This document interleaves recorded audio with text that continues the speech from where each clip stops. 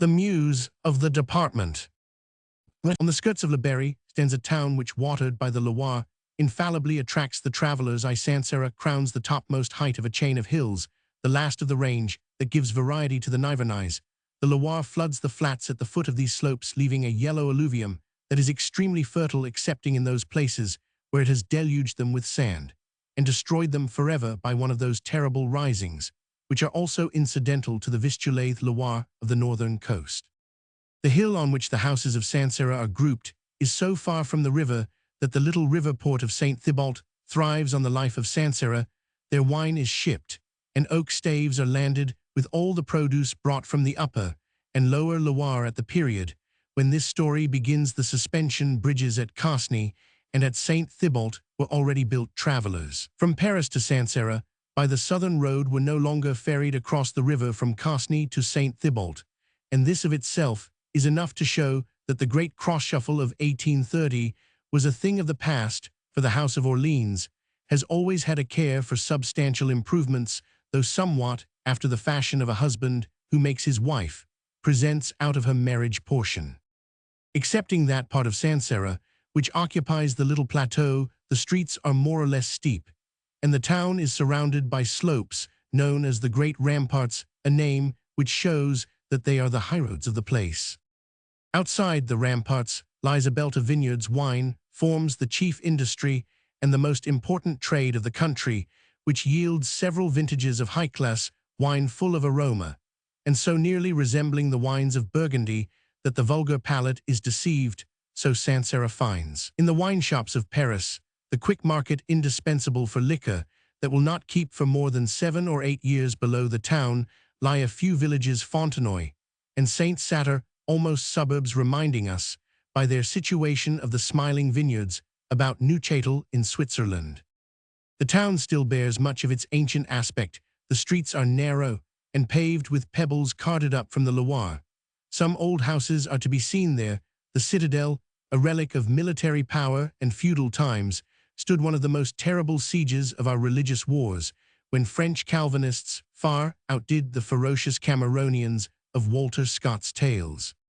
The town of Sancerre, rich in its greater past, but widowed now of its military importance, is doomed to an even less glorious future, for the course of trade lies on the right bank of the Loire. The sketch here given shows that Sancerre will be left more and more lonely in spite of the 2 bridges connecting it with Casny. Sancerre, the pride of the left bank, numbers 3,500 inhabitants at most, while at Casny there are now more than 6,000 within half a century. The part played by these 2 towns, standing opposite each other, has been reversed. The advantage of situation, however, remains with the historic town, whence the view on every side is perfectly enchanting, where the air is deliciously pure, the vegetation splendid, and the residents in harmony with nature, are friendly souls, good fellows, and devoid of puritanism, though 2/3 of the population are Calvinists. Under such conditions, though there are the usual disadvantages of life in a small town, and each one lives under the officious eye which makes private life almost a public concern, on the other hand, the spirit of township, a sort of patriotism, which cannot indeed take the place of a love of home, flourishes triumphantly. Thus the town of Sancerre is exceedingly proud of having given birth to one of the glories of modern medicine, Horace Bianchon, and to an author of secondary rank, Etienne Lousteau, one of our most successful journalists. The district included under the municipality of Sancerre, distressed at finding itself practically ruled by 7 or 8 large landowners, the wire-pullers of the elections, tried to shake off the electoral yoke of a creed which had reduced it to a rotten borough. This little conspiracy, plotted by a handful of men whose vanity was provoked, failed through the jealousy which the elevation of one of them, as the inevitable result, roused in the breasts of the others. This result showed the radical defect of the scheme, and the remedy then suggested was to rally round a champion at the next election in the person of one of the 2 men who so gloriously represented Sancerre in Paris circles. This idea was extraordinarily advanced for the provinces, for since 1830 the nomination of parochial dignitaries has increased so greatly that real statesmen are becoming rare indeed in the lower chamber. In point of fact, this plan of very doubtful outcome was hatched in the brain of the superior woman of the borough dux femina fasti, but with a view to personal interest, this idea was so widely rooted in this lady's past life, and so entirely comprehended her future prospects that it can scarcely be understood without some sketch of her antecedent career. Sansera at that time could boast of a superior woman long misprized indeed, but now about 1836, enjoying a pretty extensive local reputation. This too was the period at which two Sancerrois in Paris were attaining each in his own line to the highest degree of glory for one and of fashion for the other. Etienne Lousteau, a writer in reviews, signed his name to contributions to a paper that had 8,000 subscribers, and Bianchon, already chief physician, to a hospital officer of the Legion of Honor and member of the Academy of Sciences, had just been made a professor. If it were not that the word would to many readers seem to imply a degree of blame, it might be said that George Sand created Sandism. So true is it that, morally speaking, all good has a reverse of evil. This leprosy of sentimentality would have been charming. Still, Sandism has its good side in that the woman attacked by it bases her assumption of superiority on feeling scorned. She is a blue-stocking of sentiment, and she is rather less of a bore love to some extent neutralizing literature. The most conspicuous result of George Sand's celebrity was to elicit the fact that France has a perfectly enormous number of superior women who have, however, till now been so generous as to leave the field to the Marechal de Saxe's granddaughter. The superior woman of Sancerre lived at La Baudrée, a townhouse and country house in one within 10 minutes of the town, and in the village, or if you will the suburb of Saint-Satur, the La Baudrées of the present day have, as is frequently the case, thrust themselves in, and are but a substitute for those La Baudrées whose name, glorious in the Crusades, figured in the chief events of the history of Le Berry. The story must be told. In the time of Louis Roman XIV, a certain sheriff named Millaud, whose forefathers had been furious Calvinists, was converted at the time of the revocation of the Edict of Nantes. To encourage this movement in one of the strongholds of Calvinism, the king gave said Millaud a good appointment in the waters and forests, granted him arms and the title of Sire or Lord de la Baudrée, with the fief of the old and genuine La Baudrées. The descendants of the famous Captain La Baudrée fell, sad to say, into one of the snares laid for heretics by the new decrees, and were hanged, an unworthy deed of the great kings. Under Louis Roman XV, Millaud de la Baudrée, from being a mere squire, was made chevalier, and had influence enough to obtain for his son a cornet's commission in the musketeers. This officer perished at Fontenoy, leaving a child, to whom King Louis Roman XVI subsequently granted the privileges by patent of a farmer general in remembrance of his father's death on the field of battle. This financier, a fashionable wit great at charades, capping verses and posies to Clara, lived in society, was a hangeron to the Duc de Nivernais, and fancied himself obliged to follow the nobility into exile, but he took care to carry his money with him. Thus, the rich emigre was able to assist more than one family of high rank. In 1800, tired of hoping and perhaps tired of lending, he returned to Sancerre, bought back La Baudrée out of a feeling of vanity and imaginary pride, quite intelligible in a sheriff's grandson, though under the consulate his prospects were but slender, all the more so indeed, because the ex-farmer general had small hopes of his heirs perpetuating the new race of La Baudrée. Jean Athanase Polydore Millaud de la Baudrée, his only son, more than delicate from his birth, was very evidently the child of a man whose constitution had early been exhausted by the excesses in which rich men indulge, who then marry at the first stage of premature old age, and thus bring degeneracy into the highest circles of society. During the years of the emigration, Madame de la Baudrée, a girl of no fortune chosen for her noble birth, had patiently reared this sallow, sickly boy, for whom she had the devoted love mothers feel for such changeling creatures. Her death was a casteran de la Tour contributed to bring about Monsieur de la Baudrè's return to France.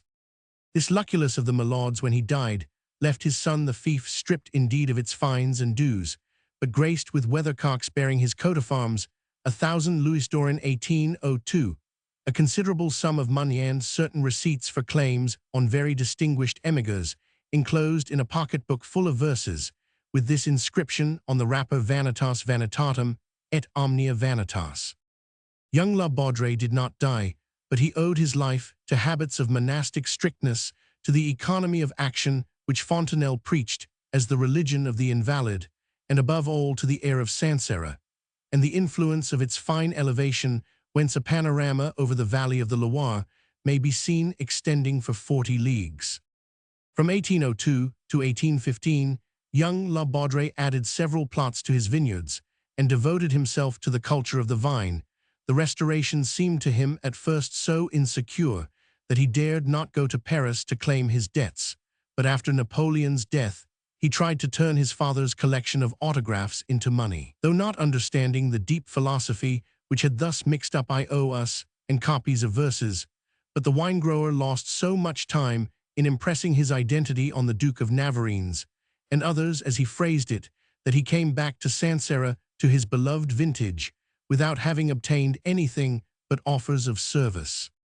The Restoration had raised the nobility to such a degree of luster as made La Baudre wish to justify his ambitions by having an heir. This happy result of matrimony he considered doubtful, or he would not so long have postponed the step. However, finding himself still above ground in 1823, at the age of 43, a length of years which no doctor, astrologer, or midwife would have dared to promise him, he hoped to earn the reward of his sober life, and yet his choice showed such a lack of prudence in regard to his frail constitution that the malicious wit of a country town could not help thinking it must be the result of some deep calculation.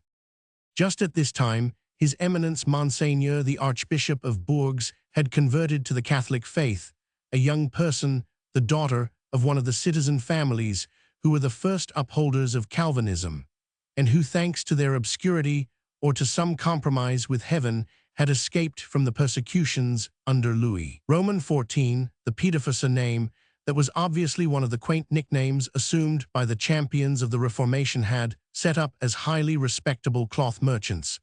But in the reign of Louis Roman XVI, Abraham Piedefosse fell into difficulties, and at his death in 1786 left his 2 children in extreme poverty, one of them Toby. Piedefosse went out to the Indies, leaving the pittance they had inherited to his elder brother. During the Revolution, Moise Piedefosse bought up the nationalized land, pulled down abbeys and churches, with all the zeal of his ancestors, oddly enough, and married a Catholic, the only daughter of a member of the Convention who had perished on the scaffold. This ambitious Piedefosse died in 1819, leaving a little girl of remarkable beauty.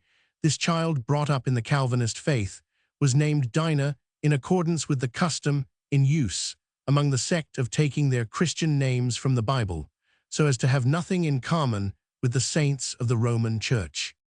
Mademoiselle Dinah Piedefosse was placed by her mother in one of the best schools in Bourges that kept by the Demoiselles Chamarolles, and was soon as highly distinguished for the qualities of her mind as for her beauty, but she found herself snubbed by girls of birth and fortune destined by envy to play a greater part in the world than a mere plebeian, the daughter of a mother who was dependent on the settlement of Piedefosse's estate. Dinah, having raised herself for the moment above her companions, now aimed at remaining on a level with them for the rest of her life.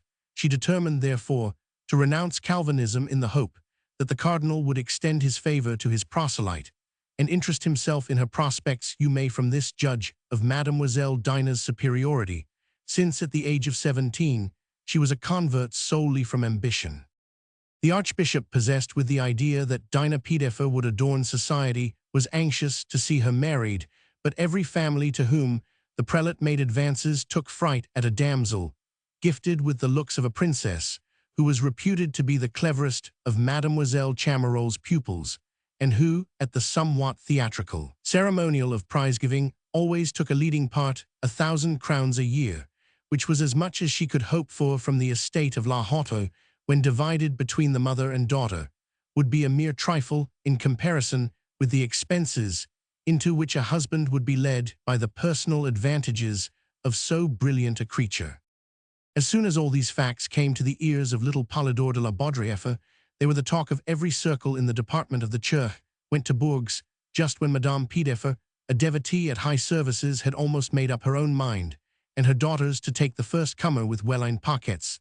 first chin coif, as they say in Le Berry, and if the cardinal was delighted to receive Monsieur de la Baudrey, Monsieur de la Baudrey was even better pleased to receive a wife from the hands of the cardinal. The little gentleman only demanded of his eminence a formal promise to support his claims with the president of the council, to enable him to recover his debts from the Duc de Navarreins and others by a lien on their indemnities. This method, however, seemed to the able minister, then occupying the Pavillon Marsan, rather too sharp practice, and he gave the vintner to understand that his business should be attended to all in good time. It is easy to imagine the excitement produced in the Sancerre district by the news of Monsieur de la Baudrey's imprudent marriage. It is quite intelligible, said President Boisrouge. The little man was very much startled, as I am told, at hearing that handsome young Milord, the Attorney General's deputy at Nevers, say to Monsieur de Clagny, as they were looking at the turrets of La Baudrey, that will be mine some day, but says Clagny, he may marry and have children impossible, so you may imagine how such a changeling as little La Baudrey must hate that colossal Milord. There was at Nevers a plebeian branch of the Milords, which had grown so rich in the cutlery trade that the present representative of that branch had been brought up to the civil service, in which he had enjoyed the patronage of Marchagny, now dead. It will be as well to eliminate from this story, in which moral developments play the principal part, the baser material interests, which alone occupied Monsieur de la Baudrey, by briefly relating the results of his negotiations in Paris. This will also throw light on certain mysterious phenomena of contemporary history and the underground difficulties in matters of politics which hampered the ministry at the time of the Restoration. The promises of ministers were so illusory that Monsieur de la Baudrey determined on going to Paris at the time when the cardinal's presence was required there by the sitting of the chambers. This is how the Duc de Navarreins, the principal debtor threatened by Monsieur de la Baudrey, got out of the scrape. The country gentleman lodging at the Hôtel de Mayence, Rue Saint-Honore near the Place Vendôme one morning, received a visit from a confidential agent of the ministry, who was an expert in winding up business. This elegant personage, who stepped out of an elegant cab and was dressed in the most elegant style, was requested to walk up to No. 3, that is to say to the third floor, to a small room, where he found his provincial concocting a cup of coffee over his bedroom fire. "Is it to Monsieur Milord de la Baudrey that I have the honor?" "Yes," said the little man, draping himself in his dressing gown. After examining this garment, the illicit offspring of an old chine wrapper of Madame Piedeffer's, and a gown of the late lamented Madame de la Baudrey, the emissary considered the man, the dressing gown, and the little stove, on which the milk was boiling in a tin saucepan, as so homogeneous and characteristic, that he deemed it needless to beat about the bush.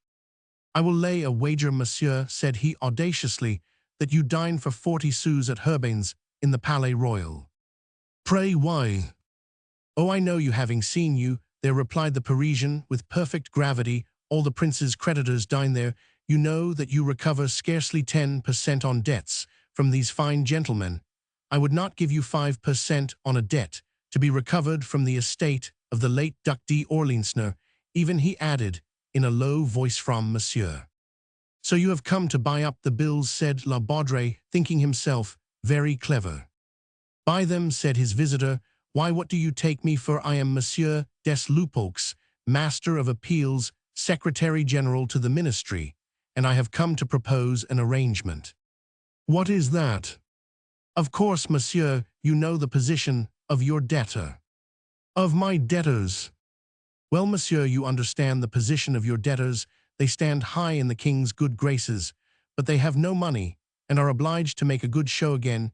You know the difficulties of the political situation. The aristocracy has to be rehabilitated in the face of a very strong force of the third estate, the king's idea, and France does him scant justice to create a peerage as national institution analogous to the English peerage. To realize this grand idea, we need years and millions noblesse, oblige the Duc de Navarreins, who is, as you know, first gentleman of the bedchamber to the king, does not repudiate his debt. But he cannot now be reasonable. Consider the state of politics. We are emerging from the pit of the revolution, and you yourself are noble. He simply cannot pay." "Monsieur, you are hasty," said Des Lupox, listen, he cannot pay in money. Well then, you a clever man can take payment in favors royal or ministerial. What when in 1793, my father put down 100,000?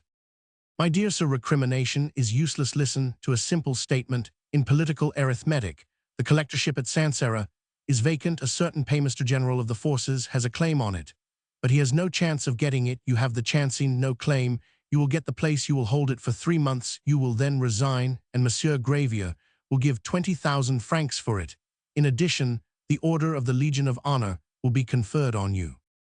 Well, that is something, said the wine-grower, tempted by the money rather than by the red ribbon. But then, said Des Lupox, you must show your gratitude to His Excellency by restoring to Monseigneur the Duc de Navarreins all your claims on him. La Baudrey returned to Sancerre as collector of taxes. 6 months later, he was superseded by Monsieur Gravier, regarded as one of the most agreeable financiers who had served under the Empire, and who was, of course, presented by Monsieur de la Baudrey to his wife. As soon as he was released from his functions, Monsieur de la Baudrey returned to Paris to come to an understanding with some other debtors. This time, he was made a referendary under the Great Seal Baron, an officer of the Legion of Honor. He sold the appointment as referendary, and then the Baron de la Baudrey called on his last remaining debtors and reappeared at Sancerre as Master of Appeals with an appointment as Royal Commissioner to a commercial association established in the Nivernais at a salary of 6,000 francs, an absolute sinecure. So the worthy La Baudrey, who was supposed to have committed a financial blunder, had in fact done very good business in the choice of a wife. Thanks to sordid economy and an indemnity paid him for the estate belonging to his father nationalized and sold in 1793, by the year 1827, the little man could realize the dream of his whole life by paying 400,000 francs down and binding himself to further installments, which compelled him to live for 6 years on the air. As it came, to use his own expression, he was able to purchase the estate of Annecy on the banks of the Loire, about 2 leagues above Sancerre, and its magnificent castle, built by Philibert de l'Orme, the admiration of every connoisseur, and for 5 centuries the property of the Uxelles family. At last, he was one of the great landowners of the province.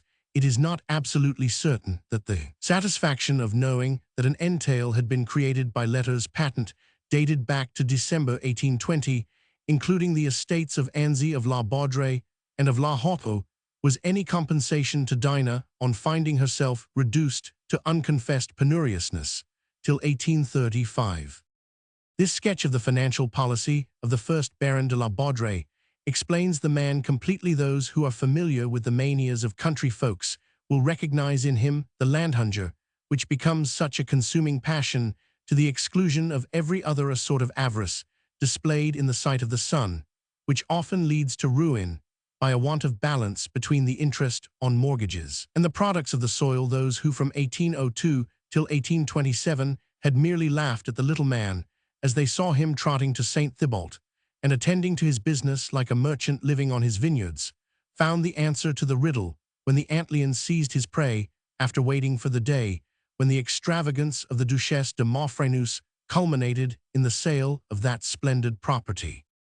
Madame Piedeffer came to live with her daughter the combined fortunes of Monsieur de la Baudrey and his mother-in-law, who had been content to accept an annuity of 1,200 francs on the lands of La Hotte, which she handed over to him, amounted to an acknowledged income of about 15,000 francs. During the early days of her married life, Dinah had effected some alterations which had made the house at La Baudrey a very pleasant residence. She turned a spacious forecourt into a formal garden, pulling down wine stores, presses, and shabby outhouses behind the manor house, which, though small, did not lack style. With its turrets and gables, she laid out a second garden with shrubs, flower beds, and lawns, and divided it from the vineyards by a wall hidden under creepers. She also made everything within doors as comfortable as their narrow circumstances allowed. In order not to be ruined by a young lady so very superior as Dinah seemed to be, Monsieur de la Baudrey was shrewd enough to say nothing as to the recovery of debts in Paris. This dead secrecy as to his money matters gave a touch of mystery to his character, and lent him dignity in his wife's eyes during the first years of their married life. So majestic is silence.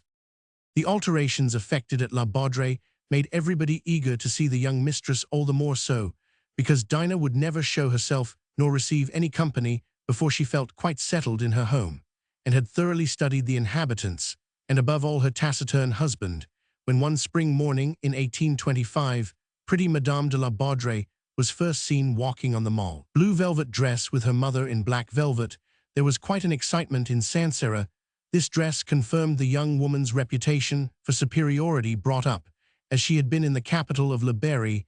Every one was afraid lest, in entertaining this phoenix of the department, the conversation should not be clever enough, and of course everybody was constrained in the presence of Madame de la Baudrée, who produced a sort of terror among the womenfolk, as they admired a carpet of Indian shawl pattern in the La Baudrée drawing-room, a pompadour writing-table carved and gilt, brocade window curtains, and a Japanese bowl full of flowers on the round table, among a selection of the newest books, when they heard the fair Dinah playing at sight, without making the smallest demur. Before seating herself at the piano, the idea they conceived of her superiority assumed vast proportions, that she might never allow herself to become careless, or the victim of bad taste. Dinah had determined to keep herself up to the mark, as to the fashions and latest developments of luxury, by an active correspondence with Honore, Grossetete, her bosom friend, at Mademoiselle Chamarolles' school.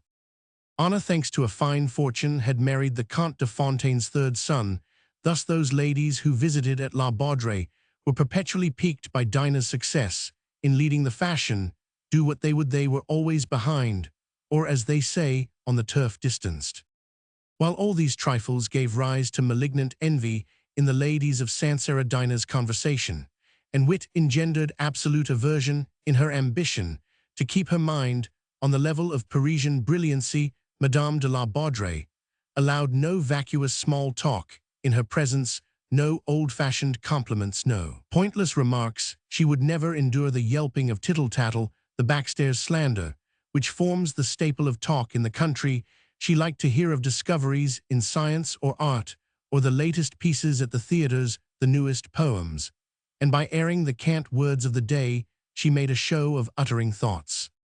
The Abbe Cure of Sancerre, an old man of a lost type of clergy in France, a man of the world with a liking for cards, had not dared to indulge this taste in so liberal a district as Sancerre. He therefore was delighted at Madame de la Baudrée's coming, and they got on together to admiration. The Sous-Prefet, one Vicomte de Chargeboeuf, was delighted to find in Madame de la Baudrée's drawing-room a sort of oasis, where there was truce to provincial life. As to Monsieur de Clagny, the public prosecutor, his admiration for the fair Dinah kept him bound to Sancerre. The enthusiastic lawyer refused all promotion, and became a quite pious adorer of this angel of grace and beauty. He was a tall, lean man with a minatory countenance, set off by terrible eyes in deep black circles under enormous eyebrows, and his eloquence, very unlike his love-making, could be incisive. Monsieur Gravier was a little round man, who in the days of the Empire had been a charming ballad singer. It was this accomplishment that had won him the high position of paymaster general of the forces, having mixed himself up in certain important matters in Spain with generals at that time. In opposition, he had made the most of these connections to the minister, who, in consideration of the place he had lost, promised him the receivership at Sancerre, and then allowed him to pay for the appointment. The frivolous spirit and light tone of the Empire had become ponderous in Monsieur Gravier. He did not, or would not, understand the wide difference between manners under the Restoration and under the Empire. Still, he conceived of himself as far superior to Monsieur de Clagny. His style was in better taste. He followed the fashion, was to be seen in a buff waistcoat, grey trousers, and neat tightly-fitting coats. He wore a fashionable silk tie slipped through a diamond ring, while the lawyer never dressed in anything but black coat, trousers, and waistcoat alike, and those often shabby. These four men were the first to go into ecstasies over Dinah's cultivation, good taste, and refinement, and pronounced her a woman of most superior mind. Then the women said to each other, Madame de la Baudrée must laugh at us behind our back. This view, which was more or less correct, kept them from visiting at La Baudrée. Dinah, attainted and convicted of pedantry, because she spoke grammatically, was nicknamed the Sappho of Saint Satyr. At last, everybody made insolent game of the great qualities of the woman, who had thus roused the enmity of the ladies of Sancerre, and they ended by denying a superiority after all merely comparative, which emphasized their ignorance, and did not forgive it, where the whole population is hunchbacked a straight shape, is the monstrosity. Dinah was regarded as monstrous and dangerous, and she found herself in a desert. Astonished at seeing the women of the neighborhood only at long intervals, and for visits of a few minutes, Dinah asked Monsieur de Clagny the reason of this state of things. "You are too superior a woman to be liked by other women," said the lawyer.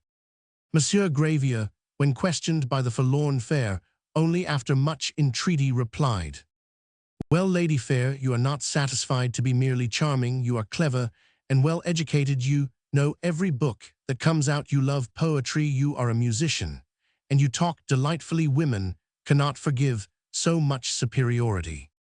Men said to Monsieur de la Baudrey, "You who have such a superior woman for a wife are very fortunate," and at last he himself would say, "I who have a superior woman for a wife am very fortunate," etc.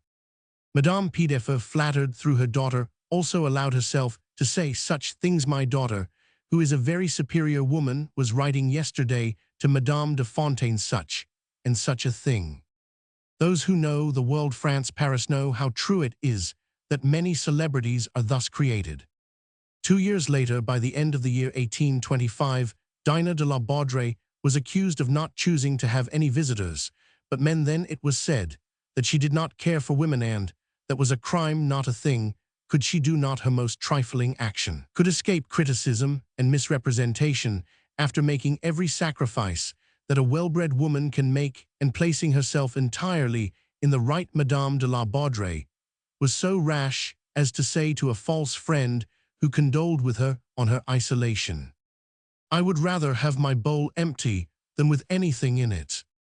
This speech produced a terrible effect on Sancerre, and was cruelly retorted on the Sappho of Saint Satyr, when, seeing her childless, after 5 years of married life, little de la Baudrey became a byword for laughter. To understand this provincial witticism, readers may be reminded of the Bailly de Ferretzum, no doubt having known him off, whom it was said that he was the bravest man in Europe for daring to walk on his legs, and who was accused of putting lead in his shoes to save himself from being blown away. Monsieur de la Baudrey, a sallow and almost diaphanous creature, would have been engaged by the Bailly de Ferret as first gentleman-in-waiting if that diplomatist had been the Grand Duke of Baden, instead of being merely his envoy.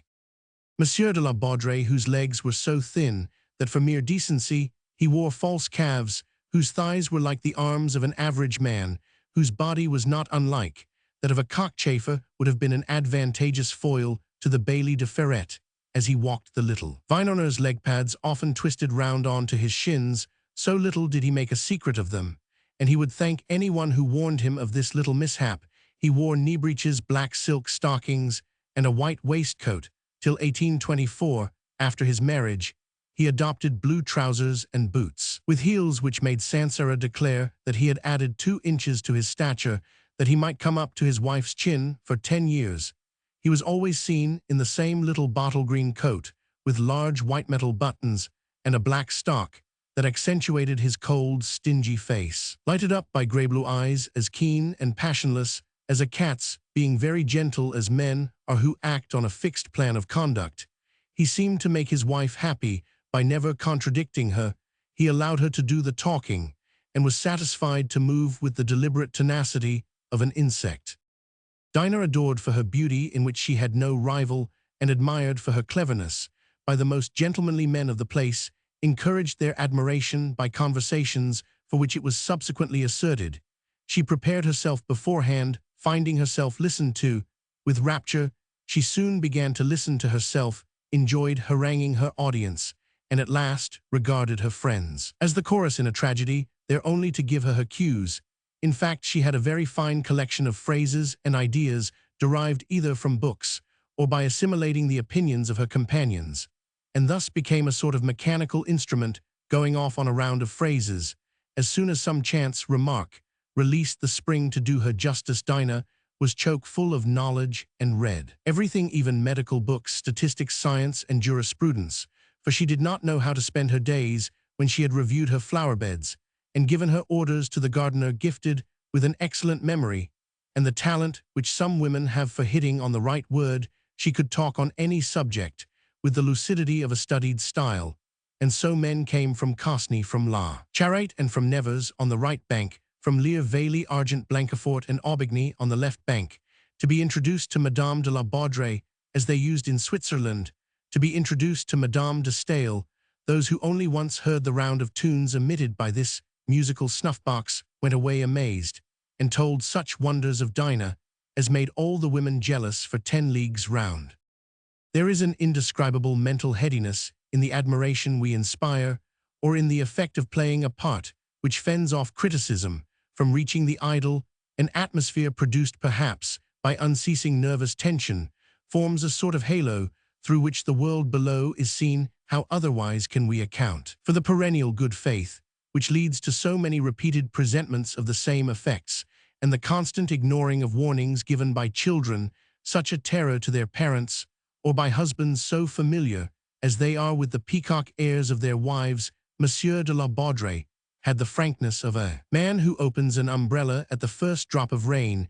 When his wife was started on the subject of Negro emancipation, or the improvement of convict prisons, he would take up his little blue cap and vanish, without a sound, in the certainty of being able to get to St. Thibault to see off a cargo of puncheons, and return an hour later to find the discussion approaching a close, or if he had no business to attend to, he would go for a walk on the Mall, whence he commanded the lovely panorama of the Loire Valley, and take a draught of fresh air while his wife was performing a sonata in words or a dialectical duet. Once fairly established as a superior woman, Dinah was eager to prove her devotion to the most remarkable creations of art. She threw herself into the propaganda of the Romantic school, including under art poetry and painting, literature and sculpture, furniture, and the opera. Thus she became a medievalist. She was also interested in any treasures that dated from the Renaissance, and employed her allies as so many devoted commission agents. Soon after she was married, she had become possessed of the Rouget's furniture sold at Issoudun early in 1824. She purchased some very good things at Nivernais and the Haute-Loire at the New Year, and on her birthday her friends never failed to give her some curiosities. These fancies found favor in the eyes of Monsieur de la Baudrey. They gave him an appearance of sacrificing a few crowns to his wife's taste. In point of fact, his land mania allowed him to think of nothing but the estate of Annecy. These antiquities at that time cost much less than modern furniture. By the end of 5 or 6 years, the anteroom, the dining-room, the 2 drawing-rooms, and the boudoir which Dinah had arranged on the ground floor of La Baudrey, every spot, even to the staircase, were crammed with masterpieces collected in the 4 adjacent departments.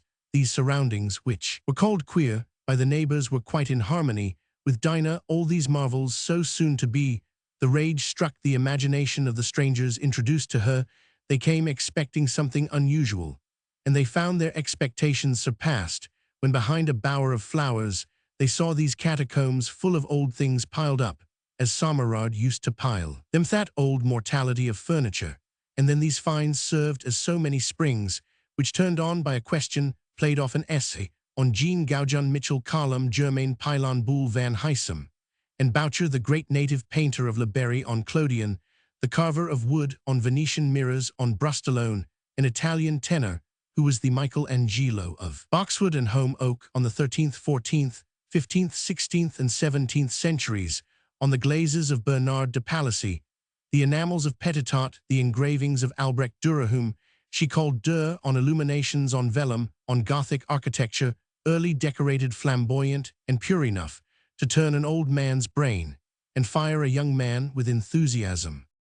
Madame de la Baudrey, possessed with the idea of waking up Sancerre, tried to form a so-called literary circle. The presiding judge, Monsieur Boisrouge, who happened to have a house and garden on his hands, part of the Popinot Chandier property, favored the notion of this coterie.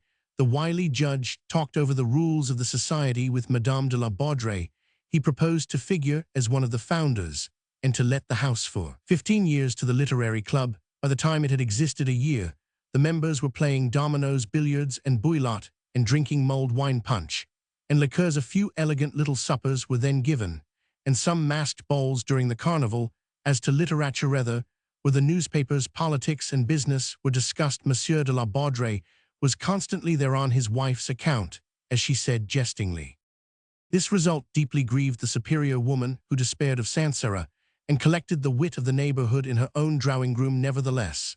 And in spite of the efforts of Messieurs de Chargeboeuf Gravier and de Clagny of the Abdurat, and the two chief magistrates of a young doctor and a young assistant judge, all blind admirers of Dinostre, were occasions when, weary of discussion, they allowed themselves an excursion into the domain of agreeable frivolity, which constitutes the common basis of worldly conversation. Monsieur Gravier called this from grave to gay. The Abdurat's rubber made another pleasing variety on the monologues of the oracle.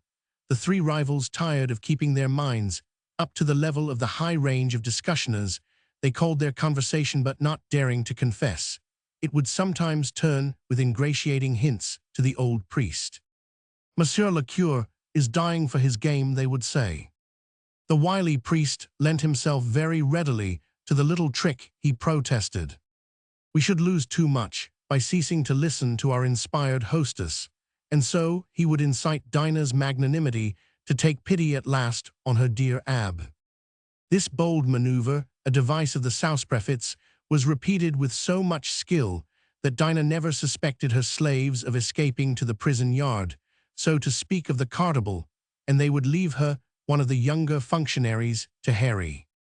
One young landowner and the dandy of Sancerre fell away from Dinah's good graces in consequence of some rash demonstrations, after soliciting the honor of admission to this little circle, where he flattered himself he could snatch the blossom from the constituted authorities who guarded it. He was so unfortunate as to yawn in the middle of an explanation. Dinah was favoring him with, for the fourth time, it is true, of the philosophy of Kant. Monsieur de la Thomasière, the grandson of the historian of Le Berry, was thenceforth regarded as a man entirely bereft of soul and brains. The three devotees en titre each submitted to these exorbitant demands on their mind and attention in hope of a crowning triumph, when at last Dinah should become human, for neither of them was so bold as to imagine that Dinah would give up her innocence as a wife till she should have lost all her illusions in 1826, when she was surrounded by adorers. Dinah completed her 20th year, and the Abdurat kept her in a sort of fervid Catholicism, so her worshippers had to be content to overwhelm her with little attentions and small services, only too happy to be taken for the carpet knights of this sovereign lady by strangers admitted to spend an evening or two at La Baudrey. Madame de la Baudrey is a fruit that must be left to ripen. This was the opinion of Monsieur Gravier, who was waiting. As to the lawyer, he wrote letters 4 pages long, to which Dinah replied in soothing speech, as she walked leaning on his arm round and round the lawn after dinner. Madame de la Baudrey, thus guarded by 3 passions, and always under the eye of her pious mother, escaped the malignity of slander. It was so evident to all Sancerre that no 2 of these 3 men would ever leave the third alone with Madame de la Baudrey, that their jealousy was a comedy to the lookers-on. To reach St. Thibault from Caesar's Gate, there is a way much shorter than that by the ramparts, down what is known in mountainous districts as a coursière, called at Sancerre Le Cassicou, or Breakneck Alley. The name is significant as applied to a path down the steepest part of the hillside, thickly strewn with stones, and shut in by the high banks of the vineyards on each side by way of the breakneck. The distance from Sancerre to La Baudrey is much abridged. The ladies of the place, jealous of the Saf of Saint Satur, were wont to walk on the Mall, looking down this Longchamp of the bigwigs, whom they would stop and engage in conversation, sometimes the Sausprefet, and sometimes the public prosecutor, and who would listen with every sign of impatience or uncivil absence of mind. As the turrets of La Baudrey are visible from the Mall, many a younger man came to contemplate the abode of Dinah, while envying the 10 or 12 privileged persons who might spend their afternoons with the queen of the neighborhood. Monsieur de la Baudrey was not slow to discover the advantage he as Dinah's husband held over his wife's adorers, and he made use of them without any disguise, obtaining a remission of taxes and gaining 2 lawsuits in every litigation. he used the public prosecutor's name with such good effect that the matter was carried no further, and like all undersized men, he was contentious and litigious in business, though in the gentlest manner. At the same time, the more certainly guiltless she was, the less conceivable did Madame de la Baudrey's position seem to the prying eyes of these women. Frequently, at the house of the President de Boisrouge, the ladies of a certain age would spend a whole evening discussing the La Baudrey household, among themselves of course. They all had suspicions of a mystery, a secret, such as always interests women who have had some experience of life. And in fact, at La Baudrey, one of those slow and monotonous conjugal tragedies was being played out, which would have remained forever unknown if the merciless scalpel of the 19th century, guided by the insistent demand for novelty, had not dissected the darkest corners of the heart, or at any rate those which the decency of past centuries left unopened, and that domestic drama sufficiently accounts for Dinah's immaculate virtue during her early married life. A young lady whose triumphs at school had been the outcome of her pride, and whose first scheme in life had been rewarded by a victory, was not likely to pause in such a brilliant career. Frail as Monsieur de la Baudrey might seem, he was really an unhoped-for-good match for Mademoiselle Dinah Piedeffer. But what was the hidden motive of this country landowner, when at 44 he married a girl of 17? And what could his wife make out of the bargain? This was the text of Dinah's first meditations. The little man never behaved quite as his wife expected to begin with. He allowed her to take the 5 precious acres now wasted in pleasure grounds round La Baudrey, and paid almost with generosity the 7 or 8 thousand francs required by Dinah for improvements in the house, enabling her to buy the furniture at the Rouget's sale at Issoudun, and to redecorate her rooms in various styles, medieval, Louis Roman XIV, and Pompadour. The young wife found it difficult to believe that Monsieur de la Baudrey was so miserly as he was reputed, or else she must have great influence with him. The illusion lasted a year and a half. After Monsieur de la Baudrey's second journey to Paris, Dinah discovered in him the arctic coldness of a provincial miser. Whenever money was in question, the first time she asked for supplies, she played the sweetest of the comedies, of which Eve invented the secret. But the little man put it plainly to his wife that he gave her 200 francs a month for her personal expenses, and paid Madame Piedeffer 1,200 francs a year as a charge on the lands of La Haute, and that this was 200 francs a year more than was agreed to under the marriage settlement. "I say nothing of the cost of housekeeping," he said. "In conclusion, you may give your friends cake and tea in the evening, for you must have some amusement. But I, who spent but 1,500 francs a year, as a bachelor now, spend 6,000, including rates and repairs.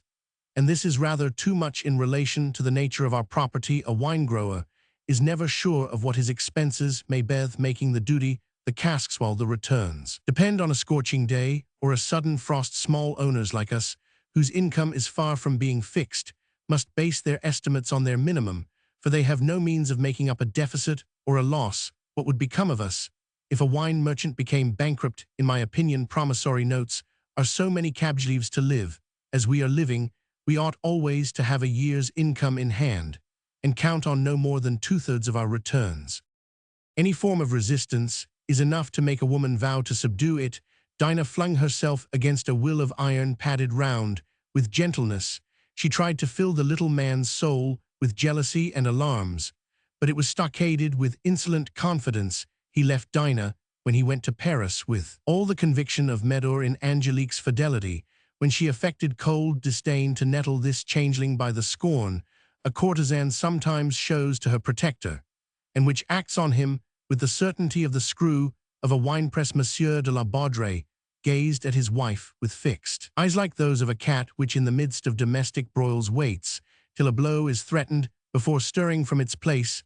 The strange, speechless uneasiness that was perceptible under his mute indifference almost terrified the young wife of 20. She could not at first understand the selfish quiescence of this man, who might be compared to a cracked pot, and who, in order to live, regulated his existence with the unchangeable regularity which a clockmaker requires of a clock. So the little man always evaded his wife, while she always hit out, as it were 10 feet above his head. Dinah's fits of fury, when she saw herself condemned never to escape from La Baudrey and Sancerre, are more easily imagined than described, who had dreamed of handling a fortune and managing the dwarf, whom she the giant had at first humored in order to command in the hope of some day making her appearance on the greater stage of Paris. She accepted the vulgar incense of her attendant knights with a view to seeing Monsieur de la Baudry's name drawn from the electoral urn, for she supposed him to be ambitious after seeing him return thrice from Paris, each time a step higher on the social ladder. But when she struck on the man's heart, it was as though she had tapped on marble. The man who had been Receiver General and Referendary, who was now Master of Appeals, Officer of the Legion of Honor and Royal Commissioner, was but a mole throwing up its little hills round and round a vineyard. Then some lamentations were poured into the heart of the public prosecutor, of the Sous-Prefet, even of Monsieur Gravier, and they all increased in their devotion to this sublime victim. For like all women, she never mentioned her speculative schemes, and again, like all women finding such speculation vain, she ceased to speculate. Dinah, tossed by mental storms, was still undecided, when in the autumn of 1827 the news was told of the purchase by the Baron de la Baudry of the estate of Annecy. Then the little old man showed an impulsion of pride and glee, which for a few months changed the current of his wife's ideas. She fancied there was a hidden vein of greatness in the man. When she found him applying for a patent of entail in his triumph, the Baron exclaimed, "Dinah, you shall be a countess yet." There was then a patched-up reunion between the husband and wife, such as can never endure, and which only humiliated and fatigued a woman whose apparent superiority was unreal, while her unseen superiority was genuine. This whimsical medley is commoner than people think. Dinah, who was ridiculous from the perversity of her cleverness, had really great qualities of soul, but circumstances did not bring these rarer powers to light, while a provincial life debased the small change of her wit. From day to day, Monsieur de la Baudry, on the contrary, devoid of soul, of strength, and of wit, was fated to figure as a man of character simply by pursuing a plan of conduct which he was too feeble to chain. There was in their lives a first phase lasting 6 years, during which Dinah, alas, became utterly provincial in Paris. There are several kinds of women: the duchess and the financier's wife, the ambassadress and the consul's wife, the wife of the minister, who is a minister, and of him who is no longer a minister. Then there is the lady, quite the lady off the right bank of the Seine, and of the left. But in the country there is but one kind of woman, and she, poor thing, is the provincial woman. This remark points to one of the sores of modern society. It must be clearly understood France in the 19th century is divided into two broad zones: Paris and the provinces. The provinces, jealous of Paris, never thinking of the provinces, but to demand money of old Paris, was the capital of the provinces, and the court ruled the capital. Now all Paris is the court, and all the country is the town. However lofty, beautiful, and clever a girl born in any department of France may be on entering life, if, like Dinah Pedeffer, she marries in the country and remains there, she inevitably becomes the provincial woman, in spite of every determination, the commonplace of second-rate ideas. Indifference to dress, the culture of vulgar people, swamp the sublimer essence hidden in the youthful plant. All is over, it falls into decay. How should it be otherwise? From their earliest years, girls bred in the country see none but provincials. They cannot imagine anything superior. Their choice lies among mediocrities. Provincial fathers marry their daughters to provincial sons. Crossing the races is never thought of, and the brain inevitably degenerates, so that in many country towns intellect is as rare as the breed is hideous. Mankind becomes dwarfed in mind and body, for the fatal principle of conformity of fortune governs every matrimonial alliance. Men of talent, artists, superior brains, every bird of brilliant plumage flies to Paris. The provincial woman, inferior in herself, is also inferior through her husband. How is she to live happy under this crushing twofold consciousness? But there is a third and terrible element besides her congenital and conjugal inferiority, which contributes to make the figure arid and gloomy, to reduce it narrow. It distort it fatally. Is not one of the most flattering unctions a woman can lay to her soul the assurance of being something in the existence of a superior man, chosen by herself wittingly, as if to have some revenge on marriage, wherein her tastes were so little consulted? But if in the country the husbands are inferior beings, the bachelors are no less so. when a provincial wife commits her little sin, she falls in love with some so-called handsome native, some indigenous dandy, a youth who wears gloves and is supposed to ride well, but she knows at the bottom of her soul that her fancy is in pursuit of the commonplace.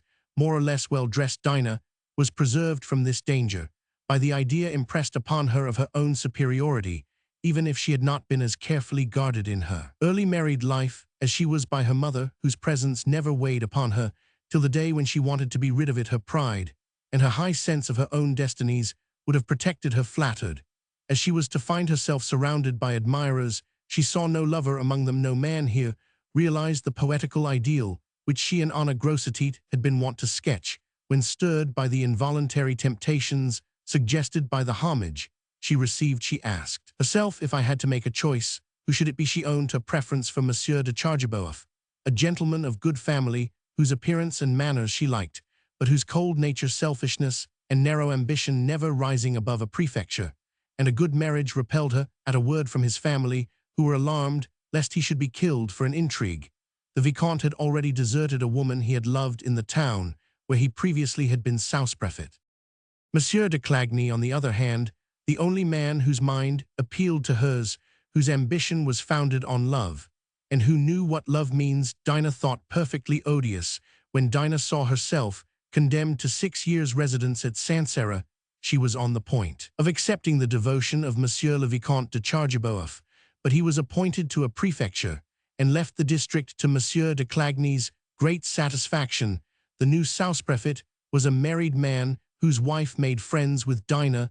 The lawyer had now no rival to fear but Monsieur Gravier. Now Monsieur Gravier was the typical man of 40 of whom women make use, while they laugh at him, whose hopes they intentionally and remorselessly encourage, as we are kind to a beast of burden. In 6 years, among all the men who were introduced to her from 20 leagues round, there was not one in whose presence Dinah was conscious of the excitement caused by personal beauty, by a belief in promised happiness, by the impact of a superior soul, or the anticipation of a love affair, even an unhappy one. Thus none of Dinah's choicest faculties had a chance of developing. She swallowed many insults to her pride, which was constantly suffering under the husband who so calmly walked the stage as supernumerary in the drama of her life. Compelled to bury her wealth of love, she showed only the surface to the world now, and then she would try to rouse herself, try to form some manly resolution. But she was kept in leading strings by the need for money, and so slowly, and in spite of the ambitious protests and grievous recriminations of her own mind, she underwent the provincial metamorphosis here described. Each day took with it a fragment of her spirited determination. She had laid down a rule for the care of her person, which she gradually departed from, though, at first, she kept up with the fashions and the little novelties of elegant life. She was obliged to limit her purchases by the amount of her allowance. Instead of 6 hats, caps, or gowns, she resigned herself to 1 gown each season. She was so much admired in a certain bonnet that she made it do duty for 2 seasons, so it was in everything. Not unfrequently, her artistic sense led her to sacrifice the requirements of her person to secure some bit of Gothic furniture. By the 7th year she had come so low as to think it convenient to have her mourning dresses made at home by the best needlewoman in the neighborhood, and her mother, her husband, and her friends pronounced her charming in these inexpensive costumes, which did credit to her taste. Her ideas were imitated, as she had no standard of comparison. Dinah fell into the snares that surround the provincial woman. If a Parisian woman's hips are too narrow or too full, her inventive wit and the desire to please help to find some heroic remedy. If she has some defect, some ugly spot or small disfigurement, she is capable of making it an adornment. This is often seen, but the provincial woman ever, if her waist is too short and her figure ill-balanced, well, she makes up her mind to the worst, and her adorers, they do not adore her, must take her as she is, while the Parisian always insists on being taken for what she is not. Hence the preposterous bustles, the audacious flatness, the ridiculous fullness, the hideous outlines ingeniously displayed, to which a whole town will become accustomed, but which are so astounding when a provincial woman makes her appearance in Paris or among Parisians. Dinah, who was extremely slim, showed it off to excess, and never knew a dull moment when it became ridiculous when reduced by the dull weariness of her life, she looked like a skeleton in clothes, and her friends, seeing her every day, did not observe the gradual change in her appearance.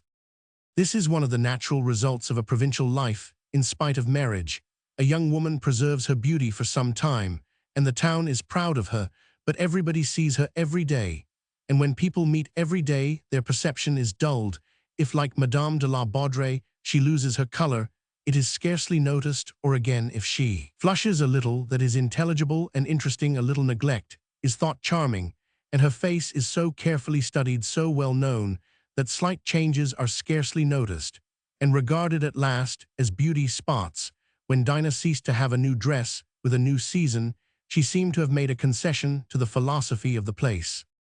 It is the same with matters of speech, choice of words and ideas, as it is with matters of feeling. The mind can rust as well as the body if it is not rubbed up in Paris, but the thing on which provincialism most sets its stamp is gesture, gait, and movement. These soon lose the briskness which Paris constantly keeps alive. The provincial is used to walk and move in a world devoid of accident or change. There is nothing to be avoided, so in Paris she walks on as raw recruits do, never remembering that there may be hindrances, for there are none in her way in her native place, where she is known, where she is always in her place, and every one makes way for her. Thus she loses all the charm of the unforeseen. And have you ever noticed the effect on human beings of a life in common by the ineffaceable instinct of simian mimicry? They all tend to copy each other. Each one, without knowing it, acquires the gestures, the tone of voice, the manner, the attitudes, the very countenance of others. In 6 years Dinah had sunk to the pitch of the society she lived in. As she acquired Monsieur de Clagny's ideas, she assumed his tone of voice. She unconsciously fell into masculine manners. From seeing none but men, she fancied that by laughing at what was ridiculous in them, she was safe from catching it. But as often happens, some hue of what she laughed at remained in the grain. A Parisian woman sees so many examples of good taste that a contrary result ensues. In Paris, women learn to seize the hour and moment when they may appear to advantage, while Madame de la Baudrey, accustomed to take the stage, acquired an indefinable theatrical and domineering manner, the air of a prima donna, coming forward on the boards of which ironical smiles would soon have cured her in the capital. But after she had acquired this stock of absurdities, and deceived by her worshippers imagined them to be added graces, a moment of terrible awakening came upon her. Like the fall of an avalanche from a mountain in one day, she was crushed by a frightful comparison. In 1829, after the departure of Monsieur de Chargeboeuf, she was excited by the anticipation of a little pleasure. She was expecting the Baron de Fontaine, Honore's husband, who was now Director General under the Minister of Finance, took advantage of leave of absence on the occasion of his father's death to take his wife to Italy. Honor wished to spend the day at Sancerre with her school friend. This meeting was strangely disastrous. Honor, who at school had been far less handsome than Dinah, now, as Baron de Fontaine, was 1,000 times handsomer than the Baron de la Baudrey. In spite of her fatigue and her traveling dress, Honor stepped out of an elegant traveling chaise loaded with Paris milliner's boxes, and she had with her a lady's maid, whose airs quite frightened Dinah. All the difference between a woman of Paris and a provincial was at once evident to Dinah's intelligent eye. She saw herself as her friend saw her, and Honor found her altered beyond recognition. Honor spent 6,000 francs a year on herself alone, as much as kept the whole household at La Baudrey. In 24 hours, the friends had exchanged many confidences, and the Parisian, seeing herself so far superior to the phoenix of Mademoiselle Chamarol's school, showed her provincial friend such kindness, such attentions, while giving her certain explanations, as were so many stabs to Dinah, though she perfectly understood that Honor's advantages all lay on the surface, while her own were forever buried. When Honor had left Madame de la Baudrey, by this time 22 fell into the depths of despair. "What is it that ails you?" asked Monsieur de Clagny, seeing her so dejected. Honor said, "She has learned to live, while I have been learning to endure." A tragicomedy was in fact being enacted in Madame de la Baudrey's house, in harmony with her struggles over money matters and her successive transformations. A drama to which no one but Monsieur de Clagny and the abrupt ever knew the clue when Dinah, in sheer idleness or perhaps sheer vanity, revealed the secret of her anonymous fame. Though a mixture of verse and prose is a monstrous anomaly in French literature, there must be exceptions to the rule. This tale will be one of the 2 instances in these studies of violation of the laws of narrative. For to give a just idea of the unconfessed struggle, which may excuse though it cannot absolve Dinah, it is necessary to give an analysis of a poem, which was the outcome of her deep despair. Her patience and her resignation, alike broken by the departure of the Vicomte de Chargeboeuf, Dinah took the worthy Ab's advice to exhale her evil thoughts in verse, proceeding which perhaps accounts for some poets. You will find such relief as those who write epitaphs or elegies over those whom they have lost. Pain is soothed in the heart, as lines surge up in the brain.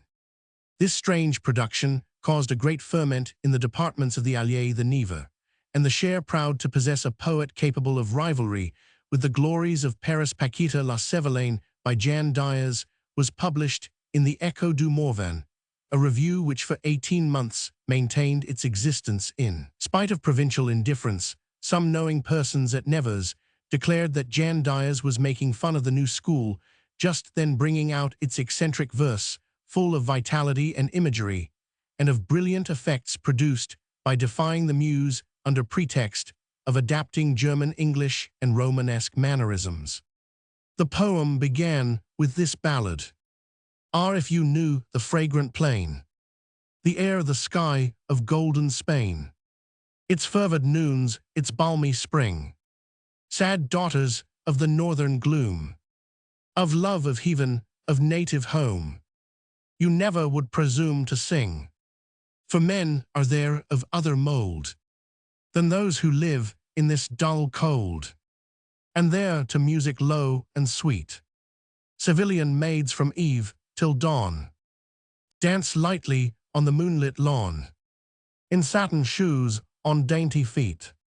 Ah, you would be the first to blush over your dancers' romp and rush, and your too hideous carnival that turns your cheeks all chill and blue, and skips the mud in hobnailed shoe. A truly dismal festival to pale-faced girls, and in a squalid room Paquita sang the murky town beneath was Rouen, whence the slender spires rise to chew the storm with teeth. Rouen so hideous, noisy, full of rage. And here followed a magnificent description of Rouen, where Dinah had never been written with the affected brutality which a little later inspired so many imitations of Juvenal, a contrast drawn between the life of a manufacturing town and the careless life of Spain, between the love of heaven and of human beauty and the worship of machinery, in short, between poetry and sordid money-making. Then Jean Diaz accounted for Paquita's horror of Normandy by saying, Seville, you see, had been her native home. Seville, where skies are blue and evening sweet. She at 13, the sovereign of the town, had lovers at her feet. For her 3 toreadors had gone to death, or victory, the prize to be a kiss. One kiss from those red lips of sweetest breath, a longed-for touch of bliss. The features of the Spanish girl's portrait have served so often as those of the courtesan in so many self-styled poems that it would be tiresome to quote here the 100 lines of description. To judge of the lengths to which audacity had carried Dinah, it will be enough to give the conclusion. According to Madame de la Baudry's ardent pen, Paquita was so entirely created for love that she can hardly have met with a knight worthy of her, for in her passionate fire every man would have swooned from the heat, when she at love's feast in her fervid desire as yet had but taken her seat. And yet she could quit the joys of Seville, its woods and fields of orangetries, for a Norman soldier who won her love and carried her away to his hearth and home. She did not weep for her Andalusia, the soldier was her whole joy. But the day came when he was compelled to start for Russia in the footsteps of the great emperor.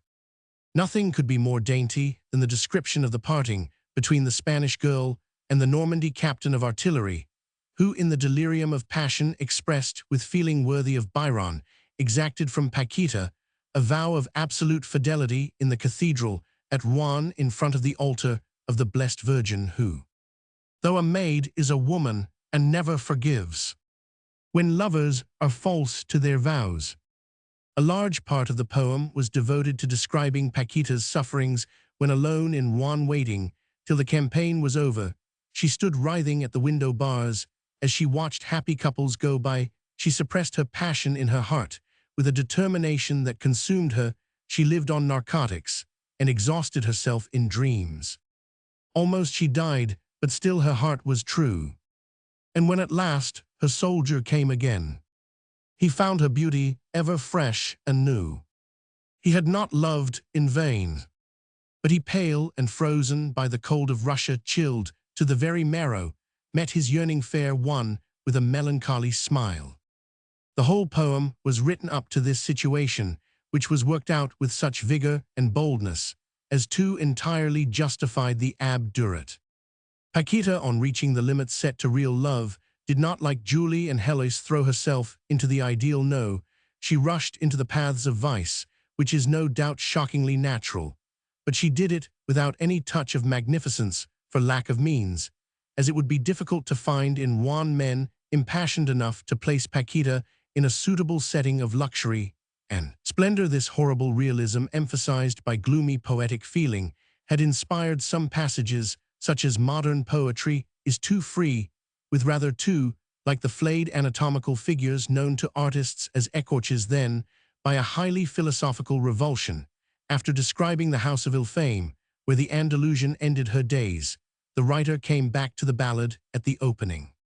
Paquita now is faded, shrunk, and old, but she it was who sang, "If you but knew the fragrant plain, the air, the sky of golden Spain," etc.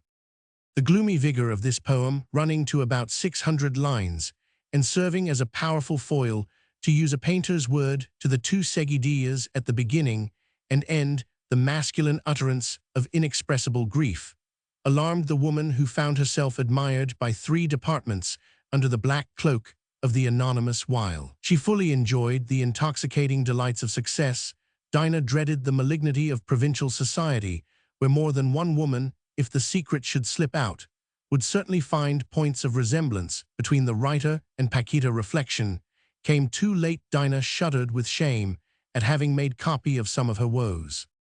"Write no more," said the abrupt. "You will cease to be a woman, you will be a poet." Moulin's Neversburgs were searched to find Jan Dyers, but Dinah was impenetrable to remove any evil impression in case any unforeseen chance should betray her name. She wrote a charming poem in 2 cantos on the Masoch, a legend of the Nivernais. Once upon a time, the folks of Nevers and the folks of St. Saulge, at war with each other, came at daybreak to fight a battle in which one or other should perish, and met in the forest of Fay. And then there stood between them under an oak a priest whose aspect in the morning sun was so commanding that the foes at his bidding heard mass as he performed it under the oak. And at the words of the gospel, they made friends. The oak is still shown in the forest of Fay. This poem, immeasurably superior to Paquita la Sévillane, was far less admired. After these 2 attempts, Madame de la Baudrey, feeling herself a poet, had a light on her brow and a flash in her eyes that made her handsomer than ever. She cast longing looks at Paris, aspiring to fame, and fell back into her den of la Baudrey, her daily squabbles with her husband, and her little circle, where everybody's character, intentions, and remarks were too well known not to have become a bore. Though she found relief from her dreary life in literary work, and poetry echoed loudly in her empty life. Though she thus found an outlet for her energies, literature increased her hatred of the grey and ponderous provincial atmosphere. When, after the Revolution of 1830, the glory of George Sand was reflected on Le Berry, many a town envied La Chatter the privilege of having given birth to this rival of Madame de Staël and Camille Maupin, and were ready to do homage to minor feminine talent. Thus there arose in France a vast number of 10th muses, young girls or young wives. Tempted from a silent life by the bait of glory, very strange doctrines were proclaimed as to the part women should play in society, though the sound common sense, which lies at the root of the French nature, was not perverted.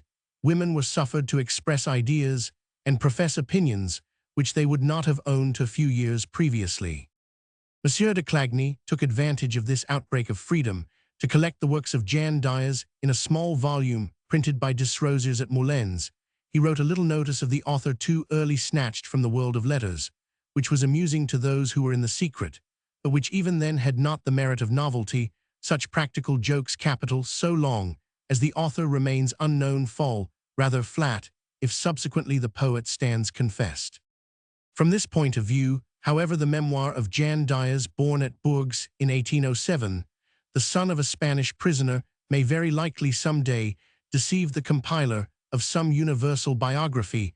Nothing is overlooked, neither the names of the professors at the Bourges College nor those of his deceased schoolfellows, such as Lausto Bianchon and other famous natives of the province, who it is said knew the dreamy melancholy boy, and his precocious bent towards poetry and elegy, called Tristesse Melancholy, written at school. The two poems Paquita la Sévillane and Le Chien de la Messe, 3 sonnets, a description of the cathedral and the house of Jacques Coeur at Bourges, with a tale called Corolla, published as the work he was engaged on at the time of his death, constituted the whole of these literary remains, and the poet's last hours, full of misery and despair, could not fail to wring the hearts of the feeling public of the Neva, the Bourbonnais, the Cher, and the Morvan, where he died near Chateau Chinon, unknown to all, even to the woman he had loved.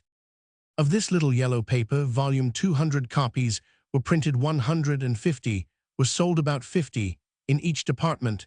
This average of tender and poetic souls in 3 departments of France is enough to revive the enthusiasm of writers as to the Furia Francis, which nowadays is more apt to expend itself in business than in books. When Monsieur de Clagny had given away a certain number of copies, Dinah still had 7 or 8 wrapped up in the newspapers, which had published notices of the work. 20 copies forwarded to the Paris papers were swamped in the editor's offices. Nathan was taken in, as well as several of his fellow countrymen of Le Berry, and wrote an article on the great man, in which he credited him with all the fine qualities we discover in those who are dead and buried. Lausto, warned by his fellow schoolfellows who could not remember Jean Diaz, waited for information from Sancerre, and learned that Jean Diaz was a pseudonym assumed by a woman. Then in and around Sancerre, Madame de la Baudrey became the rage. She was the future rival of George Sand. From Sancerre to Bourges, a poem was praised, which at any other time would certainly have been hooted. The provincial public, like every French public, perhaps does not share the love of the King of the French. For the happy medium, it lifts you to the skies or drags you in them. By this time, the good Abbé Madame de la Baudrey's counselor was dead. He would certainly have prevented her rushing into public life, but 3 years of work without recognition weighed on Dinah's soul, and she accepted the clatter of fame as a substitute for her disappointed ambitions, poetry, and dreams of celebrity, which had lulled her grief since her meeting with Anna Grossetête. No longer sufficed to exhaust the activity of her morbid heart. The Abbé Duret, who had talked of the world when the voice of religion was impotent, who understood Dinah and promised her a happy future by assuring her that God would compensate her for her sufferings, bravely, and Duret's good old man could no longer stand between the opening to sin and the handsome young woman he had called his daughter. The wise old priest had more than once endeavored to enlighten Dinah as to her husband's character, telling her that the man could hate, but women are not ready to believe in such force in weak natures, and hatred is too constantly in action not to be a vital force. Dinah, finding her husband incapable of love, denied him the power to hate. Do not confound hatred and vengeance, said the Abbé. They are 2 different sentiments. One is the instinct of small minds, the other is the outcome of law, which great souls obey. God is avenged, but he does not hate. Hatred is a vice of narrow souls. They feed it with all their meanness and make it a pretext for sordid tyranny. So beware of offending Monsieur de la Baudrey. He would forgive an infidelity because he could make capital of it, but he would be doubly implacable if you should touch him on the spot, so cruelly wounded by Monsieur Malade of Nevers, and would make your life unendurable. Now at the time when the whole countryside, Nevers and Sancerre, Le Morvan and Le Berry, was priding itself on Madame de la Baudrey and lauding her under the name of Jean Diaz, little La Baudrey felt her glory a mortal blow. he alone knew the secret source of Paquita la Sevelaine. When this terrible work was spoken of, everybody said of Dinah, poor woman, poor soul. The women rejoiced in being able to pity her, who had so long oppressed them. Never had Dinah seemed to stand higher in the eyes of the neighborhood. The shriveled old man, more wrinkled, yellower, feebler than ever, gave no sign, but Dinah sometimes detected in his eyes, as he looked at her, a sort of icy venom, which gave the lie to his increased politeness and gentleness. She understood at last that this was not, as she had supposed, a mere domestic squabble. But when she forced an explanation with her insect, as Monsieur Gravier called him, she found the cold, hard impassibility of steel. She flew into a passion. She reproached him for her life. These 11 years past she made intentionally what women call a scene, but little La Baudre sat in an armchair with his eyes shut, and listened phlegmatically to the storm. And as usual the dwarf got the better of his wife. Dinah saw that she had done wrong in writing. She vowed never to write another line, and she kept her vow. Then was there desolation in the Saint-Cyrois. Why did not Madame de la Baudre compose any more verses, was the universal cry. At this time, Madame de la Baudre had no enemies. Everyone rushed to see her. Not a week passed without fresh introductions. The wife of the presiding judge, an august bourgeoise née Popinot Chandier, desired her son, a youth of 22, to pay his humble respects to La Baudre, and flattered herself that she might see her Gaston in the good graces of this superior woman. The word superior woman had superseded the absurd nickname of the Sappho of Saint Satyr. This lady, who for 9 years had led the opposition, was so delighted at the good reception accorded to her son, that she became loud in her praises of the Muse of Sancerre. After all, she exclaimed in reply to a tirade from Madame de Clagny, who hated her husband's supposed mistress, she is the handsomest and cleverest woman in the whole province. After scrambling through so many brambles and setting off on so many different roads, after dreaming of love in splendor, and scenting the darkest dramas, thinking such terrible joys would be cheaply purchased, so weary was she of her dreary existence, one day Dinah fell into the pit she had sworn to avoid. Seeing Monsieur de Clagny always sacrificing himself, and at last refusing a high appointment in Paris, where his family wanted to see him, she said to herself, "He loves me." She vanquished her repulsion, and seemed willing to reward so much constancy. It was to this impulse of generosity on her part that a coalition was formed in Sancerre to secure the return of Monsieur de Clagny at the next elections.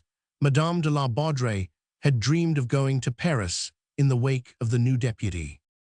But in spite of the most solemn promises, the 150 votes to be recorded in favor of this adorer of the lovely Dinah, who hoped to see this defender of the widow and the orphan wearing the gown of the keeper of the seals, figured as an imposing minority. 50 votes, the jealousy of the President de Boisrouge and Monsieur Gravier's hatred, for he believed in the candidate's supremacy in Dinah's heart, had been worked upon by a young Sous-Prefet, and for this worthy deed the Allies got the young man made a prefect elsewhere.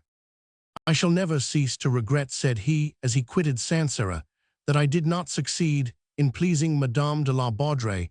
That would have made my triumph complete." The household that was thus racked by domestic troubles was calm on the surface. Here were two ill-assorted but resigned beings, and the indescribable propriety, the lie that society insists on and which to Dinah was an unendurable yoke. Why did she long to throw off the mask she had worn for 12 years? Whence this weariness which every day increased her hope of finding herself a widow? The reader who has noted all the phases of her existence will have understood the various illusions by which Dinah, like many another woman, had been deceived. After an attempt to master Monsieur de la Baudre, she had indulged the hope of becoming a mother between those miserable disputes over household matters and the melancholy conviction as to her fate. Quite a long time had elapsed then when she had looked for consolation.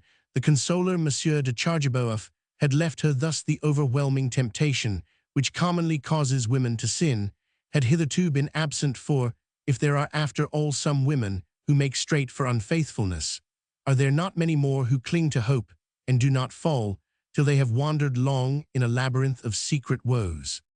Such was Dinah. She had so little impulse to fail in her duty that she did not care enough for Monsieur de Clagny to forgive him his defeat.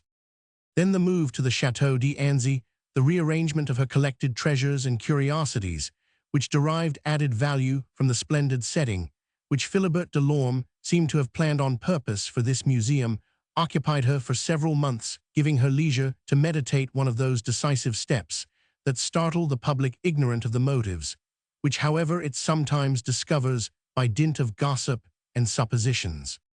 Madame de la Baudrey had been greatly struck by the reputation of Lousteau, who was regarded as a ladies' man of the first water, in consequence of his intimacies among actresses. She was anxious to know him, she read his books, and was fired with enthusiasm less perhaps for his talents than for his successes with women. And to attract him to the country, she started the notion that it was obligatory on Sancerre to return one of its great men at the elections. She made Gaston Boisrouge write to the great physician Bianchon, whom he claimed as a cousin through the Popinots. Then she persuaded an old friend of the departed Madame Lousteau to stir up the journalist's ambitions by letting him know that certain persons in Sancerre were firmly bent on electing a deputy from among the distinguished men in Paris. Tired of her commonplace neighbors, Madame de la Baudrey would thus at last meet really illustrious men, and might give her foal the luster of fame. Neither Lousteau nor Bianchon replied. They were waiting perhaps till the holidays. Bianchon, who had won his professor's chair the year before, after a brilliant contest, could not leave his lectures. In the month of September, when the vintage was at its height, the two Parisians arrived in their native province, and found it absorbed in the unremitting toil of the wine crop of 1836. There could therefore be no public demonstration in their favor. "We have fallen flat," said Lousteau to his companion in the slang of the stage. In 1836, Lousteau, worn by 16 years of struggle in the capital, and aged quite as much by pleasure as by penury, hard work, and disappointments, looked 48. Though he was no more than 37, he was already bald, and had assumed a Byronic air in harmony with his early decay, and the lines furrowed in his face by overindulgence in champagne. He ascribed these science manual of dissipation to the severities of a literary life, declaring that the press was murderous, and he gave it to be understood that it consumed superior talents so as to lend a grace to his exhaustion in his native town. He thought proper to exaggerate his affected contempt of life, and his spurious misanthropy. Still his eyes could flash with fire like a volcano, supposed to be extinct, and he endeavored by dressing fashionably to make up for the lack of youth that might strike a woman's eye. Horace Bianchon, who wore the ribbon of the Legion of Honor, was fat and burly as beseems a fashionable physician, with a patriarchal air, his hair thick and long, a prominent brow, the frame of a hard worker, and the calm expression of a philosopher. This somewhat prosaic personality set off his more frivolous companion to advantage. The two great men remained unrecognized during a whole morning at the inn where they had put up, and it was only by chance that Monsieur de Clagny heard of their arrival. Madame de la Baudrey, in despair at this, dispatched Gaston Boisrouge, who had no vineyards, to beg the two gentlemen to spend a few days at the Chateau d'Anzy. For the last year Dinah had played the chatelaine, and spent the winter only at La Baudrey. Monsieur Gravier, the public prosecutor, the presiding judge, and Gaston Boisrouge combined to give a banquet to the great men, to meet the literary personages of the town. On hearing that the beautiful Madame de la Baudrey was Jeanne Diaz, the Parisians went to spend 3 days at Anzy, fetched in a sort of wagonette, driven by Gaston himself. The young man, under a genuine illusion, spoke of Madame de la Baudrey not only as the handsomest woman in those parts, a woman so superior that she might give George Sand a qualm, but as a woman who would produce a great sensation in Paris. Hence, the extreme though suppressed astonishment of Dr. Bianchon and the waggish journalist when they beheld on the garden steps of Anzy a lady dressed in thin black cashmere, with a deep tucker, in effect like a riding habit cut short, for they quite understood the pretentiousness of such extreme simplicity. Dinah also wore a black velvet cap, like that in the portrait of Raphael, and below it her hair fell in thick curls. This attire showed off a rather pretty figure, fine eyes, and handsome eyelids, somewhat faded by the weariful life that has been described in Le Berry. The singularity of this artistic costume was a cloak for the romantic affectations of the superior woman. On seeing the affectations of their two amiable hostess, which were indeed affectations of soul and mind, the friends glanced at each other, and put on a deeply serious expression to listen to Madame de la Baudrey, who made them a set speech of thanks for coming to cheer the monotony of her days. Dinah walked her guests round and round the lawn ornamented with large vases of flowers, which lay in front of the Chateau d'Anzy. "How is it," said Lousteau, the practical joker, "that so handsome a woman as you, and apparently so superior, should have remained buried in the country? What do you do to make life endurable?" "Ah, that is the crux," said the lady. "It is unendurable, utter despair, or dull resignation. There is no third alternative. That is the arid soil in which our existence is rooted, and on which 1,000 stagnant ideas fall. They cannot fertilize the ground, but they supply food for the etiolated flowers of our desert souls. Never believe in indifference. Indifference is either despair or resignation. Then each woman takes up the pursuit, which according to her character seems to promise some amusement, some rush into jam-making and washing, household management, the rural joys of the vintage, or the harvest bottling fruit, embroidering handkerchiefs, the cares of motherhood, the intrigues of a country town. Others torment a much-enduring piano, which at the end of 7 years sounds like an old kettle, and ends its asthmatic life at the Chateau d'Anzy. Some pious dames talk over the different brands of the word of God, the Ab Fritard as compared with the Ab Guinard. They play cards in the evening dance with the same partners for 12 years running in the same rooms at the same dates. This delightful life is varied by solemn walks on the mall, visits of politeness among the women who ask each other where they bought their gowns. Conversation is bounded on the south by remarks on the intrigues lying hidden under the stagnant water of provincial life on the north, by proposed marriages on the west, by jealousies, and on the east by sour remarks. And so she went on, striking an attitude. You see a woman wrinkled at 10 years before the time fixed by the rules of Dr. Bianchon, a woman whose skin is ruined at an early age, who turns as yellow as a quince, when she is yellow at all. We have seen some turn green. When we have reached that point, we try to justify our normal condition. Then we turn and rend the terrible passion of Paris with teeth as sharp as rats' teeth. We have Puritan women here sour enough to tear the laces of Parisian finery and eat out all the poetry of your Parisian beauties, who undermine the happiness of others, while they cry up their walnuts and rancid bacon. Glorify this squalid mousehole, and the dingy color and conventual small of our delightful life at Sancerre. I admire such courage, madame, said Bianchon. When we have to endure such misfortunes, it is well to have the wit to make a virtue of necessity. Amazed at the brilliant move by which Dinah thus placed provincial life at the mercy of her guests, in anticipation of their sarcasms, Gaston Boisrouge nudged Lousteau's elbow with a glance and a smile which said, "Well, did I say too much?" "But madame," said Lousteau, "you are proving that we are still in Paris. I shall steal this gem of description. It will be worth 10,000 francs to me in an article." "Oh, monsieur," she retorted, "never trust provincial women." "And why not?" said Lousteau. Madame de la Baudrey was wily enough, an innocent form of cunning, to be sure, to show the two Parisians, one of whom she would choose to be her conqueror, the snare into which he would fall, reflecting that she would have the upper hand at the moment when he should cease to see it.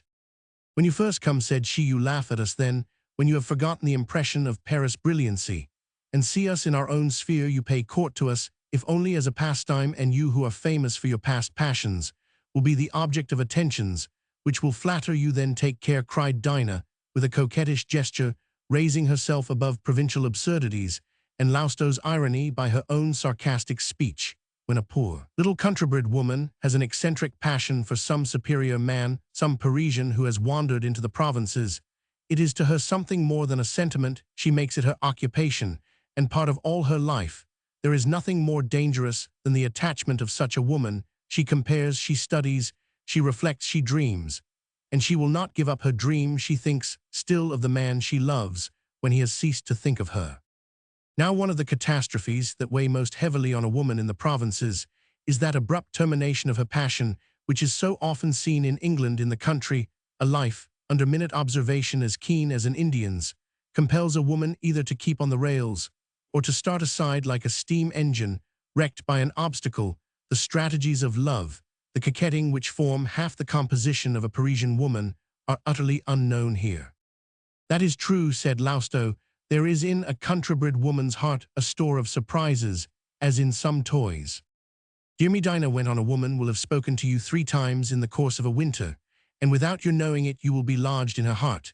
Then comes a picnic, an excursion, what not, and all is said, or, if you prefer it, all is done. This conduct, which seems odd to unobserving persons, is really very natural. A poet such as you are, or a philosopher and observer like Dr. Bianchon, instead of vilifying the provincial woman and believing her depraved, would be able to guess the wonderful unrevealed poetry, every chapter, in short, of the sweet romance, of which the last phrase falls to the benefit of some happy sub-lieutenant or some provincial bigwig.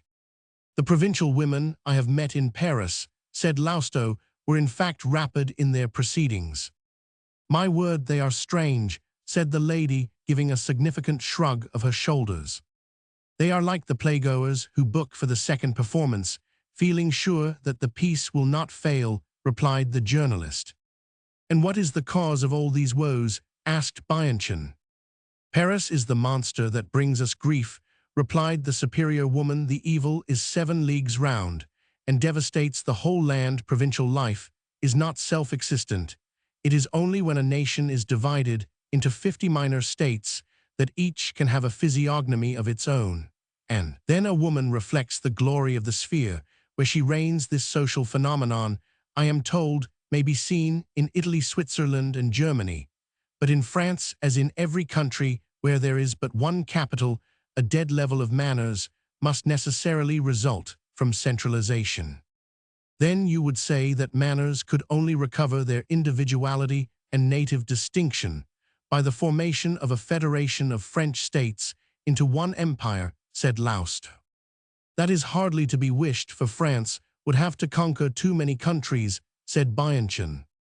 This misfortune is unknown in England, exclaimed Dinah. London does not exert such tyranny as that by which Paris oppresses France, which indeed French ingenuity will at last find a remedy. However, it has a worse disease in its vile hypocrisy, which is a far greater evil. The English aristocracy, said Lausto, hastening to put a word in, for he foresaw a Byronic paragraph, has the advantage over ours of assimilating every form of superiority. It lives in the midst of magnificent parks. It is in London for no more than 2 months. It lives in the country, flourishing there, and making it flourish. Yes, said Madame de la Baudrey, London is the capital of trade and speculation, and the center of government. The aristocracy hold a moat there for 60 days only. It gives and takes the passwords of the day, looks in on the legislative cookery, reviews the girls to marry, the carriages to be sold, exchanges greetings, and is away again, and is so far from amusing that it cannot bear itself for more than the few days known as the season. Hence, said Lausto, hoping to stop this nimble tongue by an epigram in perfidious Albion, as the Constitutional has it, you may happen to meet a charming woman in any part of the kingdom. But charming English women, replied Madame de la Baudrey with a smile, here is my mother. I will introduce you, said she, seeing Madame Pidefer coming towards them. Having introduced the 2 Paris lions to the ambitious skeleton that called itself woman under the name of Madame Pidefer, a tall, lean personage with a red-faced, teeth that were doubtfully genuine and hair that was undoubtedly dyed, Dinah left her visitors to themselves for a few minutes.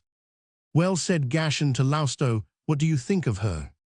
I think that the clever woman of Sancerre is simply the greatest chatterbox, replied the journalist.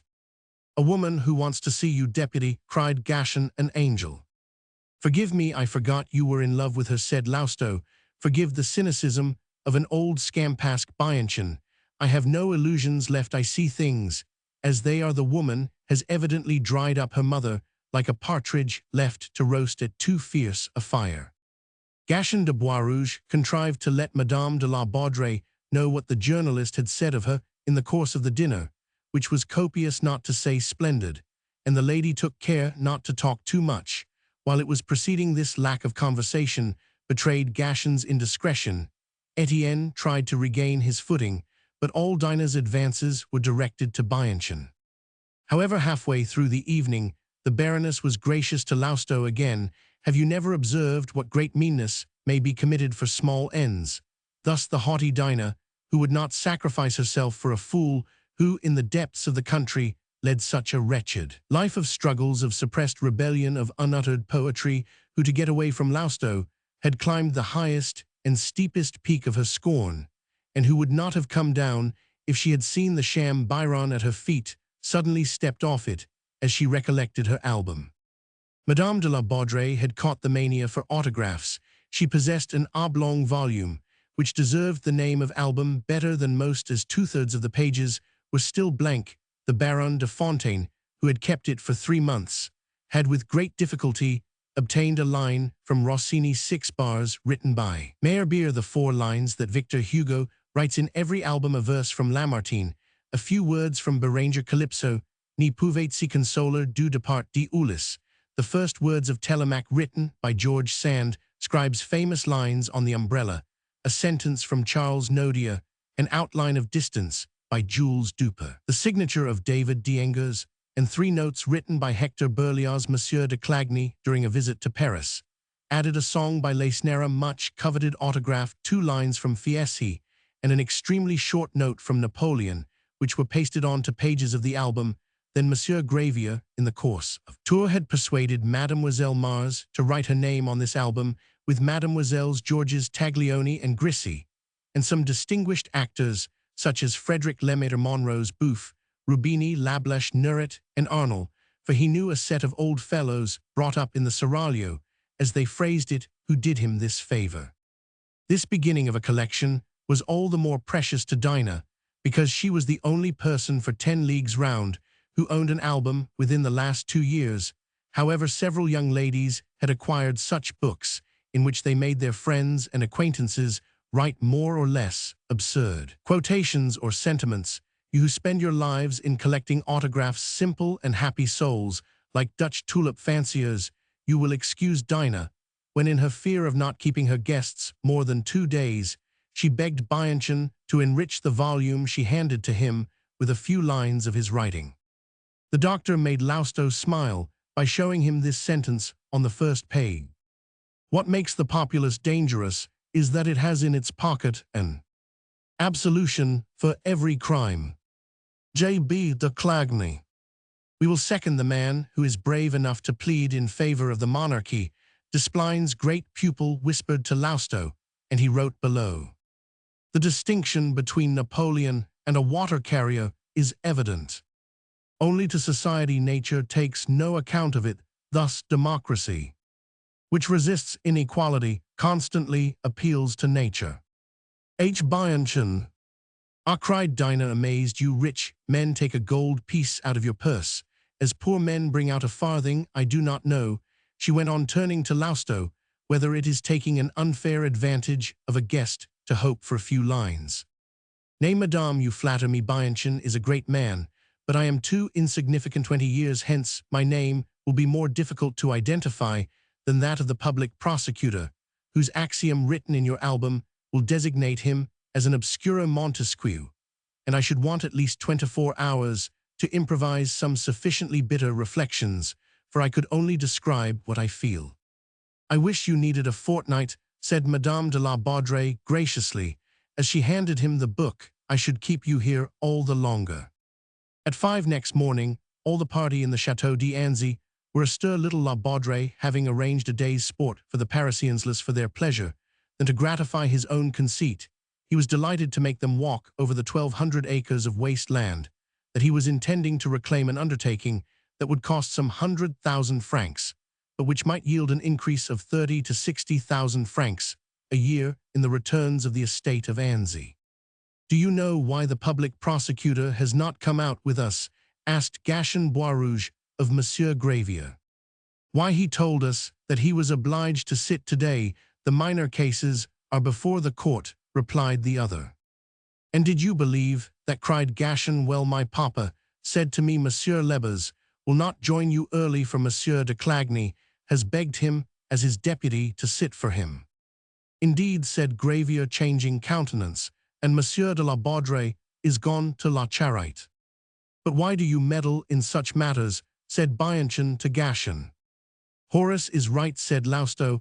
I cannot imagine why you trouble your heads so much about each other. You waste your time in frivolities.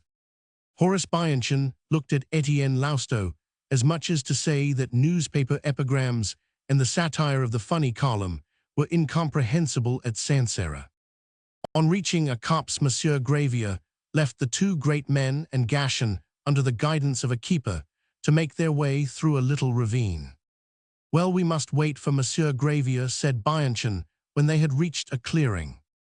You may be a great physician, said Gashen, but you are ignorant of provincial life.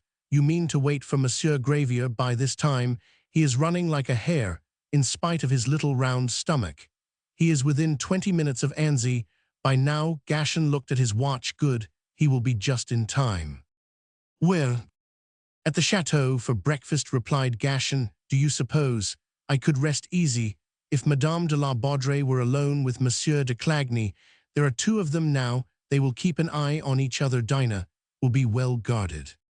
Aha, then Madame de la Baudrey has not yet made up her mind, said Lousteau.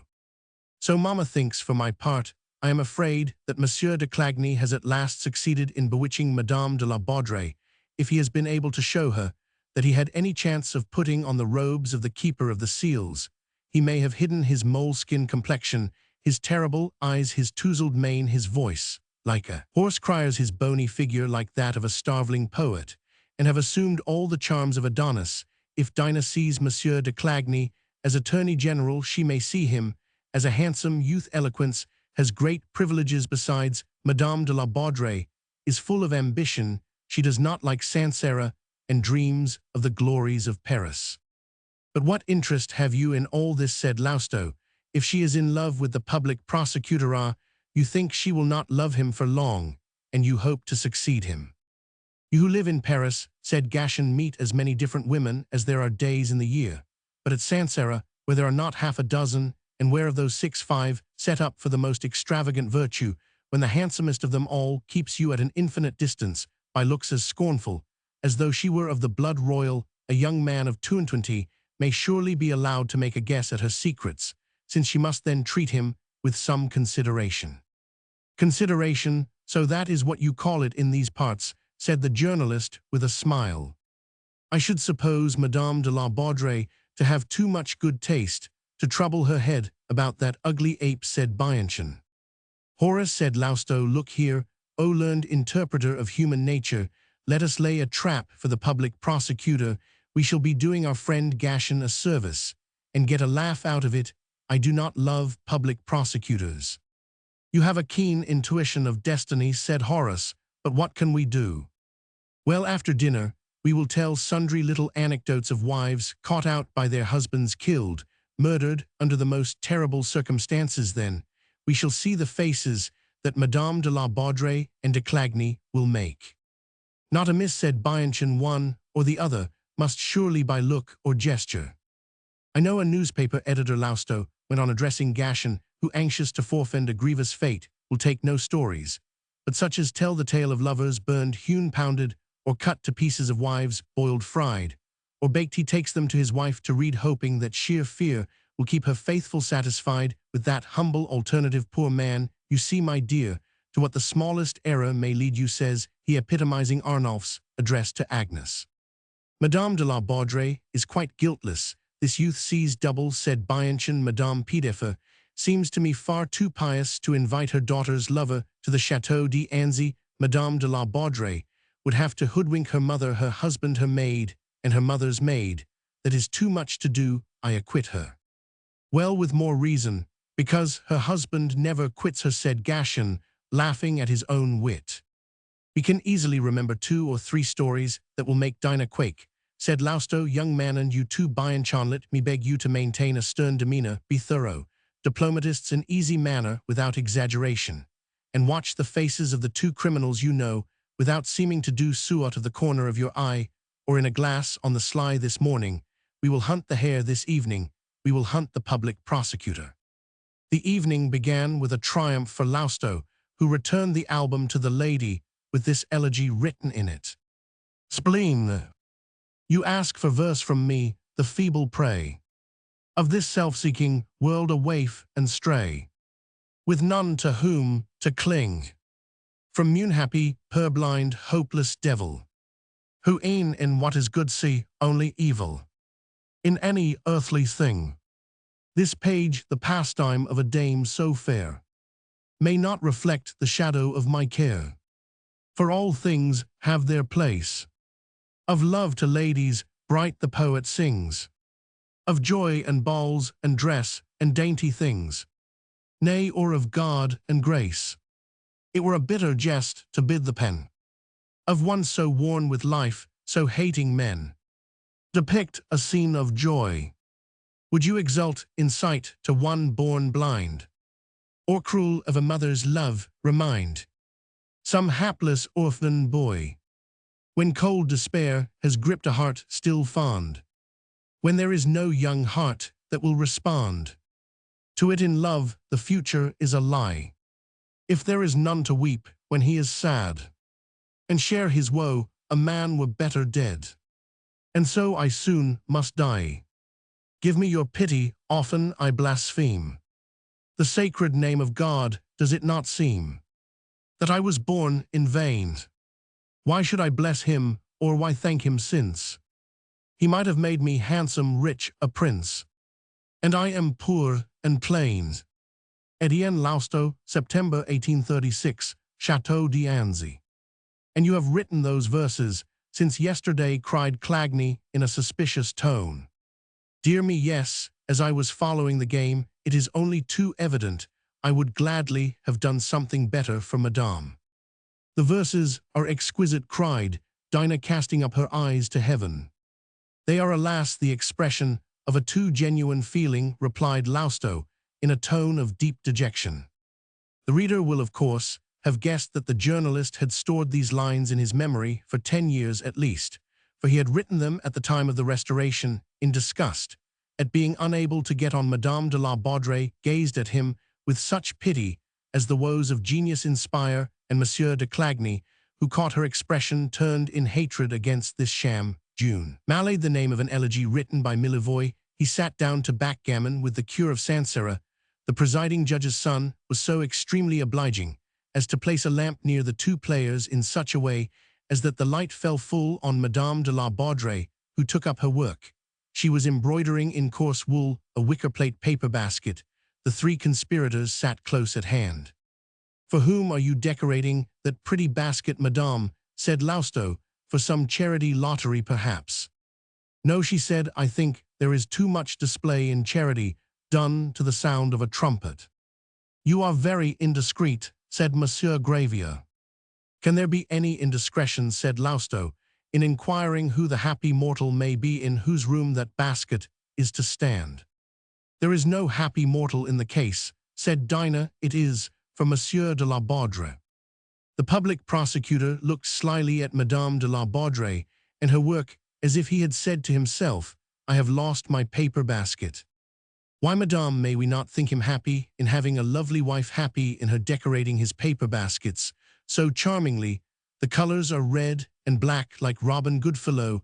If ever I marry, I only hope that 12 years after my wife's embroidered baskets may still be for me. And why should they not be for you, said the lady, fixing her fine grey eyes, full of invitation, on Etienne's face. Parisians believe in nothing, said the lawyer bitterly. The virtue of women is doubted above all things with terrible insolence. Yes, for some time past the books you have written, you Paris authors, your farces, your dramas, all your atrocious literature turn on adultery. Come, come, monsieur, the public prosecutor retorted Etienne, laughing. I left you to play your game in peace. I did not attack you, and here you are bringing an indictment against me. On my honor, as a journalist, I have launched above 100 articles against the writers you speak of. But I confess that in attacking them, it was to attempt something like criticism. Be just. If you condemn them, you must condemn Homer, whose Iliad turns on Helen of Troy. You must condemn Milton's Paradise Lost. Eve and her serpent seem to me a pretty little case of symbolical adultery. You must suppress the Psalms of David, inspired by the highly adulterous love affairs of that Louis Roman 14 of Judah. You must make a bonfire of Mithridate le Tartuffe et l'école, des femmes, Feder Andromaque le mariage de Figaro Dantes, Inferno Petrarch's, sonnets all the works of Jean-Jacques Rousseau, the romances of the Middle Ages, the history of France and of Rome, etc., etc., excepting Bossuet's Histoire des Variations and Pascal's Provincials. I do not think there are many books left to read if you insist on eliminating all those in which illicit love is mentioned. Much loss that would be, said Monsieur de Clagny. Etienne, nettled by the superior air assumed by Monsieur de Clagny, wanted to infuriate him by one of those cold-drawn jests which consist in defending an opinion in which we have no belief, simply to rouse the wrath of a poor man who argues in good faith a regular journalist's pleasantry. If we take up the political attitude into which you would force yourself, he went on without heeding the lawyer's remark, and assume the part of public prosecutor of all the ages, for every government has its public ministry. Well, the Catholic religion is infected at its fountainhead by a startling instance of illegal union in the opinion of King Herod, and of Pilate, as representing the Roman Empire. Joseph's wife figured as an adulteress, since, by her avowal, Joseph was not the father of Jesus. The heathen judge could no more recognize the Immaculate Conception than you yourself would admit the possibility of such a miracle. If a new religion should nowadays be preached as based on a similar mystery, do you suppose that a judge and jury in a police court would give credence to the operation of the Holy Ghost? And yet who can venture to assert that God will never again redeem mankind? Is it any better now than it was under Tiberius? Your argument is blasphemy, said Monsieur de Clagny. I grant it, said the journalist, but not with malicious intent. You cannot suppress historical fact. In my opinion, Pilate, when he sentenced Jesus and Anytus, who spoke for the aristocratic party at Athens, when he insisted on the death of Socrates, both represented established social interests, which held themselves legitimate, invested with cooperative powers, and obliged to defend themselves. Pilate and Anytus in their time were not less logical than the public prosecutors who demanded the heads of the sergeants of La Rochelle, who at this day are guillotining the Republicans who take up arms against the throne, as established by the Revolution of July, and the innovators who aim at upsetting society for their own advantage, under pretense of organizing it on a better footing in the eyes of the great families of Greece and Rome. Socrates and Jesus were criminals to those ancient aristocracies. Their opinions were akin to those of the mountain, and if their followers had been victorious, they would have produced a little 93 in the Roman Empire or in Attica. What are you trying to come to, monsieur? Asked the lawyer. To adultery, for thus monsieur, a Buddhist, as he smokes his pipe, may very well assert that the Christian religion is founded in adultery, as we believe that Mahomet is an impostor, that his Quran is an epitome of the Old Testament and the Gospels, and that God never had the least intention of constituting that camel driver his prophet. If there were many men like you in Francine, there are more than enough. Unfortunately, all government would be impossible. And there would be no religion at all, said Madame Pideffer, who had been making strangely wry faces all through this discussion. You are painting them very much, said Bianchon to Lousteau, in an undertone. Do not talk of religion. You are saying things that are enough to upset them. If I were a writer or a romancer, said Monsieur Gravier, I should take the side of the luckless husbands. I who have seen many things and strange things too know that among the ranks of deceived husbands there are some whose attitude is not devoid of energy, men who at a crisis can be very dramatic. To use one of your words, monsieur, he said, addressing Etienne. You are very right, my dear Monsieur Gravier, said Lousteau. I never thought that deceived husbands were ridiculous. On the contrary, I think highly of them. Do you not think a husband's confidence a sublime thing, said Bianchon. He believes in his wife, he does not suspect her, he trusts her implicitly. But if he is so weak as to trust her, you make game of him. If he is jealous and suspicious, you hate him. What then, I ask you, is the happy medium for a man of spirit? If Monsieur de Clagny had not just expressed such vehement disapproval of the immorality of stories in which the matrimonial compact is violated. I could tell you of a husband's revenge, said Lousteau. Monsieur de Clagny threw the dice with a convulsive jerk and dared not look up at the journalist. A story from you, cried Madame de la Baudrée. I should hardly have dared to hope for such a treat. It is not my story, madame. I am not clever enough to invent such a tragedy. It was told, meaned how delightful it be. One of our greatest writers, the finest literary musician of our day, Charles Nodier. Well, tell it, said Dinah. I never met Monsieur Nodier, so you have no comparison to fear. Not long after the 18th Brumaire Etienne began, there was, as you know, a call to arms in Brittany, and La Vendée, the first consul, anxious, before all things for peace in France, opened negotiations with the rebel chiefs and took energetic military measures.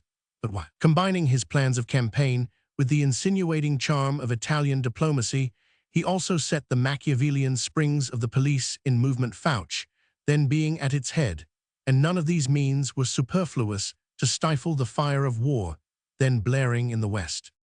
At this time, a young man of the male family was dispatched by the Chouans from Brittany to Saumur to open communications between certain magnates of that town and its environs, and the leaders of the royalist party. The envoy was in fact arrested on the very day he landed, for he traveled by boat disguised as a master mariner. However, as a man of practical intelligence, he had calculated all the risks of the undertaking. His passport and papers were all in order, and the men told off to take him were afraid of blundering. The Chevalier de Beauvoir, I now remember his name, had studied his part. Well, he appealed to the family whose name he had borrowed, persisted in his false address, and stood his examination so boldly that he would have been set at large, but for the blind belief that the spies had in their instructions, which were unfortunately only 2 minutes. In this dilemma, the authorities were more ready to risk an arbitrary act than to let a man escape to whose capture the minister attached great importance. In those days of liberty, the agents of the powers in authority cared little enough for what we now regard as legal. The Chevalier was therefore imprisoned provisionally until the superior officials should come to some decision as to his identity. He had not long to wait for it. Orders were given to guard the prisoner closely in spite of his denials.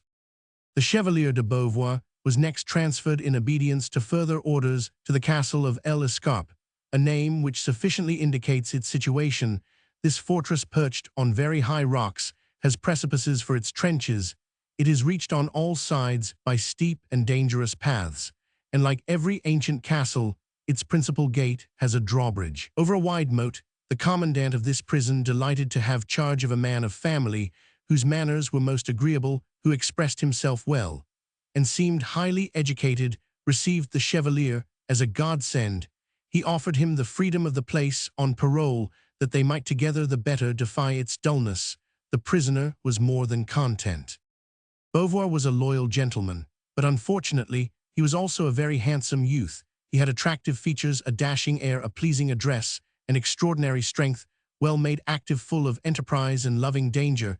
He would have made an admirable leader of guerrillas, and was the very man for the part. The commandant gave his prisoner the most comfortable room, entertained him at his table, and at first had nothing but praise for the Vendean. This officer was a Corsican and married. His wife was pretty and charming, and he thought her perhaps not to be trusted. At any rate, he was as jealous as a Corsican, and a rather a-looking soldier. Maybe the lady took a fancy to Beauvoir, and he found her very much to his taste. Perhaps they loved. Love in a prison is quick work. Did they commit some imprudence?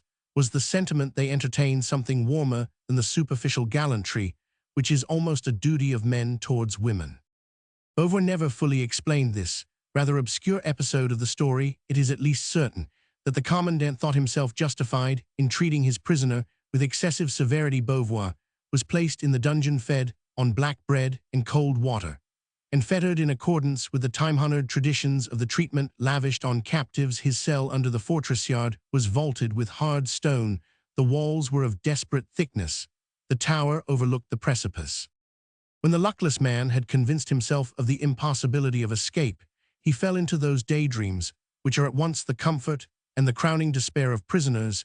He gave himself up to the trifles which in such cases seem so important. He counted the hours, and the days he studied the melancholy trade of being prisoner, he became absorbed in himself, and learned the value of air and sunshine.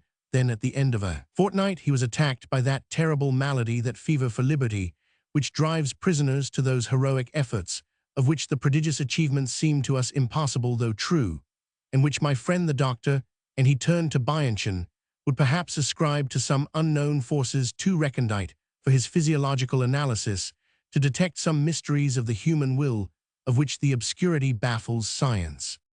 Bianchon shook his head in negation. Beauvoir was eating his heart out, for death alone could set him free. One morning, the turnkey whose duty it was to bring him his food instead of leaving him when he had given him his meager pittance stood with his arms folded looking at him with strange meaning. Conversation between them was brief, and the warder never began it. The Chevalier was therefore greatly surprised when the man said to him, "Of course, monsieur, you know your own business when you insist on being always called Monsieur Lebrun or Citizen Lebrun. It is no concern of mine. Ascertaining your name is no part of my duty. It is all the same to me whether you call yourself Peter or Paul, if every man minds his own business. The cows will not stray." At the same time, "I know," said he with a wink, "that you are Monsieur Charles Felix Theodore Chevalier de Beauvoir, and cousin to Madame la Duchesse de Maille. He added, after a short silence, during which he looked at his prisoner. Beauvoir, seeing that he was safe under lock and key, did not imagine that his position could be any the worse if his real name were known. "Well, and supposing I were the Chevalier de Beauvoir, what should I gain by that?" said he. "Oh, there is everything to be gained by it," replied the jailer in an undertone. "I have been paid to help you to get away. But wait a minute. If I were suspected in the smallest degree, I should be shot out of hand. So I have said that I will do no more in the matter than will just earn the money. Look here," said he, taking a small file out of his pocket. "This is your key. With this you can cut through one of your bars, by the mass. But it will not be any easy job," he went on, glancing at the narrow loophole that let daylight into the dungeon. It was in a splayed recess under the deep cornice that ran round the top of the tower, between the brackets that supported the embrasures. "Monsieur," said the man, "you must take care to saw through the iron low enough to get your body through." "I will get through, never fear," said the prisoner. "But high enough to leave a stanchion to fasten a cord to," the warder went on. "And where is the cord?" asked Beauvoir. "Here," said the man, throwing down a knotted rope. "It is made of ravelled linen, that you may be supposed to have contrived it yourself, and it is long enough when you have got to the bottom, not let yourself drop gently, and the rest you must manage for yourself. You will probably find a carriage somewhere in the neighborhood and friends looking out for you, but I know nothing about that. I need not remind you that there is a man-at-arms to the right of the tower. You will take care, of course, to choose a dark night and wait till the sentinel is asleep. You must take your chance of being shot, but—" all right, at least I shall not rot here," cried the young man. "Well, that may happen nevertheless," replied the jailer with a stupid expression. Beauvoir thought this was merely one of the aimless remarks that such folks indulge in. The hope of freedom filled him with such joy that he could not be troubled to consider the words of a man who was no more than a better sort of peasant. He set to work at once, and had filed the bars through. In the course of the day, fearing a visit from the governor, he stopped up the breaches with bread crumb rubbed in rust to make it look like iron. He hid his rope, and waited for a favorable night with the intensity of anticipation, the deep anguish of soul that makes a prisoner's life dramatic. At last, one murky night, an autumn night, he finished cutting through the bars, tied the cord firmly to the stump, and perched himself on the sill outside, holding on by one hand to the piece of iron remaining. Then he waited for the darkest hour of the night, when the sentinels would probably be asleep. This would be not long before dawn. He knew the hours of their rounds, the length of each watch, every detail with which prisoners almost involuntarily become familiar. He waited till the moment when one of the men-at-arms had spent two-thirds of his watch and gone into his box for shelter from the fog. Then, feeling sure that the chances were at the best for his escape, he let himself down knot by knot, hanging between earth and sky, and clinging to his rope with the strength of a giant owl. Was well at the last knot, but one just as he was about to let himself drop, a prudent impulse led him to feel for the ground with his feet. and he found no footing. The predicament was awkward for a man bathed in sweat, tired and perplexed, and in a position where his life was at stake on even chances. He was about to risk it when a trivial incident stopped him. His hat fell off happily. He listened for the noise it must make in striking the ground, and he heard not a sound. The prisoner felt vaguely suspicious as to this state of affairs. He began to wonder whether the commandant had not laid a trap for him, but, if so, why? Torn by doubts, he almost resolved to postpone the attempt till another night. At any rate, he would wait for the first gleam of day, when it would still not be impossible to escape. His great strength enabled him to climb up again to his window. Still, he was almost exhausted by the time he gained the sill, where he crouched on the lookout, exactly like a cat on the parapet of a gutter. Before long, by the pale light of dawn, he perceived, as he waved the rope, that there was a little interval of 100 feet between the lowest knot and the pointed rocks below. "Thank you, my friend," the governor said he, with characteristic coolness. Then, after a brief meditation on this skillful planned revenge, he thought it wise to return to his cell. He laid his outer clothes conspicuously on the bed, left the rope outside to make it seem that he had fallen, and hid himself behind the door to await the arrival of the treacherous turnkey. Arming himself with one of the iron bars, he had filed out the jailer, who returned rather earlier than usual to secure the dead man's leavings. Opened the door, whistling as he came in, but when he was at arm's length, Beauvoir hit him such a tremendous blow on the head that the wretch fell in a heap without a cry. The bar had cracked his skull. The chevalier hastily stripped him and put on his clothes, mimicked his walk, and thanks to the early hour and the undoubting confidence of the warders of the great gate, he walked out and away. It did not seem to strike either the lawyer or Madame de la Baudrey that there was in this narrative the least allusion that should apply to them. Those in the little plot looked inquiringly at each other, evidently surprised at the perfect coolness of the two supposed lovers. "Oh, I can tell you a better story than that," said Bianchon.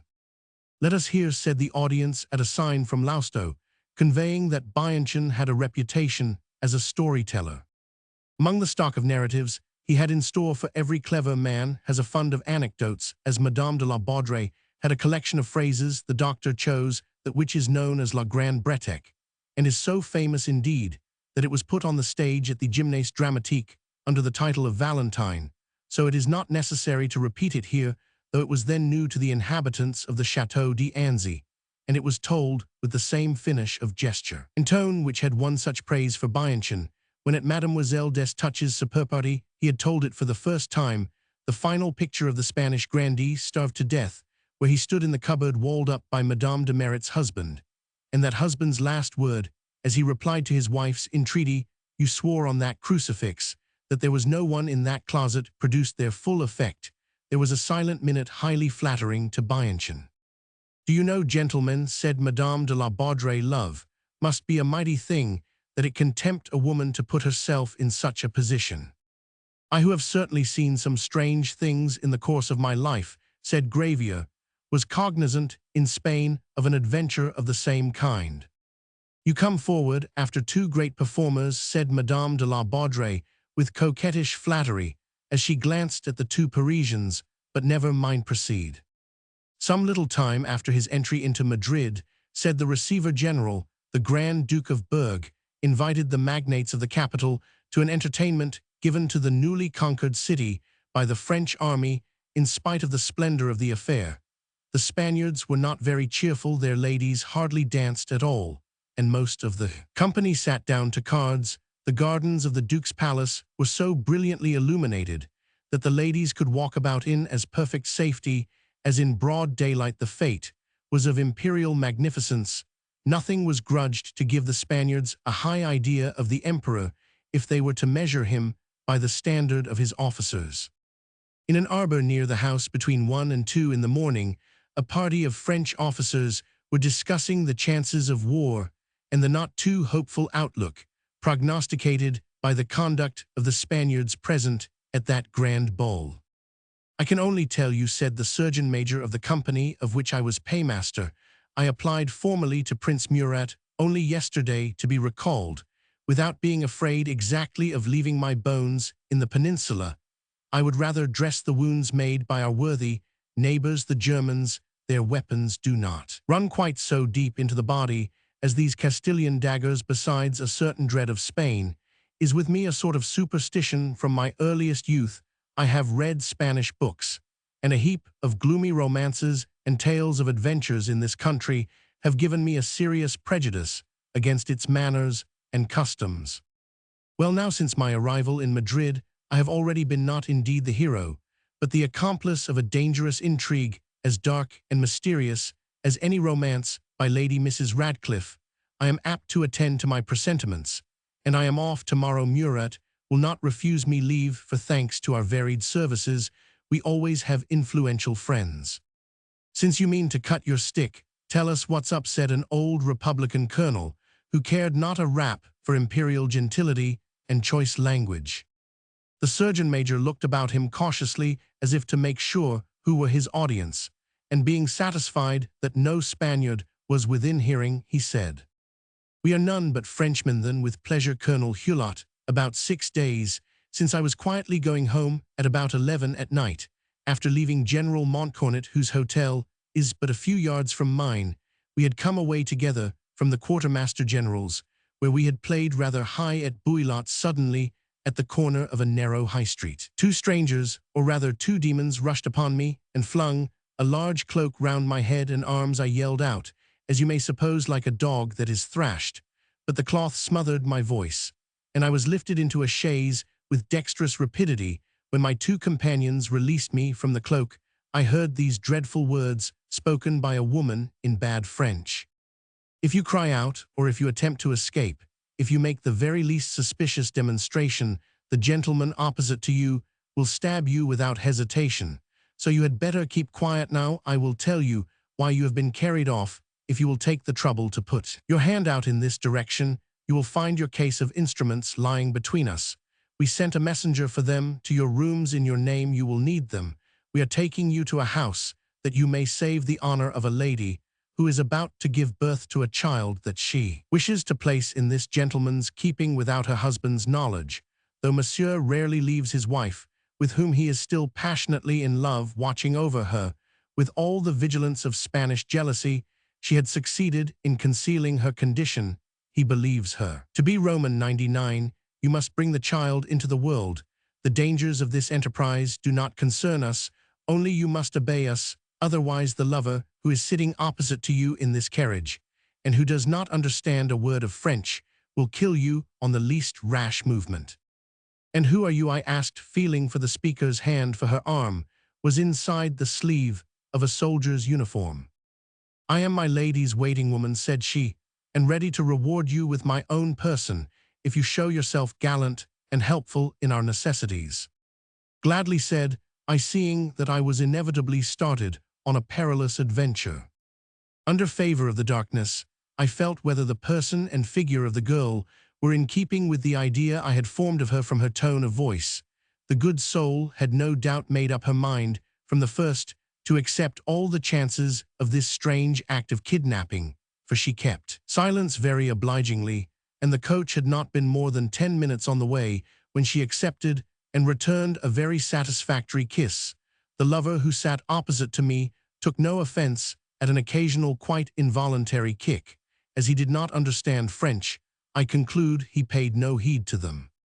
"I can be your mistress on one condition only," said the woman, in reply to the nonsense I poured into her ear, carried away by the fervor of an improvised passion to which everything was unpropitious. "And what is it?" "That you will never attempt to find out whose servant I am. If I am to go to you, it must be at night, and you must receive me in the dark."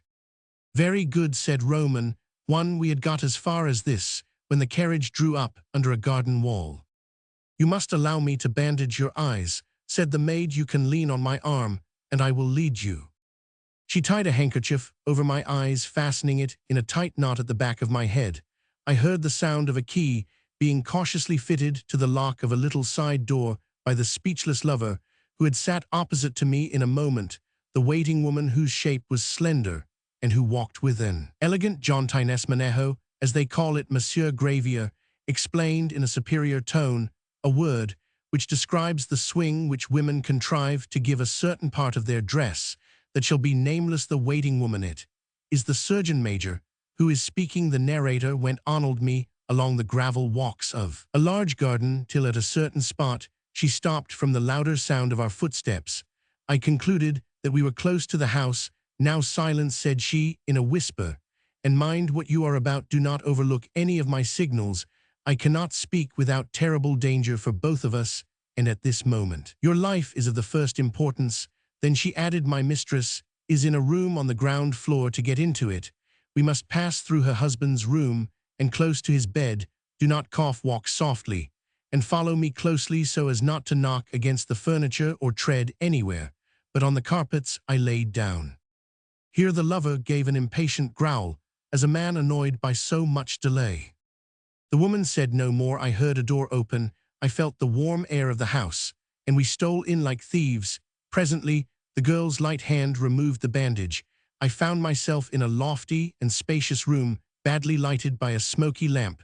The window was open, but the jealous husband had fitted it with iron bars.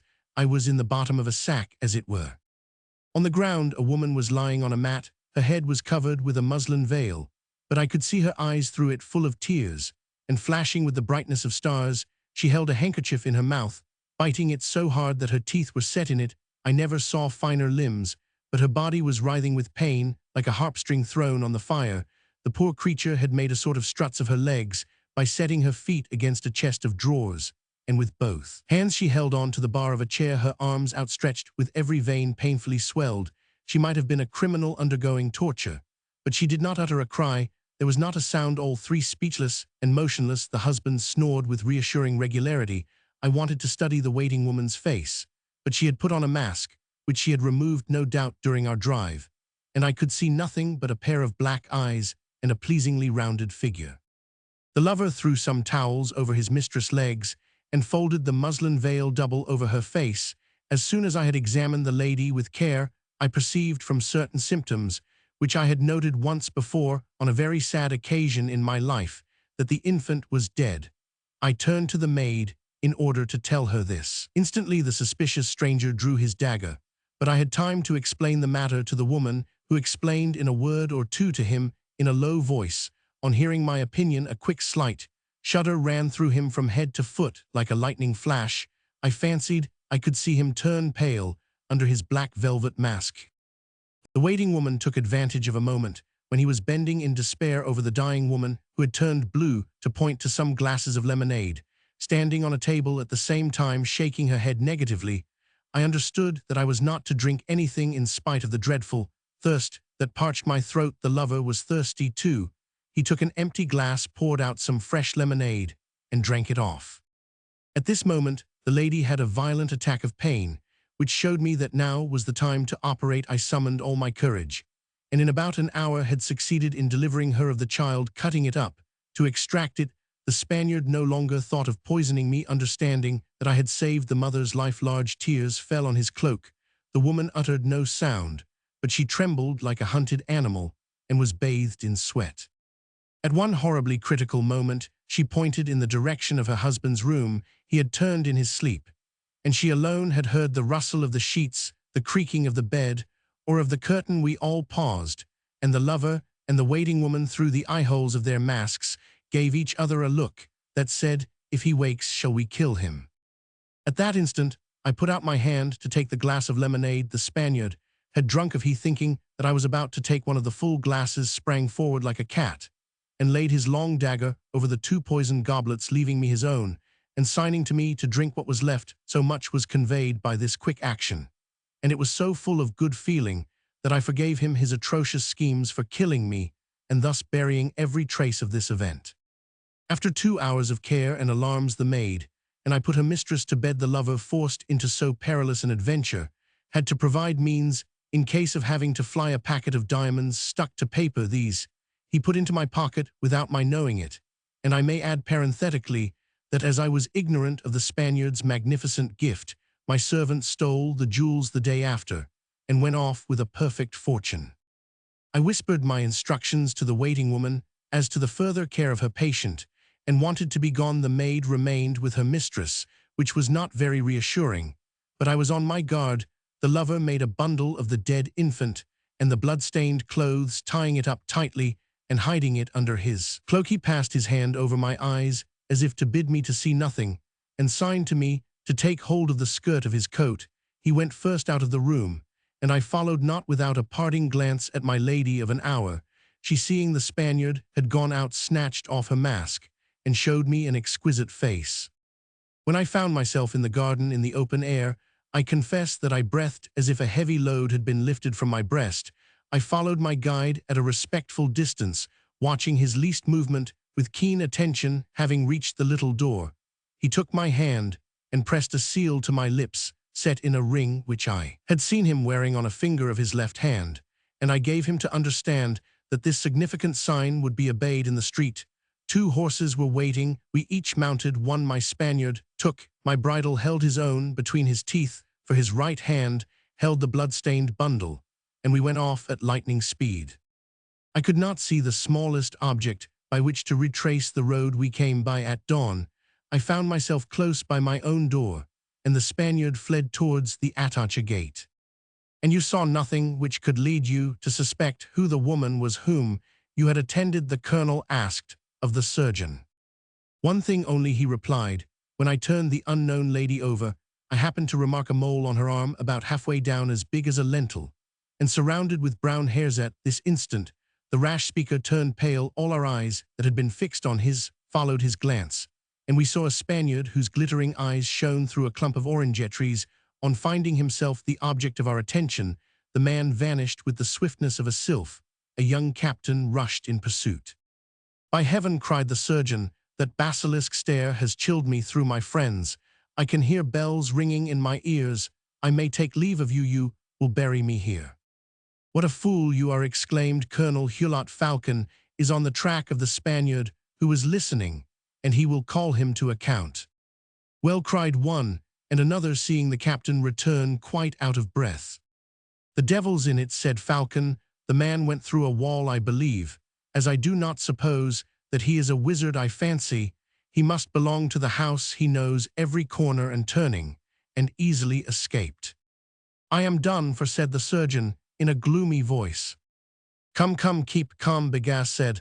His name was Bigas. We will sit on watch with you till you leave. We will not leave you this evening. In point of fact, 3 young officers who had been losing at play went home with the surgeon to his lodgings, and one of us offered to stay with him. Within 2 days, Bigas had obtained his recall to France. He made arrangements to travel with a lady to whom Murat had given a strong escort, and had just finished dinner with a party of friends, when his servant came to say that a young lady wished to speak to him, the surgeon, and the 3 officers went down, suspecting mischief. The stranger could only say, be on your guard, when she dropped down dead. It was the waiting woman who, finding she had been poisoned, had hoped to arrive in time to warn her lover. Devil take it, cried Captain Falcon, that is what I call love. No woman on earth but a Spaniard can run about with a dose of poison in her inside. Bigas remained strangely pensive. To drown the dark presentiments that haunted him, he sat down to table again, and with his companions drank immoderately. The whole party went early to bed, half drunk. In the middle of the night, the hapless Bigas was aroused by the sharp rattle of the curtain rings, pulled violently along the rods. He sat up in bed, in the mechanical trepidation which we all feel on waking. With such a start, he saw standing before him a Spaniard wrapped in a cloak, who fixed on him the same burning gaze that he had seen through the bushes. Bigas shouted out, help, help, come at once, friends, but the Spaniard answered his cry of distress with a bitter laugh. Opium grows for all, said he. Having thus pronounced sentence, as it were, the stranger pointed to the 3 other men sleeping soundly, took from under his cloak the arm of a woman freshly amputated, and held it out to Bigas, pointing to a mole-like that he had so rashly described. Is it the same, he asked, by the light of the lantern the man had set on the bed. Bigas recognized the arm, and his speechless amazement was answer enough. Without waiting for further information, the lady's husband stabbed him to the heart. You must tell that to the Marines, said Lausto. It needs their robust faith to swallow it. Can you tell me which told the tale, the dead man or the Spaniard? Monsieur, replied the receiver general, I nursed poor Bigas who died 5 days after in dreadful suffering. That is not the end. At the time of the expedition sent out to restore Ferdinand Roman VII, I was appointed to a place in Spain, but happily for me, I got no further than Tours, when I was promised the post of receiver here at Sancerre. On the eve of setting out, I was at a ball at Madame de Listomer's, where we were to meet several Spaniards of high rank. On rising from the cartable, I saw a Spanish grandee and a Francesado in exile, who had been about a fortnight in Touraine. He had arrived very late at this ball, his first appearance in society, accompanied by his wife, whose right arm was perfectly motionless. Everybody made way in silence for this couple, whom we all watched with some excitement. Imagine a picture by Murillo come to life under black and hollow brows. The man's eyes were like a fixed blaze. His face looked dried up, his bald skull was red, and his frame was a terror to behold. He was so emaciated. His wife, no, you cannot imagine her. Her figure had the supple swing for which the Spaniards created the word manejo. Though pale, she was still beautiful. Her complexion was dazzlingly fair, a rare thing in a Spaniard, and her gaze, full of the Spanish sun, fell on you like a stream of melted lead. Madame, said I to her towards the end of the evening, what occurrence led to the loss of your arm? I lost it in the War of Independence, said she. Spain is a strange country, said Madame de la Baudrey. It still shows traces of Arab manners. Oh, said the journalist, laughing, the mania for cutting off arms is an old one there. It turns up every now and then, like some of our newspaper hoaxes for the subject, has given plots for plays on the Spanish stage so early as 1570. Then do you think me capable of inventing such a story, said Monsieur Gravier, nettled by Lousteau's impertinent tone. Quite incapable of such a thing, said the journalist with grave irony. Pooh, said Bianchon, the inventions of romances and playwriters are quite as often transferred from their books and pieces into real life, as the events of real life are made use of on the stage or adapted to a tale. I have seen the comedy of Tartuffe played out, with the exception of the close organ's eyes could not be opened to the truth.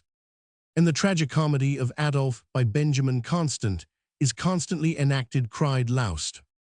And do you suppose, asked Madame de la Baudrey, that such adventures as Monsieur Gravier has related could ever occur now and in France?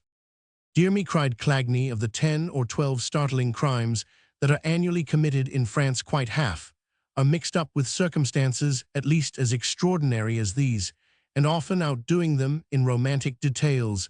Indeed, is not this proved by the reports in the Gazette des Tribunaux? Police news, in my opinion, one of the worst abuses of the press. This newspaper, which was started only in 1826 or 27, was not in existence when I began my professional career, and the facts of the crime I am about to speak of were not known beyond the limits of the department where it was committed. In the quarter of St. Pierre's Cour, at Tours, a woman whose husband had disappeared at the time when the army of the Loire was disbanded, and who had mourned him deeply, was conspicuous for her excess of devotion when the mission priests went through all the provinces to restore the crosses that had been destroyed and to efface the traces of revolutionary impiety. This widow was one of their most zealous proselytes. She carried a cross and nailed to it a silver heart pierced by an arrow, and for a long time after she went every evening to pray at the foot of the cross, which was erected behind the cathedral apse. At last, overwhelmed by remorse, she confessed to a horrible crime. She had killed her husband, as Fualdès was murdered by bleeding him. She had salted the body and packed it in pieces into old casks, exactly as if it had been pork. And for a long time she had taken a piece every morning and thrown it into the Loire. Her confessor consulted his superiors and told her that it would be his duty to inform the public prosecutor. The woman awaited the action of the law. The public prosecutor and the examining judge, on examining the cellar, found the husband's head still in pickle in one of the casks. Wretched woman, said the judge to the accused, since you were so barbarous as to throw your husband's body into the river, why did you not get rid of the head? Then there would have been no proof. I often tried, monsieur, said she, but it was too heavy. Well, and what became of the woman? Asked the two Parisians.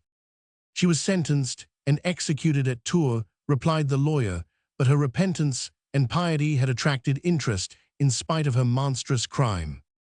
And do you suppose, said Bianchon, that we know all the tragedies that are played out behind the curtain of private life, that the public never lifts it? Seems to me that human justice is ill adapted to judge of crimes, as between husband and wife, it has every right to intervene as the police, but in equity, it knows nothing of the heart of the matter. The victim has in many cases been for so long, the tormentor, said Madame de la Baudrey guilelessly, that the crime would sometimes seem almost excusable if the accused could tell all. This reply led up to by Bianchon, and by the story which Clagny had told left the two Parisians excessively puzzled as to Dinah's position. At bedtime council was held one of those discussions which take place in the passages of old country houses, where the bachelors linger candle in hand for mysterious conversations. Monsieur Gravier was now informed of the object in view during this entertaining evening, which had brought Madame de la Baudrey's innocence to light. But after all, said Lousteau, our hostess' serenity may indicate deep depravity, instead of the most childlike innocence. The public prosecutor looks to me quite capable of suggesting that little La Baudrey should be put in pickle.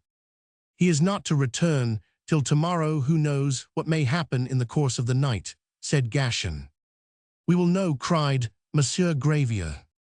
In the life of a country house, a number of practical jokes are considered admissible, some of them odiously treacherous. Monsieur Gravier, who had seen so much of the world, proposed setting seals on the door of Madame de la Baudrey, and of the public prosecutor the ducks that denounced the poet Ibycus are as nothing in comparison with the single hair that these country spies fasten across the opening of a door by means of two little flattened pills of wax fixed so high up or so low down that the trick is never suspected.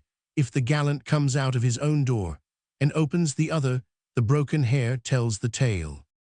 When everybody was supposed to be asleep, the doctor, the journalist, the receiver of taxes, and Gachin came barefoot like robbers and silently fastened up the two doors, agreeing to come again at 5 in the morning to examine the state of the fastenings. Imagine their astonishment and Gachin's delight when all four, candle in hand, and with hardly any clothes on, came to look at the hairs, and found them in perfect preservation on both doors.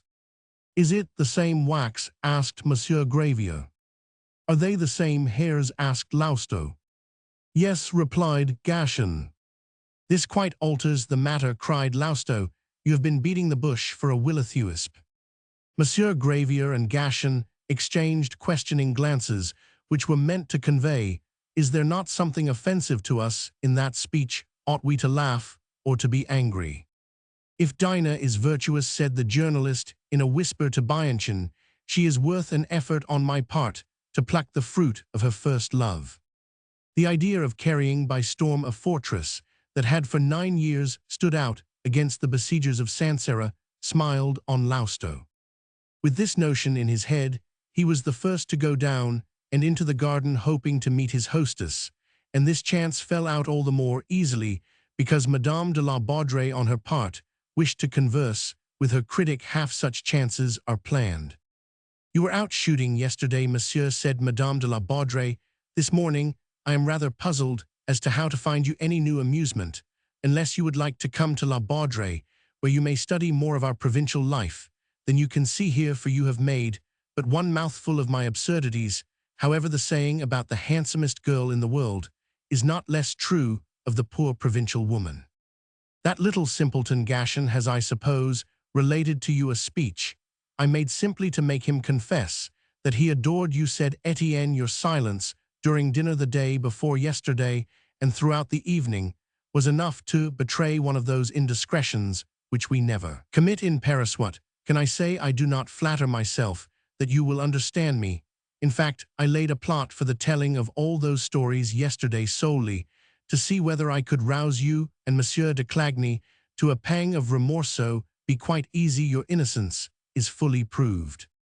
If you had the slightest fancy for that estimable magistrate, you would have lost all your value in my eyes. I love perfection. You cannot love that cold, dreed-up, taciturn little usurer on wine casks and land, who would leave any man in the lurch for 25 centimes on a renewal. Oh, I have fully recognized Monsieur de la Baudrey's similarity to a Parisian bill discounter. Their nature is identical at 28 handsome, well conducted. And childless I assure you, madame, I never saw the problem of virtue more admirably expressed. The author of Paquita la Sevelaine must have dreamed many dreams. I can speak of such things without the hypocritical gloss lent them by young men, for I am old before my time, I have no illusions left. Can a man have any illusions in the trade I follow? By opening the game in this tone, Lousteau cut out all excursions in the pays de tender, where genuine passion beats the bush so long. He went straight to the point, and placed himself in a position to force the offer of what women often make a man pray for years. Witness, the hapless public prosecutor, to whom the greatest favor had consisted in clasping Dinah's hand to his heart, more tenderly than usual, as they walked happy man. And Madame de la Baudrey, to be true to her reputation as a superior woman, tried to console the Manfred of the press by prophesying such a future of love as he had not had in his mind. You have sought pleasure, said she, but you have never loved. Believe me, true love often comes late in life. Remember Monsieur de Gents, who fell in love in his old age with Fanny Elsler, and left the Revolution of July to take its course, while he attended the dancers' rehearsals. It seems to me unlikely, replied Lousteau. I can still believe in love, but I have ceased to believe in woman. There are in me, I suppose, certain defects which hinder me from being loved, for I have often been thrown over. Perhaps I have too strong a feeling for the idea, like all men who have looked too closely into reality. Madame de la Baudrey at last heard the mind of a man who, flung into the wittiest Parisian circles, represented to her its most daring axioms, its almost artless depravity, its advanced convictions, who, if he were not really superior, acted superiority extremely well. Etienne, performing before Dinah, had all the success of a first night. Paquita of Sancerre scented the storms, the atmosphere of Paris. She spent one of the most delightful days of her life with Lousteau and Bianchon, who told her strange tales about the great men of the day, the anecdotes which will some day form the honor of our century, sayings and doings that were the common talk of Paris, but quite new to her. Of course, Lousteau spoke very ill of the great female celebrity of Le Berry, with the obvious intention of flattering Madame de la Baudrey and leading her into literary confidences by suggesting that she could rival so great a writer. This praise intoxicated Madame de la Baudrey, and Monsieur de Clagny, Monsieur Gravier, and Gachin all thought her warmer in her manner to Etienne than she had been on the previous day. Dinah's three attaches greatly regretted having all gone to Sancerre to blow the trumpet in honor of the evening at Annecy. Nothing to hear them had ever been so brilliant. The hours had fled on feet so light that none had marked their pace. The two Parisians they spoke of as perfect prodigies. These exaggerated reports, loudly proclaimed on the Mall, brought 16 persons to Annecy that evening, some in family coaches, some in wagonettes, and a few bachelors on hired saddle horses. By about 7 o'clock, this provincial company had made a more or less graceful entry into the huge Annecy drawing-room, which Dinah, warned of the invasion, had lighted up, giving it all the luster it was capable of by taking the Holland covers off the handsome furniture, for she regarded this assembly as one of her great triumphs. Lousteau, Bianchon, and Dinah exchanged meaning looks as they studied the attitudes and listened to the speeches of these visitors, attracted by curiosity. What invalided ribbons, what ancestral laces, what ancient flowers more imaginative than imitative, were boldly displayed on some perennial caps. The President Boisrouge, Bianchon's cousin, exchanged a few words with the doctor, from whom she extracted some advice gratis by expatiating on certain pains in the chest which she declared were nervous, but which he ascribed to chronic indigestion. Simply drink a cup of tea every day an hour after dinner, as the English do, and you will get over it, for what you suffer from is an English malady, Bianchon replied very gravely. He is certainly a great physician, said the President, coming back to Madame de Clagny, Madame Popinot Chandier, and Madame Gorju, the mayor's wife. They say, replied Madame de Clagny behind her fan, that Dinah sent for him not so much with a view to the elections as to ascertain why she has no children. In the first excitement of this success, Lousteau introduced the great doctor as the only possible candidate at the ensuing elections, but Bianchon, to the great satisfaction of the new Sous-Prefect, remarked that it seemed to him almost impossible to give up science in favor of politics. Only a physician without a practice said he could care to be returned as a deputy nominate statesmen, thinkers, men whose knowledge is universal, and who are capable of placing themselves on the high level which a legislator should occupy. That is what is lacking in our chambers, and what our country needs. 2 or 3 young ladies, some of the younger men, and the elder women stared at Lousteau as if he were a mountebank. Monsieur Gaston Boisrouge declares that Monsieur Lousteau makes 20,000 francs a year by his writings, observed the mayor's wife to Madame de Clagny. Can you believe it? Is it possible why a public prosecutor gets but 1,000 crowns? Monsieur Gaston, said Madame Chandier, get Monsieur Lousteau to talk a little louder. I have not heard him yet. What pretty boots he wears, said Mademoiselle Chandier to her brother, and how they shine. Yes, patent leather. Why haven't you the same? Lousteau began to feel that he was too much on show, and saw in the manners of the good townsfolk indications of the desires that had brought them there. What trick can I play them, thought he. At this moment, the footman, so called a farm servant, put into livery brought in the letters and papers, and among them a packet of proof, which the journalist left for Bianchon for Madame de la Baudrey. On seeing the parcel, of which the form and string were obviously from the printers, exclaimed, "What does literature pursue you even here?" "Not literature," replied he, "but a review in which I am now finishing a story to come out 10 days hence. I have reached the stage of to be concluded in our next, so I was obliged to give my address to the printer. Oh, we eat very hard-earned bread at the hands of these speculators in black and white. I will give you a description of these editors of magazines."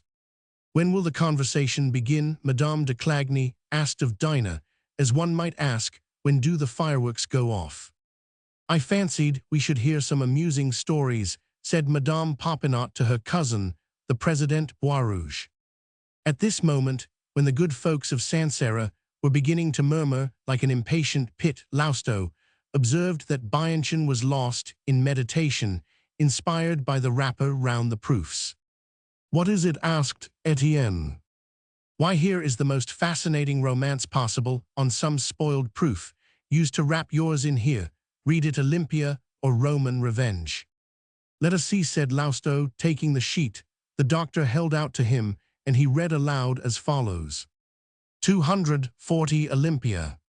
Cavern Rinaldo, indignant at his companions' cowardice, for they had no courage but in the open field, and dared not venture into Rome, looked at them with scorn. "Then I go alone," said he seemed to reflect, and then he went on. "You are poor wretches, I shall proceed alone, and have the rich booty to myself, you hear me? Farewell." "My captain," said Lamberty, "if you should be captured without having succeeded." "God protects me," said Rinaldo, pointing to the sky. With these words he went out, and on his way he met the steward. "That is the end of the page," said Lousteau, to whom everyone had listened devoutly. "He is reading his work to us," said Gaston to Madame Popinot, Chandier's son. "From the first word, ladies," said the journalist, jumping at an opportunity of mystifying the natives, "it is evident that the brigands are in a cave, but how careless romancers of that date were as to details, which are nowadays so closely, so elaborately studied under the name of local color. If the robbers were in a cavern, instead of pointing to the sky, he ought to have pointed to the vault above him. In spite of this inaccuracy, Rinaldo strikes me as a man of spirit, and his appeal to God is quite Italian. There must have been a touch of local color in this romance. Why, what with brigands and a cavern and one Lamberty, who could foresee future possibilities, there is a whole melodrama in that page. Add to these elements a little intrigue, a peasant maiden with her hair dressed high short skirts, and 100 or so of bad couplets, so the public will crowd to see it, and then Rinaldo how well the name suits Lafont by giving him black whiskers, tightly fitting trousers, a cloak, a mustache, a pistol, and a peaked hat. If the manager of the vaudeville theatre were but bold enough to pay for a few newspaper articles that would secure 50 performances and 6,000 francs for the author's rights, if only I were to cry it up in my columns. To proceed. Or Roman, Revenge 219. The Duchess of Bracciano found her glove. Adolphe, who had brought her back to the orange grove, might certainly have supposed that there was some purpose in her forgetfulness, for at this moment the arbor was deserted, the sound of the festivities was audible in the distance. The puppet show that had been promised had attracted all the guests to the ballroom. Never had Olympia looked more beautiful. Her lover's eyes met hers with an answering glow, and they understood each other. There was a moment of silence, delicious to their souls and impossible to describe. They sat down on the same bench where they had sat in the presence of the Cavaliere Paluzzi, and the devil take it, our Rinaldo has vanished, cried Lausto, but a literary man once started by this page would make rapid progress in the comprehension of the plot. The Duchesse Olympia is a lady who could intentionally forget her gloves in a deserted arbor. Unless she may be classed between the oyster and head clerk of an office, the two creatures nearest to marble in the zoological kingdom, it is impossible to discern. In Olympia Bianchon began. A woman of 30, Madame de la Baudrée, hastily interposed, fearing some all too medical term. Then Adolphe must be 22. The doctor went on, for an Italian woman at 30 is equivalent to a Parisian of 40. From these two facts, the romance may easily be reconstructed, said Lausto, and this Cavaliere Paluzzi, what a man, the style is weak. In these two passages, the author was perhaps a clerk in the excise office, and wrote the novel to pay his tailor. In his time, said Bianchon, the censor flourished. You must show as much indulgence to a man who underwent the ordeal by scissors in 1805, as to those who went to the scaffold in 1793. Do you understand in the least? asked Madame Gorju timidly of Madame de Clagny.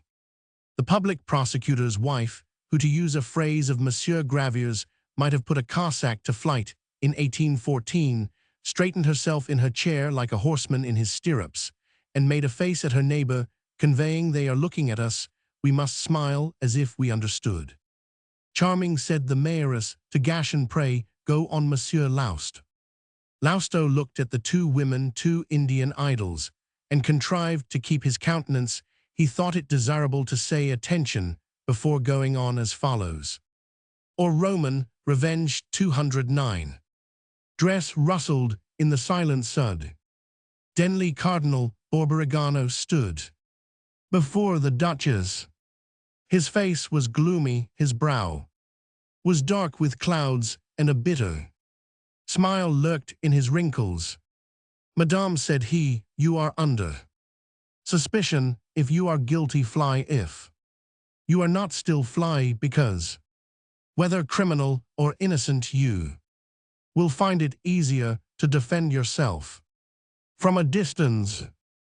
I thank your eminence for your solicitude, said she. The Duke of Bracciano will reappear when I find it needful to prove that he is alive. Cardinal Borborigano, exclaimed Bianchon, by the Pope's keys, if you do not agree with me that there is a magnificent creation in the very name, if at those words dress rustled in the silence, you do not feel all the poetry thrown into the part of Schedoni by Mrs. Radcliffe, in The Black Penitent, you do not deserve to read a romance. For my part, said Dinah, who had some pity on the 18 faces gazing up at Lausto, I see how the story is progressing. I know it all. I am in Rome. I can see the body of a murdered husband, whose wife, as bold as she is wicked, has made her bed on the crater of a volcano. Every night, at every kiss, she says to herself, all will be discovered.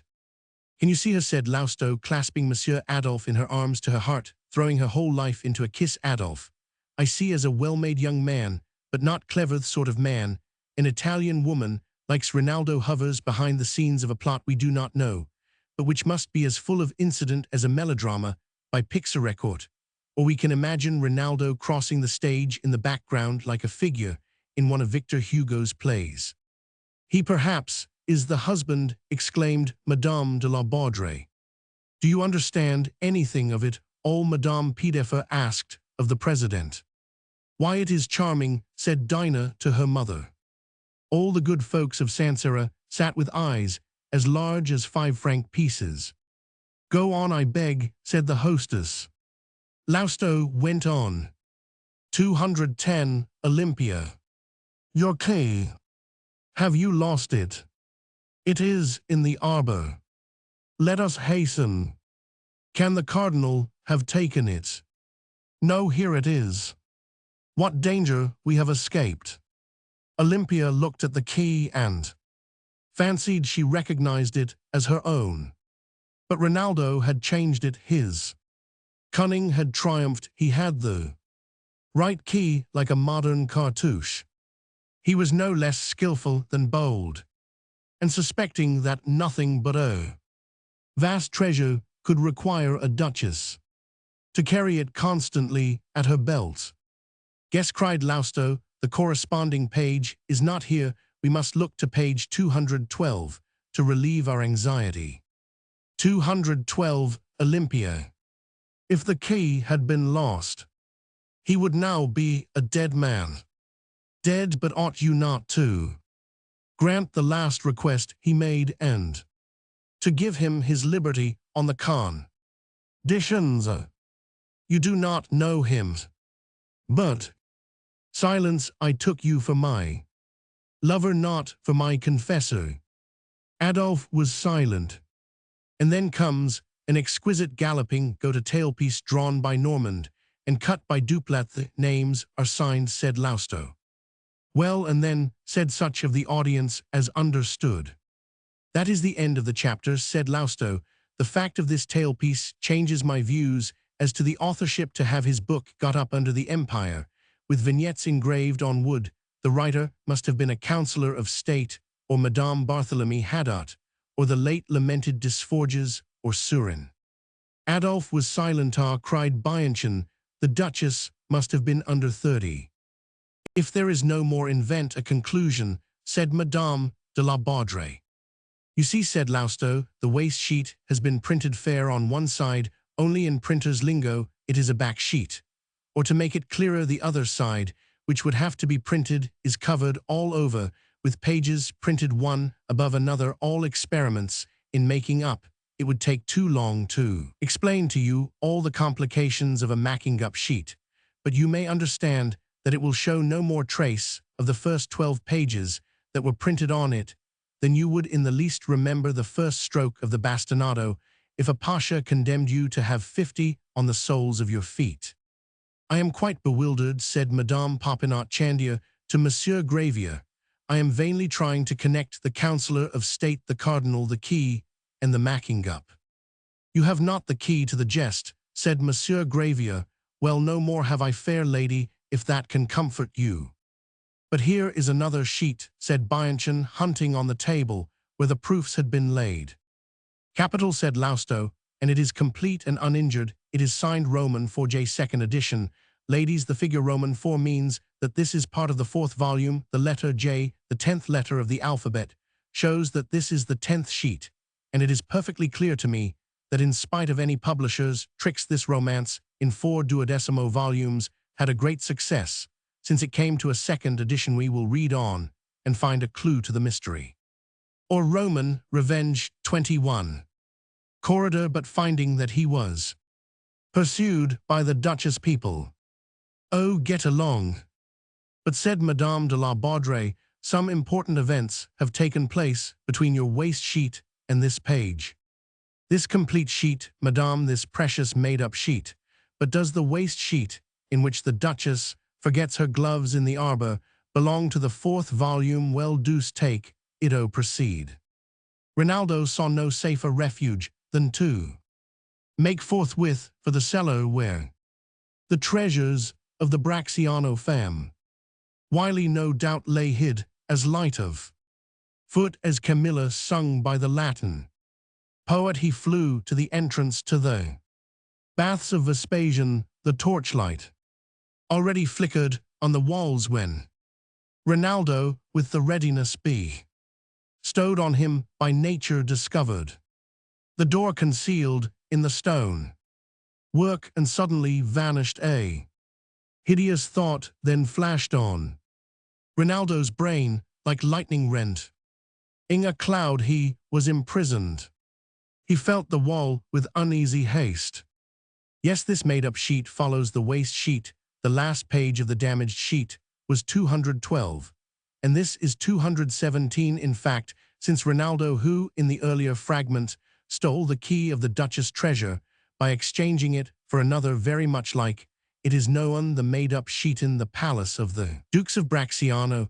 The story seems to me to be advancing to a conclusion of some kind. I hope it is as clear to you as it is to me. I understand that the festivities are over. The lovers have returned to the Bracciano palace. It is 9:00 in the morning. Rinaldo will have a good time. And Adolphe too, said President Boisrouge, who was considered rather free in his speech. And the style, said Bianchon. Rinaldo, who saw no better refuge than to make for the cellar. It is quite clear that neither Maradin nor Troutel and Wurtz nor Daguerreau were the printers, said Lousteau, for they employed correctors who revised the proofs, a luxury in which our publishers might very well indulge, and the writers of the present day would benefit greatly. Some scrubby pamphlet printer on the quay. What quay? A lady asked of her neighbor. They spoke of baths. Pray go on, said Madame de la Baudrey. At any rate, it is not by a counsellor, said Bianchon. It may be by Madame Hadot, replied Lousteau. What has Madame Hadot of La Charite to do with it? The president asked of her son. This Madame Hadot, my dear friend, the hostess answered, was an authoress who lived at the time of the consulate. What did women write in the emperor's time? Asked Madame Popinot Chandier. What of Madame de Genlis and Madame de Stael? Cried the public prosecutor, piqued on Dinah's account by this remark. To be sure. I beg you to go on, said Madame de la Baudrey to Lousteau. Lousteau went on saying, page 218. 218, Olympia. And gave a shriek of despair when he had vainly sought any trace of a secret spring. It was impossible to ignore the horrible truth. The door, cleverly constructed to serve the vengeful purposes of the Duchess, could not be opened from within. Rinaldo laid his cheek against the wall in various spots. Nowhere could he feel the warmer air from the passage. He had hoped he might find a crack that would show him where there was an opening in the wall, but nothing. The whole seemed to be of one block of marble. Then he gave a hollow roar like that of a hyena. Well, we fancied that the cry of the hyena was a recent invention of our own, said Lousteau, and here it was already known to the literature of the empire. It is even introduced with a certain skill in natural history, as we see in the word hollow. Make no more comments, monsieur, said Madame de la Baudrey. There you see, cried Bianchon, interest, the romantic demon has you by the collar, as he had me a while ago. Read on, cried de Clagny, I understand. What a coxcomb, said the presiding judge in a whisper to his neighbor, the Sous-Prefect. He wants to please Madame de la Baudrey, replied the new Sous-Prefect. Well then, I will read straight on, said Lousteau solemnly. Everybody listened in dead silence. Or Roman, Revenge 219. A deep groan answered Rinaldo's cry, but in his alarm he took it for an echo, so weak and hollow was the sound it could not proceed from any human breast. Santa Maria, said the voice, if I stir from this spot I shall Never find it again, thought Naldo when he had recovered his usual presence of mind. If I knock, I shall be discovered. What am I to do? Who is here? Asked the voice. Hallo, cried the brigand. Do the toads here talk? I am the Duke of Braxiano. Whoever you may be, if you are not a follower of the Duchess, in the name of all the saints come towards me. 220, Olympia. I should have to know where to find you, Monsieur le Duc, said Naldo with the insolence of a man who knows himself to be necessary. I can see you, my friend, for my eyes are accustomed to the darkness. Listen, walk straight forward. Good, now turn to the left, come on thigh's way there, we are close to each other. Ronaldo, putting out his hands as a precaution, touched some iron bars. I am being deceived, cried the bandit. No, you are touching my K. Or Roman revenge. 221. Sit down on a broken shaft of poor fiery that is there. How can the Duke of Braxiano be in a cage? Asked the brigand. My friend, I have been here for 30 months, standing up, unable to sit down. But you, who are you? I am Ronaldo, Prince of the Pagna, the chief of 420 brave men, whom the law describes as miscreants, whom all the ladies admire, and whom judges hang in obedience to an old habit. God be praised, I am saved. An honest man would have been afraid, whereas I am sure of coming to an understanding with you, cried the Duke. O my worthy 222, Olympia. Deliverer, you must be armed to the teeth. E verissimo, most true. Do you happen to have? Yes, files, pincers, corpodi. Bacco, I came to borrow the trias. Yours of the Braxiani, on a long loan.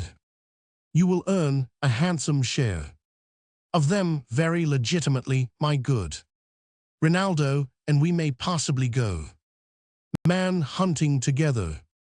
You surprise me, Excellenza. Listen to me, Ronaldo, I will say nothing of the craving for vengeance that gnaws at my heart. I have been here for 30 months. You too are Italian, you will or Roman revenge. 223.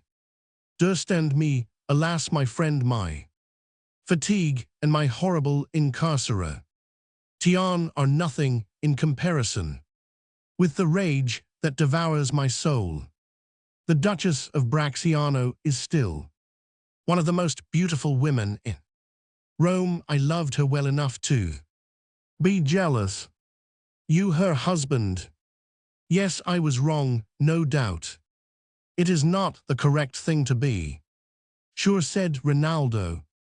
My jealousy was roused by the Duchess' conduct. The Duke went on the event, proved me right. A young Frenchman fell in love with Olympia, and she loved him. I had proofs of their reciprocal affection. Pray excuse me, ladies, said Lausto, but I find it impossible to go on without remarking to you how direct this empire literature is, going to the point, without any details a characteristic, as it seems to me, of a primitive time. The literature of that period holds a place between the summaries of chapters in Telemaque and the categorical reports of a public office. It had ideas, but refrained from expressing them. It was so scornful it was observant, but would not communicate its observations to anyone. It was so miserly nobody but Fouch ever mentioned what he had observed at that time. To quote the words of one of the most imbecile critics in the Revue des Deux Mondes, literature was content with a clear sketch and the simple outline of all antique statues. It did not dance over its periods. I should think not. It had no periods to dance over. it had no words to play with you. Were plainly told that Lubin loved Tainette, that Tainette did not love Lubin, that Lubin killed Tainette. And the police caught Lubin, who was put in prison, tried at the assizes, and guillotined. A strong sketch, a clear outline, what a noble drama. Well, in these days, the barbarians make words sparkle. Like a hair in a frost, said Monsieur de Clagny. So those are the airs you affect, retorted Lousteau. The rendering given above is only intended to link the various speeches into coherence. It has no resemblance with the French in the original font, Chattier les mots. Et quelquefois, les morts dit Monsieur de Clagny. A Lousteau vous donnes de ces arrele airsla. Literally, and sometimes the dead are those the airs you assumeth play on the insertion of the letter R. Mose. Morts has no meaning in English. What can he mean? Asked Madame de Clagny, puzzled by this vile pun. I seem to be walking in the dark, replied the mayoress. The jest would be lost in an explanation, remarked Gashen. Nowadays Lousteau went on. A novelist draws characters, and instead of a simple outline, he unveils the human heart and gives you some interest either in Lubin or in Tainette. For my part, I am alarmed at the progress of public knowledge in the matter of literature, said Bianchon, like the Russians beaten by Charles Roman XII, who at least learned the art of war. The reader has learned the art of writing. Formerly, all that was expected of a romance was that it should be interesting. As to style, no one cared for that, not even the author. As to ideas, zero. As to local color, non est.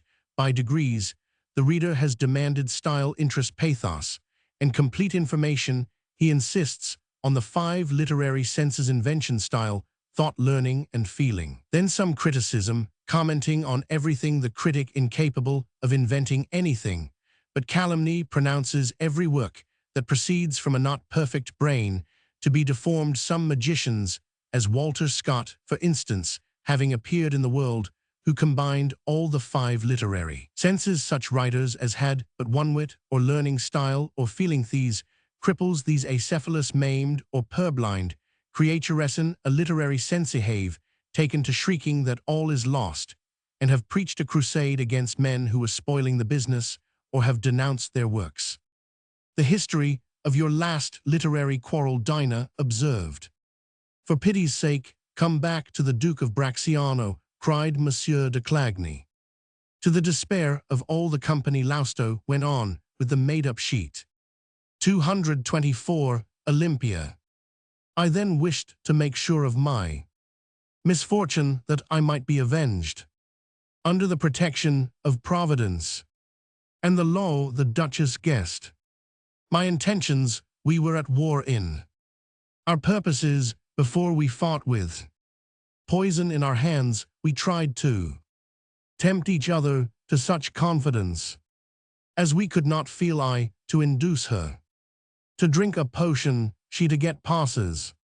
Sion of me, she was a woman, and she won the day, for women have a snare more than we men. I fell into it. I was happy, but I awoke next day in this iron cage. All through the day I bellowed with rage in the or Roman revenge. 225.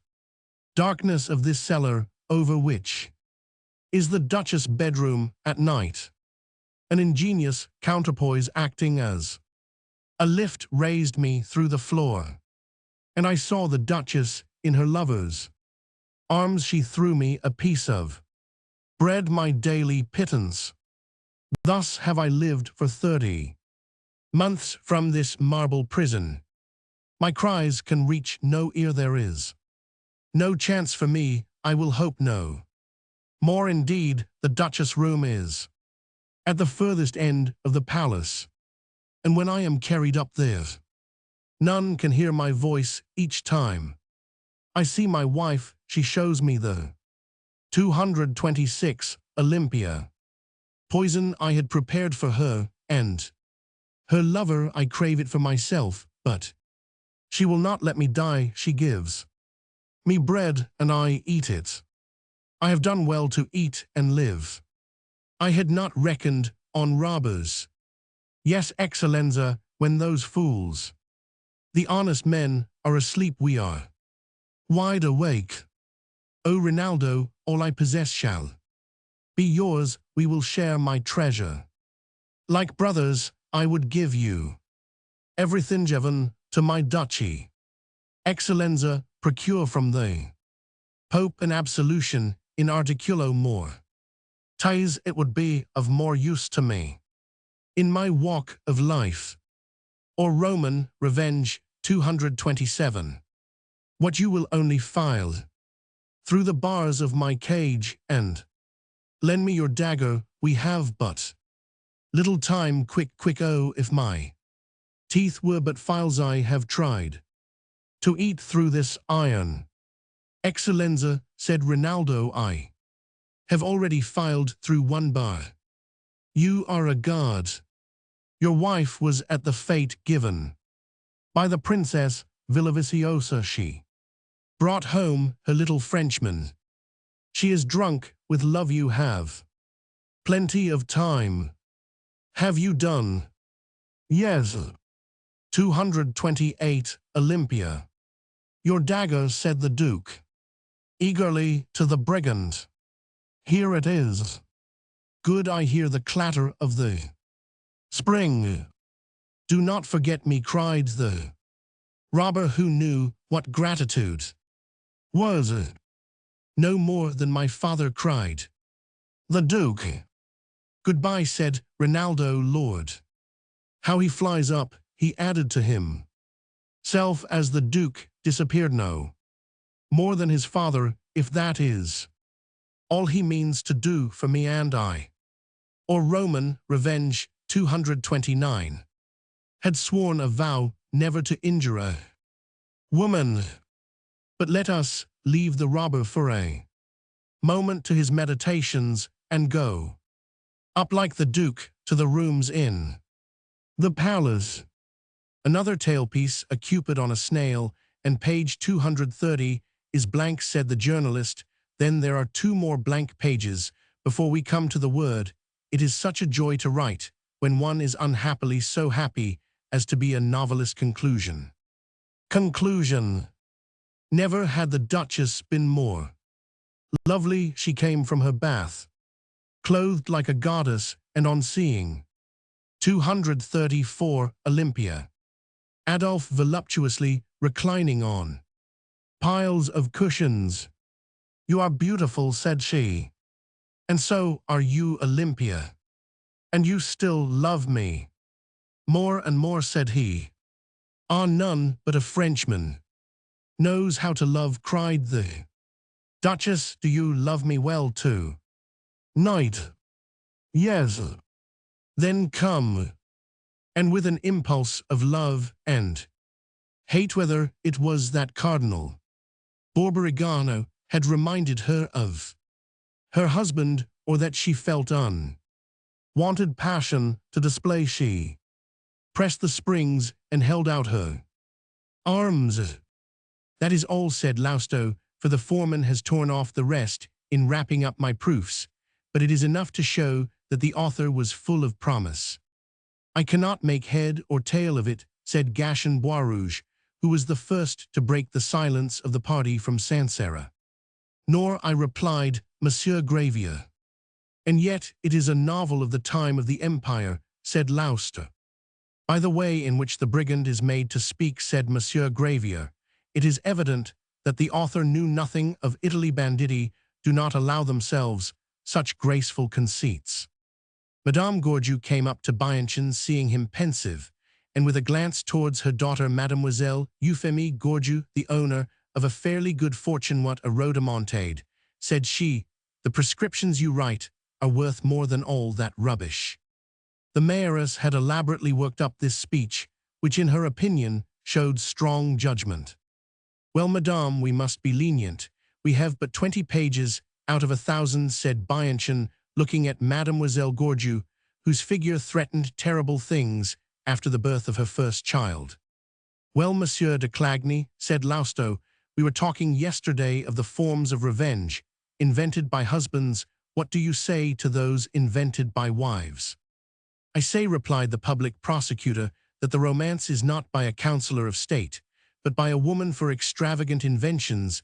The imagination of women far outdoes that of men. Witness Frankenstein by Mrs. Shelley, Leon Leonie by George Sand, the works of Anne Radcliffe, and the Nouveau Prométhée, New Prometheus of Camille de Maupin. Dinah looked steadily at Monsieur de Clagny, making him feel by an expression that gave him a chill, that in spite of the illustrious examples he had quoted, she regarded this as a reflection on Paquita la Sévillane. Who, said little Baudry, the Duke of Braxiano, whom his wife puts into a cage, and to whom she shows herself every night in the arms of her lover, will kill her, and do you call that revenge? Our laws and our society are far more cruel.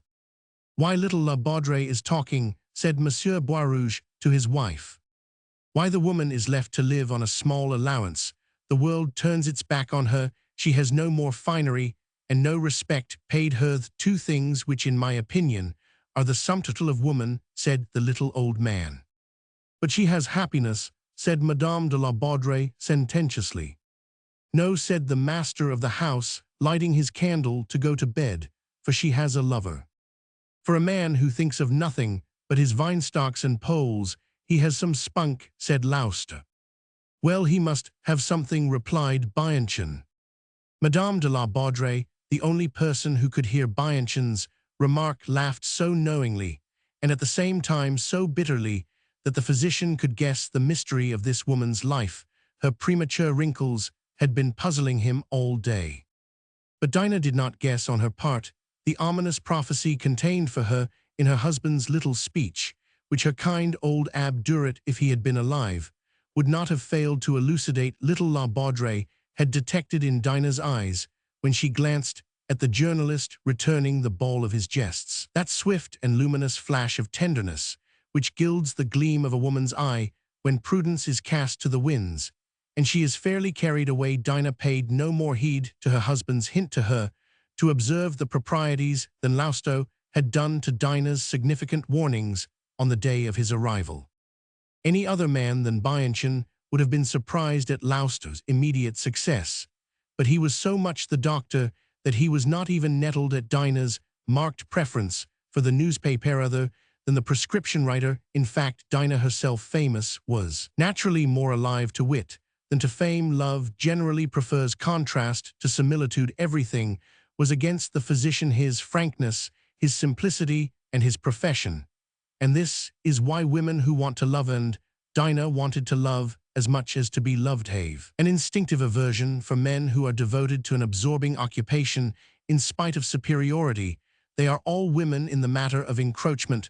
Lauster, a poet and journalist, and a libertine with a veneer of misanthropy, had that tinsel of the intellect, and led the half-idle life that attracts women. The blunt good sense and keen insight of the really great man weighed upon Dinah, who would not confess her own smallness even to herself.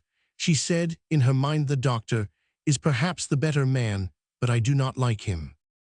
Then again she reflected on his professional duties, wondering whether a woman could ever be anything but a subject to a medical man who saw so many subjects in the course of a day's work. The first sentence of the aphorism written by Bianchon in her album was medical observation, striking so directly at woman that Dinah could not fail to be hit by it.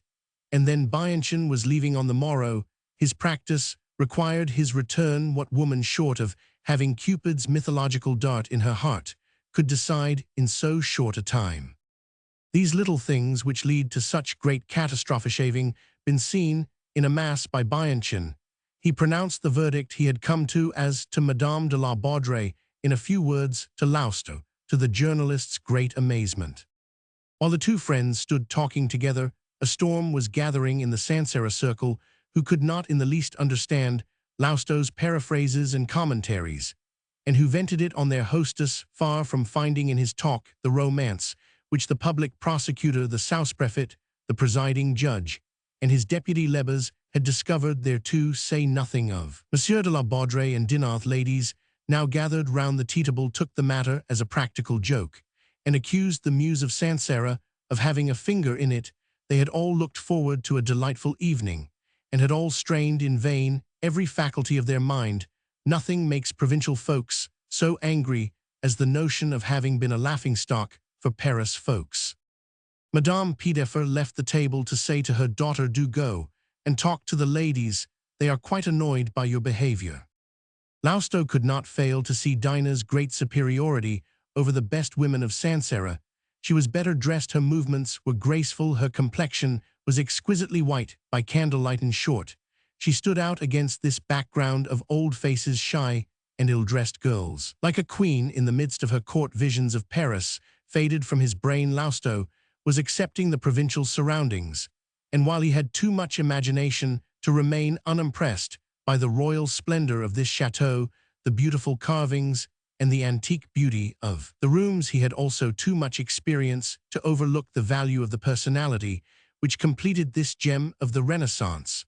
So by the time the visitors from Sancerre had taken their leave one by one, for they had an hour's drive before them, when no one remained in the drawing-room but Monsieur de Clagny, Monsieur Lebas-Gascon, and Monsieur Gravier, who were all to sleep at Anzai. The journalist had already changed his mind about Dinah. His opinion had gone through the evolution that Madame de la Baudrey had so audaciously prophesied at their first meeting.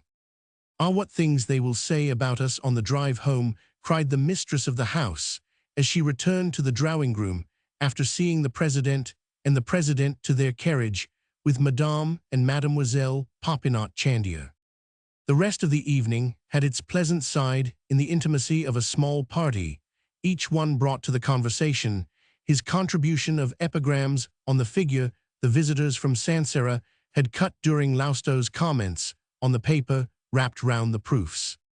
"My dear fellow," said Bianchon to Lousteau as they went to bed, "thee had an enormous room with 2 beds in it. You will be the happy man of this woman's choiceny Piedeffer."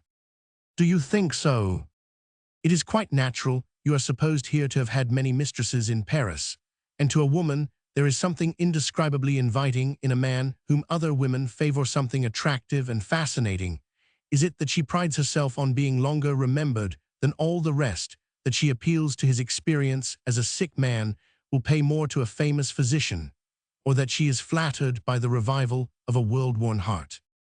"Vanity and the senses count for so much in love affairs," said Lousteau, "that there may be some truth in all those hypotheses. However, if I remain, it will be in consequence of the certificate of innocence, without ignorance, that you have given Dinah. She is handsome, is she not?" "Love will make her beautiful," said the doctor, "and after all she will be a rich widow some day or other, and a child would secure her the life interest in the master of La Baudrey's fortune." "Why, it is quite an act of virtue to make love to her," said Lousteau, rolling himself up in the bedclothes, "and tomorrow, with your help, tomorrow, well, good night." On the following day, Madame de la Baudrey, to whom her husband had 6 months since given a pair of horses, which he also used in the fields, and an old carriage that rattled on the road, decided that she would take Bianchon so far on his way as Cosny, where he would get into the Lyon diligence. As it passed through, she also took her mother and Lousteau, but she intended to drop her mother at La Baudrey to go on to Cosny with the 2 Parisians and return alone with Etienne. She was elegantly dressed, as the journalist at once perceived: bronze kid boots, grey silk stockings, a muslin dress, a green silk scarf with shaded fringe at the ends, and a pretty black lace bonnet with flowers in it. As to Lousteau, the wretch had assumed his warpant patent leather boots, trousers of English kerseymere with pleats in front, a very open waistcoat showing a particularly fine shirt, and the black brocade waterfall of his handsome cravat, and a very thin, very short black riding coat. Monsieur de Clagny and Monsieur Gravier looked at each other, feeling rather silly as they beheld the 2 Parisians in the carriage, while they, like 2 simpletons, were left standing at the foot of the steps. Monsieur de la Baudrey, who stood at the top, waving his little hand in a little farewell to the doctor, could not forbear from smiling as he heard Monsieur de Clagny say to Monsieur Gravier, "You should have escorted them on horseback." At this juncture, Gascon, riding Monsieur de la Baudrey's quiet little mare, came out of the side road from the stables and joined the party in the chaise. "Ah, good," said the Receiver-General, "the boy has mounted guard." "What a bore!" cried Dinah, as she saw Gascon. "In 13 years, for I have been married nearly 13 years, I have never had 3 hours' liberty." Married madame, said the journalist, with a smile, you remind me of a saying of Mish, was so witty he was setting out for the Holy Land, and his friends were remonstrating with him, urging his age and the perils of such an expedition. And then said one, you are married, said he, so little married. Even the rigid Madame Pidefer could not repress a smile. I should not be surprised to see Monsieur de Clagny mounted on my pony to complete the escort, said Dinah. Well, if the public prosecutor does not pursue us, you can get rid of this little fellow at Sansera. Bianchon must, of course, have left something behind on his tabled notes. For the first lecture of his coursing, you can ask Gashen to go back to Annecy to fetch it. This simple little plot put Madame de la Baudrey into high spirits. From the road between Annecy to Sansera, a glorious landscape frequently comes into view of the noble stretches of the Loire looking like a lake, and it was got over very pleasantly, for Dinah was happy in finding herself well understood. Love was discussed in theory, a subject allowing lovers in pedo to take the measure, as it were, of each other's heart. The journalist took a tone of refined corruption. To prove that love obeys no law, that the character of the lovers gives infinite variety to its incidents, that the circumstances of social life add to the multiplicity of its manifestations, that in love all is possible and true, and that any given woman, after resisting every temptation and the seductions of the most passionate lover, may be carried off her feet in the course of a few hours by a fancy, an internal whirlwind of which God alone would ever know the secret. Why, said he, is not that the key to all the adventures we have talked over these 3 days past? For these 3 days, indeed, Dinah's lively imagination had been full of the most insidious romances, and the conversation of the two Parisians had affected the woman as the most mischievous reading might have done. Lousteau watched the effects of this clever maneuver to seize the moment when his prey, whose readiness to be caught was hidden under the abstraction caused by irresolution, should be quite dizzy. Dinah wished to show La Baudrey to her two visitors, and the farce was duly played out of remembering the papers left by Bianchon in his room at Annecy. Gashen flew off at a gallop to obey his sovereign. Madame Pidefer went to do some shopping in Sansera, and Dinah went on to Cosney alone with the two friends. Lousteau took his seat by the Lady Bianchon. Riding backwards, the two friends talked affectionately and with deep compassion for the fate of this choice nature so ill understood. And in the midst of such vulgar surroundings, Bianchon served Lousteau well by making fun of the public prosecutor, of Monsieur Gravier, and of Gashen. There was a tone of such genuine contempt in his remarks that Madame de la Baudrey dared not take the part of her adorers. I perfectly understand the position you have maintained, said the doctor, as they crossed the Loire. You were inaccessible, excepting to that brain love, which often leads to heart love, and not one of those men, it is very certain, is capable of disguising what at an early stage of life is disgusting to the senses in the eyes of a refined woman. To you now love is indispensable. Indispensable, cried Dinah, looking curiously at the doctor. Do you mean that you prescribe love to me? If you go on living as you live now, in 3 years, you will be hideous, replied Bianchon in a dictatorial tone. Monsieur, said Madame de la Baudrey, almost frightened. Forgive my friend, said Lousteau half jestingly, he is always the medical man, and to him love is merely a question of hygiene, but he is quite disinterested. It is for your sake only that he speaks, as is evident, since he is starting in an hour.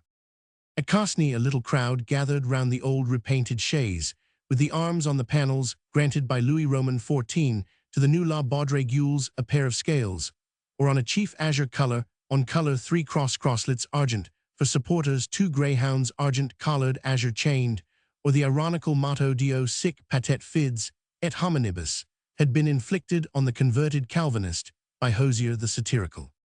Let us get out, they will come and find us, said the Baroness, desiring her coachman to keep watch. Dinah took Bianchon's arm, and the doctor set off by the banks of the Loire at so rapid a pace that the journalist had to linger behind. The physician had explained by a single wink that he meant to do Lousteau a good turn. You have been attracted by Etienne, said Bianchon to Dinah. He has appealed strongly to your imagination last night.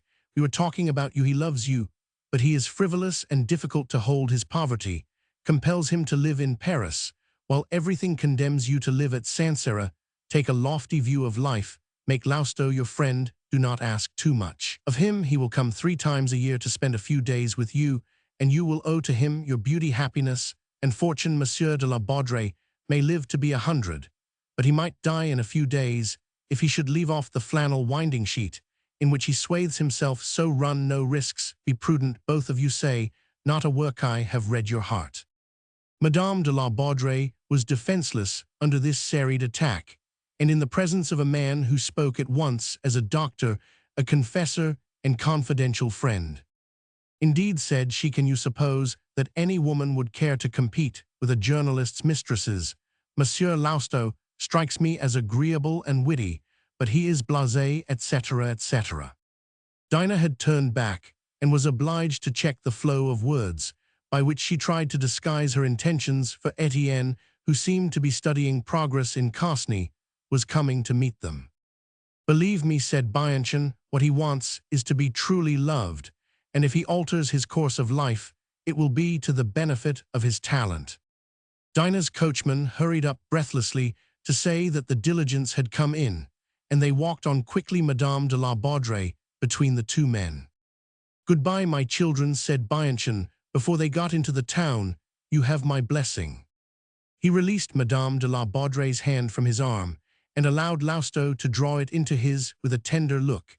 As he pressed it to his heart, what a difference to Dinah! Etienne's arm thrilled her deeply. Bianchon's had not stirred her in the least. She and the journalist exchanged one of those glowing looks that are more than an avowal. Only provincial women wear muslin gowns in these days, thought Lausto to himself, the only stuff which shows every crease. This woman who has chosen me for her lover will make a fuss over her frock. If she had but put on a foulard skirt, I should be happy. What is the meaning of these difficulties? While Lausto was wondering whether Dinah had put on a muslin gown on purpose to protect herself by an insuperable obstacle, Bianchon, with the help of the coachman, was seeing his luggage piled on the diligence. Finally, he came to take leave of Dinah, who was excessively friendly with him. Go home, Madame la Baronne, leave me here. Gaston will be coming, he added in an undertone. It is getting late, said he aloud. Goodbye. Good be a great man, cried Lausto, shaking hands with Bianchon.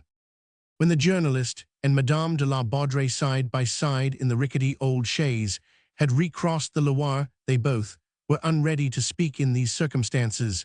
The first words that break the silence are full of terrible meaning. Do you know how much I love you, said the journalist point blank. Victory might gratify Lausto, but defeat could cause him no grief. This indifference was the secret of his audacity. He took Madame de la Baudrey's hand as he spoke these decisive words and pressed it in both his, but Dinah gently released it. Yes, I am as good as an actress or a grisette, she said, in a voice that trembled though she spoke lightly. But can you suppose that a woman who, in spite of her absurdities, has some intelligence, will have reserved the best treasures of her heart for a man who will regard her merely as a transient pleasure? I am not surprised to hear from your lips the words which so many men have said to me. But the coachman turned round. Here comes Monsieur Gaston, said he. I love you, I will have you, you shall be mine, for I have never felt for any woman the passion I have for you, said Lausto in her ear. In spite of my will, perhaps, said she, with a smile. At least you must seem to have been assaulted to save my honor, said the Parisian, to whom the fatal immaculateness of clean muslin suggested a ridiculous notion. Before Gaston had reached the end of the bridge, the outrageous journalist had crumpled up Madame de la Baudrey's muslin dress to such an effect that she was absolutely not presentable. Oh, monsieur, she exclaimed in dignified reproof. You defied me, said the Parisian. But Gaston now rode up with the vehemence of a duped lover to regain a little of Madame de la Baudrey's esteem. Lausto did his best to hide the tumbled dress from Gaston's eyes by leaning out of the chaise to speak to him from Dinah's side. Go back to our inn, said he. There is still time. The diligence does not start for half an hour.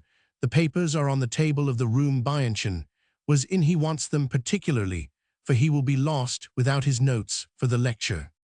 Pray go, Gaston, said Dinah to her young adorer with an imperious glance, and the boy thus commanded turned his horse, and was off with a loose rein. "Go quickly to La Baudre," cried Lousteau to the coachman. "Madame is not well, your mother only will know the secret of my trick," added he, taking his seat by Dinah. "You call such infamous conduct a trick?" cried Madame de la Baudre, swallowing down a few tears that dried up with the fire of outraged pride. She leaned back in the corner of the chaise, crossed her arms, and gazed out at the Loire and the landscape, at anything rather than at Lousteau. The journalist put on his most ingratiating tone and talked till they reached La Baudre, where Dinah fled indoors, trying not to be seen by anyone in her agitation. She threw herself on a sofa and burst into tears. "If I am an object of horror to you, of aversion or scorn, I will go," said Lousteau, who had followed her, and he threw himself at her feet. It was at this crisis that Madame Pidefer came in, saying to her daughter, "What is the matter? What has happened?"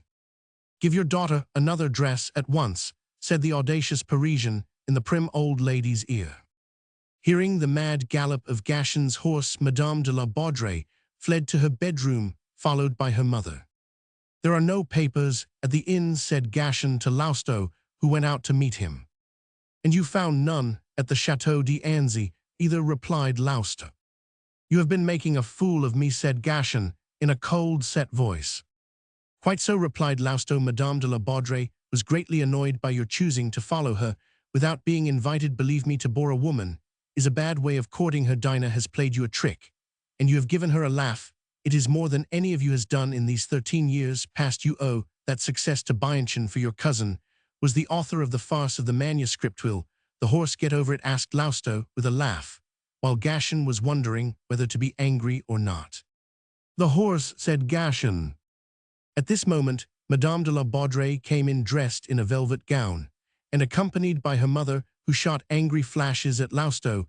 It would have been too rash for Dinah to seem cold or severe to Lousteau in Gashin's presence, and Etienne, taking advantage of this, offered his arm to the supposed Lucretia. However, she declined it. "Do you mean to cast off a man who has vowed to live for you?" said he, walking close beside her. "I shall stop at Sancerre and go home tomorrow." "Are you coming, mamma?" said Madame de la Baudre to Madame Pidefer, thus avoiding a reply to the direct challenge by which Lousteau was forcing her to a decision. Lousteau handed the mother into the chaise. He helped Madame de la Baudre by gently taking her arm, and he and Gashin took the front seat, leaving the saddle horse at La Baudre. "You have changed your gown," said Gashin blunderingly to Dinah. "Madame la Baronne was chilled by the cool air off the river," replied Lousteau. "Bianchon advised her to put on a warm dress." Dinah turned as red as a poppy, and Madame Pidefer assumed a stern expression. "Poor Bianchon, he is on the road to Paris, a noble soul," said Lousteau. "Oh yes," cried Madame de la Baudre, "he is high-minded, full of delicate feeling." "We were in such good spirits when we set out," said Lousteau. "Now you are overdone, and you speak to me so bitterly. Are you not accustomed to being told how handsome and how clever you are? For my part, I say boldly before Gashin, I give up Paris. I mean to stay at Sancerre and swell the number of your cavalieri serventi. I feel so young again in my native district. I have quite forgotten Paris and all its wickedness and its bores and its wearisome pleasures. Yes, my life seems in a way purified." Dinah allowed Lousteau to talk without even looking at him, but at last there was a moment when this serpent's rhodomontade was really so inspired by the effort he made to affect passion in phrases and ideas, of which the meaning, though hidden from Gashin, found a loud response in Dinah's heart, that she raised her eyes to his. This look seemed to crown Lousteau's joy. His wit flowed more freely, and at last he made Madame de la Baudre laugh, when under circumstances which so seriously compromise her pride, a woman has been made to laugh. She is finally committed. As they drove in by the spacious gravelled forecourt with its lawn in the middle, and the large vases filled with flowers, which so well set off the facade of Anzy, the journalist was saying, "When women love, they forgive everything, even our crimes. When they do not love, they cannot forgive anything, not even our virtues. Do you forgive me?" he added in Madame de la Baudre's ear, and pressing her arm to his heart with tender emphasis, and Dinah could not help smiling. All through dinner, and for the rest of the evening, Etienne was in the most delightful spirits, inexhaustibly cheerful. But while thus giving vent to his intoxication, he now and then fell into the dreamy abstraction of a man who seems wrapped in his own happiness. After coffee had been served, Madame de la Baudrey and her mother left the men to wander about the gardens. Monsieur Gravier then remarked to Monsieur de Clagny, "Did you observe that Madame de la Baudrey, after going out in a muslin gown, came home in a velvet? As she got into the carriage at Cosney, the muslin dress caught on a brass nail and was torn all the way down," replied Lousteau. "Oh," exclaimed Gashen, stricken to the heart by hearing two such different explanations. The journalist, who understood, took Gashen by the arm and pressed it as a hint to him to be silent. A few minutes later, Etienne left Dinah's three adorers and took possession of little La Baudrey. Then Gashen was cross-questioned as to the events of the day. Monsieur Gravier and Monsieur de Clagny were dismayed to hear that on the return from Cosney, Lousteau had been alone with Dinah, and even more so on hearing the two versions explaining the lady's change of dress, and the three discomfited gentlemen were in a very awkward position for the rest of the evening. Next day, each on various business was obliged to leave. Anzy Dinah remained with her mother Lousteau and her husband. The annoyance vented by the three victims gave rise to an organized rebellion in Sancerre. The surrender of the Muse, of Le Berry, of the Nivernais, and of Morvan was the cause of a perfect hue and cry, slander, evil report, and various guesses, in which the story of the muslin gown held a prominent place. No dress Dinah had ever worn had been so much commented on, or was half as interesting to the girls, who could not conceive what the connection might be that made the married women laugh between love and a muslin gown. The Presidente Boisrouge, furious at her son's discomfiture, forgot the praise she had lavished on the poem of Paquita, and fulminated terrific condemnation on the woman who could publish such a disgraceful work. "The wretched woman commits every crime she writes about," said she. "Perhaps she will come to the same end as her heroine."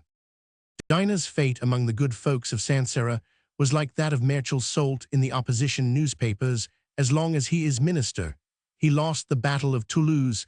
Whenever he is out of the government, he won it. While she was virtuous, Dinah was a match for Camille de Maupin, a rival of the most famous women, but as soon as she was happy, she was an unhappy creature. Monsieur de Clagny was her valiant champion. He went several times to the Chateau d'Anzy to acquire the right to contradict the rumors current as to the woman he still faithfully adored, even in her fall, and he maintained that she and Lousteau were engaged together on some great work, but the lawyer was laughed to scorn. The month of October was lovely. Autumn is the finest season in the valley of the Loire, but in 1836 it was unusually glorious. Nature seemed to aid and abet Dinah, who, as Bianchon had predicted, gradually developed a heartfelt passion. In 1 month, she was an altered woman. She was surprised to find in herself so many inert and dormant qualities. Hitherto in abeyance to her, Lousteau seemed an angel for heart-love. The crowning need of a great nature had made a new woman of her. Dinah was alive.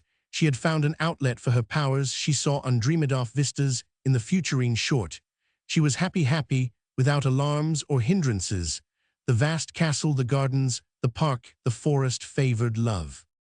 Lousteau found in Madame de la Baudrey an artlessness, nay, if you will, an innocence of mind, which made her very original. There was much more of the unexpected and winning in her than in a girl. Lousteau was quite alive to a form of flattery which in most women is assumed, but which in Dinah was genuine. She really learned from him the ways of love. He really was the first to reign in her heart, and indeed, he took the trouble to be exceedingly amiable. Men, like women, have a stock in hand of recitatives, of cantabile, of nocturnes, airs, and refrainschal, we say, of recipes. Although we speak of love which each one believes to be exclusively his own, men who have reached Lousteau's age try to distribute the movements of this repertoire through the whole opera of a passion. Lousteau, regarding this adventure with Dinah as a mere temporary connection, was eager to stamp himself on her memory in indelible lines, and during that beautiful October he was prodigal of his most entrancing melodies and most elaborate barcarolles. In fact, he exhausted every resource of the stage management of love, to use an expression borrowed from the theatrical dictionary and admirably descriptive of his maneuvers. "If that woman ever forgets me," he would sometimes say to himself as they returned together from a long walk in the woods, "I will owe her no grudge, will have found something better." When two beings have sung together all the duets of that enchanting score, and still love each other, it may be said that they love truly. Lausto, however, had not time to repeat himself, for he was to leave Annecy in the early days of November. His paper required his presence in Paris before breakfast on the day before he was to leave. The journalist and Dinah saw the master of the house come in with an artist from Nevers who restored carvings of all kinds. "What are you going to do?" asked Lausto. "What is to be done to the chateau?" "This is what I am going to do," said the little man, leading Lausto, the local artist, and Dinah out on the terrace. He pointed out on the front of the building a shield supported by two sirens not unlike that which may be seen on the arcade, now closed, through which there used to be a passage from the Quai des Tuileries to the courtyard of the old Louvre, and over which the words may still be seen, Bibliothèque du Cabinet du Roi. This shield bore the arms of the noble house of Uxelles, namely Or and Gules party per fesse, with two lions, or dexter and sinister, as supporters above a knight's helm, mantled of the tincture of the shield, and surmounted by a ducal coronet, motto Si Paroist, a proud and sonorous device. "I want to put my own coat of arms in the place of that of the Uxelles, and as they are repeated 6 times on the 2 fronts and the 2 wings, it is not a trifling affair." "Your arms so new, and since 1830, exclaimed Dinah. "Have I not created an entail?" "I could understand it if you had children," said the journalist. "Oh," said the old man, "Madame de la Baudrey is still young, there is no time lost." This allusion made Lausto smile. He did not understand Monsieur de la Baudrey. "There didn't," said he in Dinah's ear, "what a waste of remorse." Dinah begged him to give her 1 day more, and the lovers parted after the manner of certain theatres, which give 10 last performances of a piece that is paying, and how many promises they made, how many solemn pledges did not Dinah exact, and the unblushing journalist give her. Dinah, with superiority of the superior woman, accompanied Lausto in the face of all the world as far as Cosney with her mother and little La Baudrey, when 10 days later Madame de la Baudrey saw in her drawing-room at La Baudrey Monsieur de Clagny-Gachin and Gravier, she found an opportunity of saying to each in turn, "I owe it to Monsieur Lausto that I discovered that I had not been loved for my own sake." And what noble speeches she uttered on man, on the nature of his feelings, on the end of his base passions, and so forth. Of Dinah's 3 worshippers, Monsieur de Clagny only said to her, "I love you, come what may," and Dinah accepted him as her confidant, lavished on him all the marks of friendship which women can devise for the girths who are ready thus to wear the collar of gilded slavery. In Paris, once more Lausto had, in a few weeks, lost the impression of the happy time he had spent at the Château d'Annecy. This is why Lausto lived by his pen. In this century, especially since the triumph of the bourgeoisie, the commonplace money-saving citizen who takes good care not to imitate Francis Roman I or Louis Roman XIV to live by the pen, is a form of penal servitude to which a galley slave would prefer death. To live by the pen means to create today and tomorrow, and incessantly to seem to create, and the imitation costs as dear as the reality. So, besides his daily contribution to a newspaper, which was like the stone of Sisyphus, and which came every Monday crashing down onto the feather of his pen, Etienne worked for 3 or 4 literary magazines. Still, do not be alarmed. He put no artistic conscientiousness into his work. This man of Sancerre had a facility, a carelessness, if you call it so, which ranked him with those writers who are mere scriveners, literary hacks. In Paris, in our day, hackwork cuts a man off from every pretension to a literary position when he can do no more or no longer cares for advancement. The man who can write becomes a journalist and a hack. The life he leads is not unpleasing. Blue stockings, beginners in every walk of life, actresses at the outset, or the close of a career, publishers and authors, all make much of these writers of the ready pen. Lausto, a thorough man about town, lived at scarcely any expense. Beyond paying his rent, He had boxes at all the theaters, the sale of the books he reviewed or left unreviewed paid for his gloves. And he would say to those authors who published at their own expense, "I have your book always in my hands." He took toll from vanity, in the form of drawings or pictures every day, had its engagements to dinner every night. Its theater every morning was filled up with callers' visits, and lounging his serial in the paper 2 novels a year for weekly magazines, and his miscellaneous articles were the tax he paid for this easygoing life. And yet to reach this position, Etienne had struggled for 10 years. At the present time known to the literary world, liked for the good or the mischief he did, with equally facile good humor, he let himself float, with the stream never caring for the future. He ruled a little set of newcomers.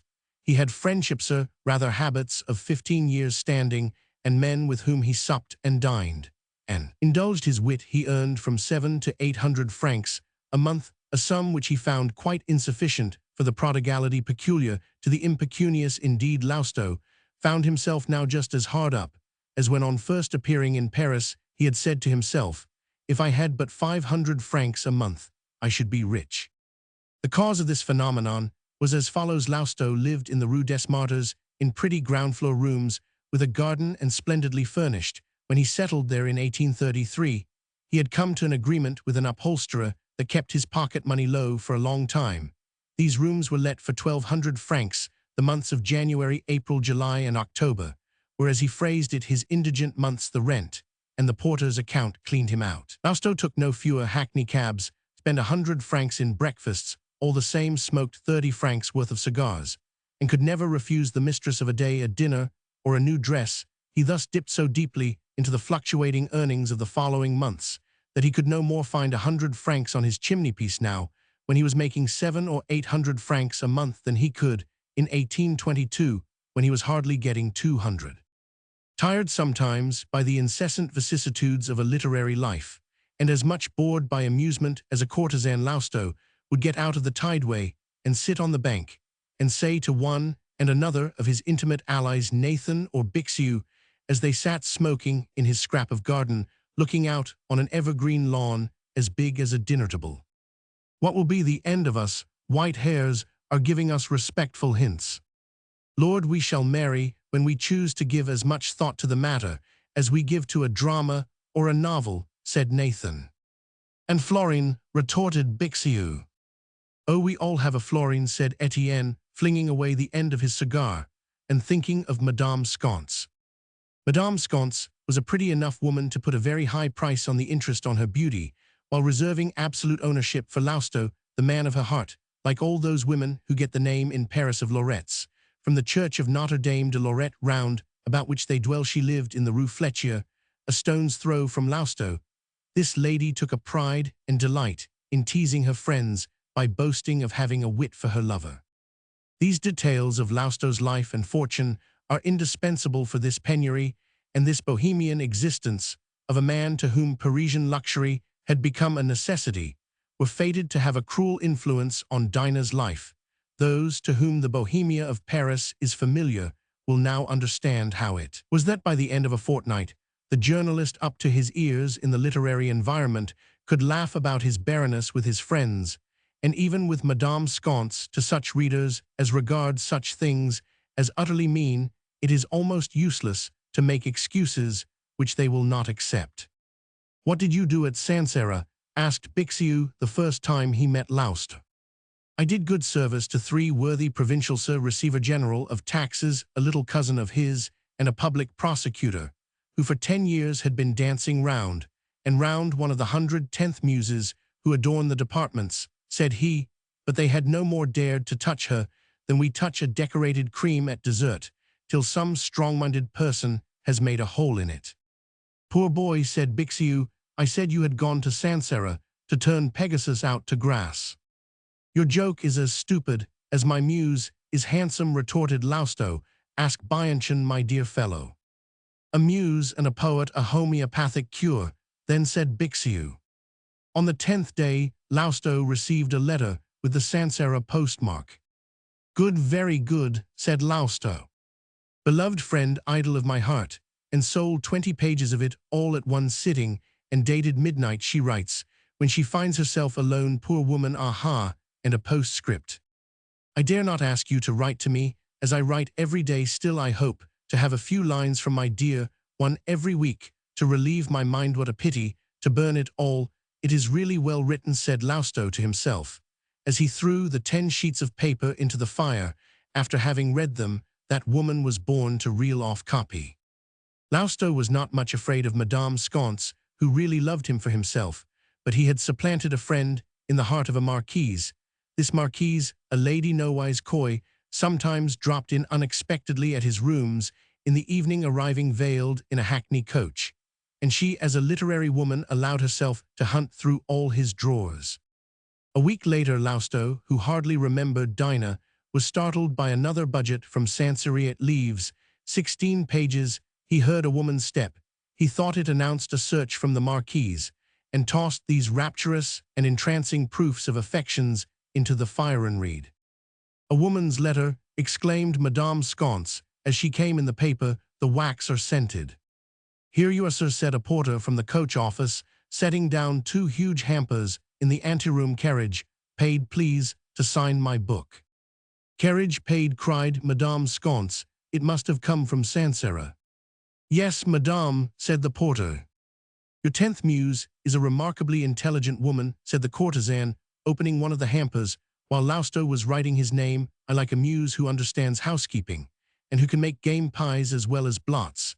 And oh, what beautiful flowers, she went on, opening the second hamper, why you could get none finer in Paris. And here, a hare, partridges, half a roebuck. We will ask your friends, and have a famous dinner, for Athalie has a special talent for dressing venison. Lausto wrote to Dinah, but instead of writing from the heart, he was clever. The letter was all the more insidious. It was like one of Mirabeau's letters to Sophie. The style of a true lover is transparent. It is a clear stream which allows the bottom of the heart to be seen between 2 banks, bright with the trifles of existence and covered with the flowers of the soul that blossom afresh every day, full of intoxicating beauty, but only for 2 beings. As soon as a love letter has any charm for a third reader, it is beyond doubt the product of the head, not of the heart. But a woman will always be beguiled. She always believes herself to be the determining cause of this flow of wit. By the end of December, Lausto had ceased to read Dinah's letters. They lay in a heap in a drawer of his chest that was never locked under his shirts, which they scented. Then one of those chances came to Lausto, which such bohemians ought to clutch by every hair. In the middle of December, Madame Sconce, who took a real interest in Etienne, sent to beg him to call on her one morning on business. My dear fellow, you have a chance of marrying. I can marry very often happily, my dear. When I say marrying, I mean marrying well. You have no prejudices. I need not mince matters. This is the position. A young lady has got into trouble. Her mother knows nothing of even a kiss. Her father is an honest notary, a man of honor. He has been wise enough to keep it dark. He wants to get his daughter married within a fortnight, and he will give her a fortune of 150,000 francs for. He has 3 other children. Butand. It is not a bad idea. We'll add 100,000 francs under the rose, hand to cover the damages. They are an old family of Paris citizens, Rue des Lombards. Well then, why does not the lover marry her? Dead. What a romance! Such things are nowhere to be heard of, but in the Rue des Lombards. But do not take it into your head that a jealous brother murdered the seducer. The young man died in the most commonplace way, of a pleurisy, caught as he came out of the theater, a head clerk. And penniless, the man entrapped the daughter in order to marry into the business. A judgment from heaven, I call it. Where did you hear the story? From Malaga. The notary is her milord. What, Cardot, the son of that little old man in hair powder, Florentine's first friend. Just so. Malaga, whose fancy is a little tomtit of a fiddler of 18, cannot in conscience make such a boy marry the girl. Besides, she has no cause to do him an ill turn. Indeed, Monsieur Cardot wants a man of 30 at least. Our notary, I feel sure, will be proud to have a famous man for his son-in-law, so just feel yourself all over. You will pay your debts. You will have 12,000 francs a year, and be a father without any trouble on your part. What do you say to that, to the good? And after all, you only marry a very consolable widow. There is an income of 50,000 francs in the house. and the value of the connection, so in due time you may look forward to not less than 15,000 francs a year more for your share, and you will enter a family holding a fine political position. Cardot is the brother-in-law of old Camusot the depute, who lived so long with Fanny Beauper. Yes, said Lousteau, old Camusot married little Daddy Cardot's eldest daughter, and they had high times together. Well, Madame Sconce went on, and Madame Cardot, the notary's wife, was a Chiffreville manufacturers of chemical products. The aristocracy of these days, Potash, I tell you still, this is the unpleasant side of the matter. You will have a terrible mother-in-law, a woman capable of killing her daughter. If she knew this Cardot woman is a bigot, she has lips like two faded narrow pink ribbons. A man of the town like you would never pass muster with that woman, who in her well-meaning way will spy out your bachelor life and know every fact of the past. However, Cardot says he means to exert his paternal authority. The poor man will be obliged to do the civil to his wife for some days, a woman made of wood. My dear fellow Malaga, who has seen her, calls her a penitential scrubber. Cardot is a man of 40. He will be mayor of his district and perhaps be elected deputy.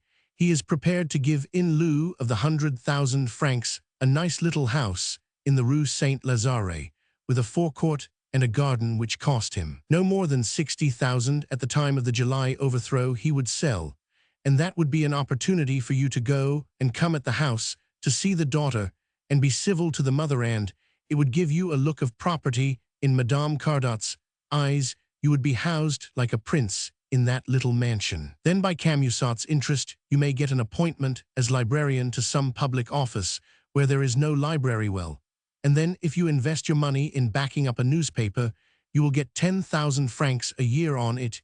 You can earn 6. Your librarianship will bring you in 4. Can you do better for yourself? If you were to marry a lamb without spot, it might be a light woman by the end of 2 years.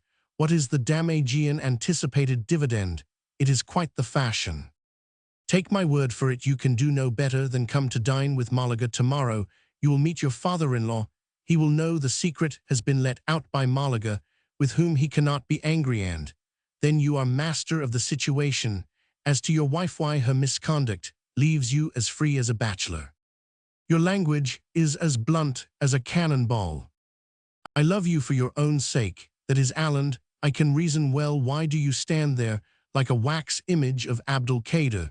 There is nothing to meditate over. Marriage is heads or tail swell. You have tossed heads up. You shall have my reply tomorrow, said Lousteau. I would sooner have it at once. Malaga will write you up tonight. Well then, yes.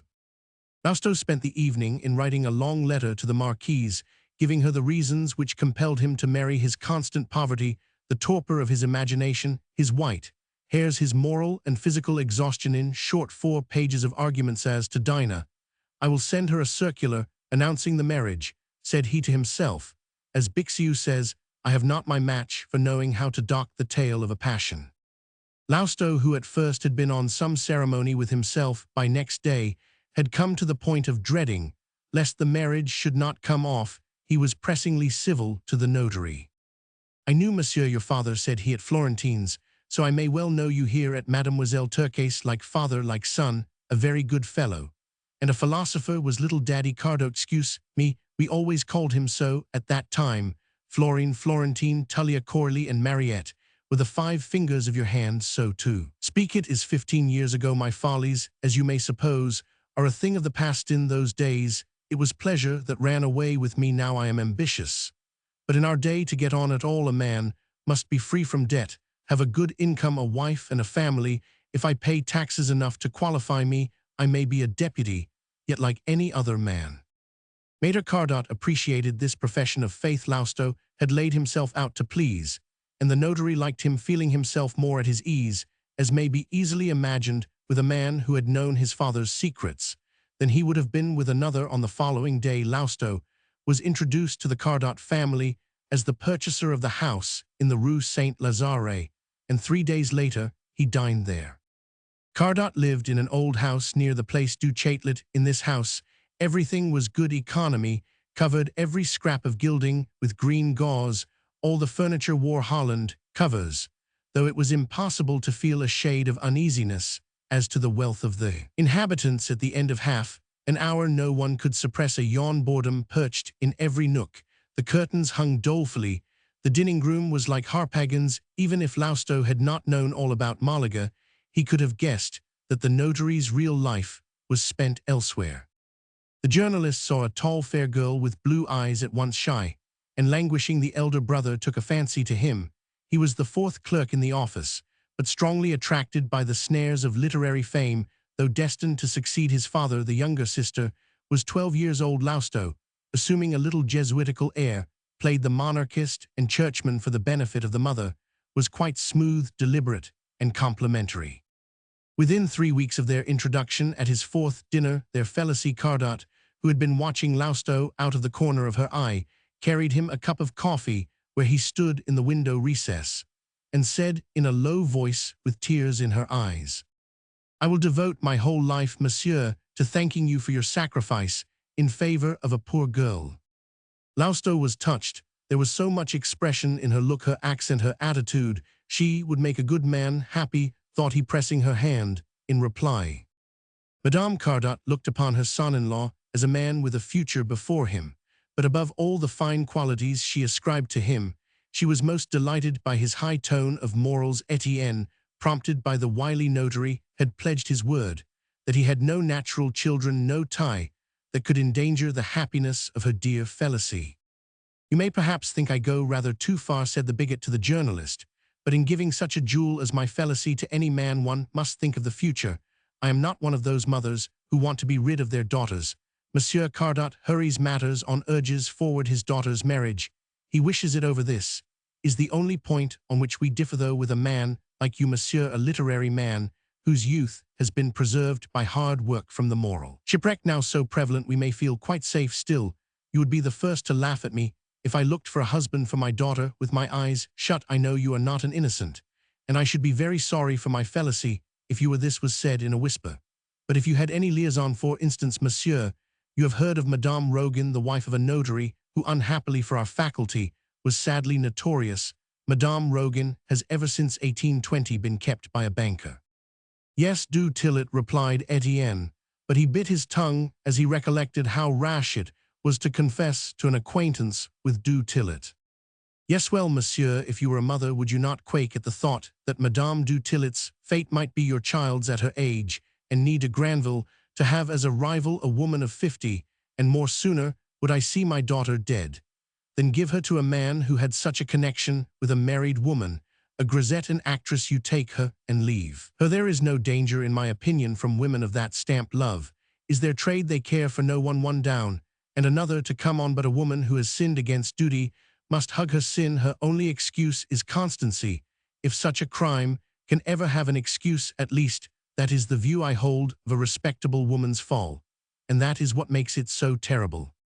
Instead of looking for the meaning of these speeches, Etienne made a jest of them. At Malaga's, whither he went with his father-in-law elect, for the notary and the journalist were the best of friends. Lausto had already given himself the airs of a person of importance. His life at last was to have a purpose. He was in luck's way, and in a few days would be the owner of a delightful little house in the Rue Saint-Lazare. He was going to be married to a charming woman. He would have about 20,000 francs a year, and could give the reins to his ambition. The young lady loved him, and he would be connected with several respectable families. In short, he was in full sail on the blue waters of hope. Madame Cardat had expressed a wish to see the Prince Fergil Blas, one of the illustrated volumes which the French publishers were at that time bringing out, and Lausto had taken the first numbers for the lady's inspection. The lawyer's wife had a scheme of her own. She had borrowed the book merely to return it. She wanted an excuse for walking in on her future son-in-law. Quite unexpectedly, the sight of those bachelor rooms which her husband had described as charming would tell her more, she thought, as to Lausto's habits of life than any information she could pick up. Her sister-in-law, Madame Camusot, who knew nothing of the fateful secret, was terrified at such a marriage for her niece. Monsieur Camusot, a counselor of the Supreme Court, old Camusot's son, by his first marriage, had given his stepmother, who was Cardat's sister, a far from flattering account of the journalist.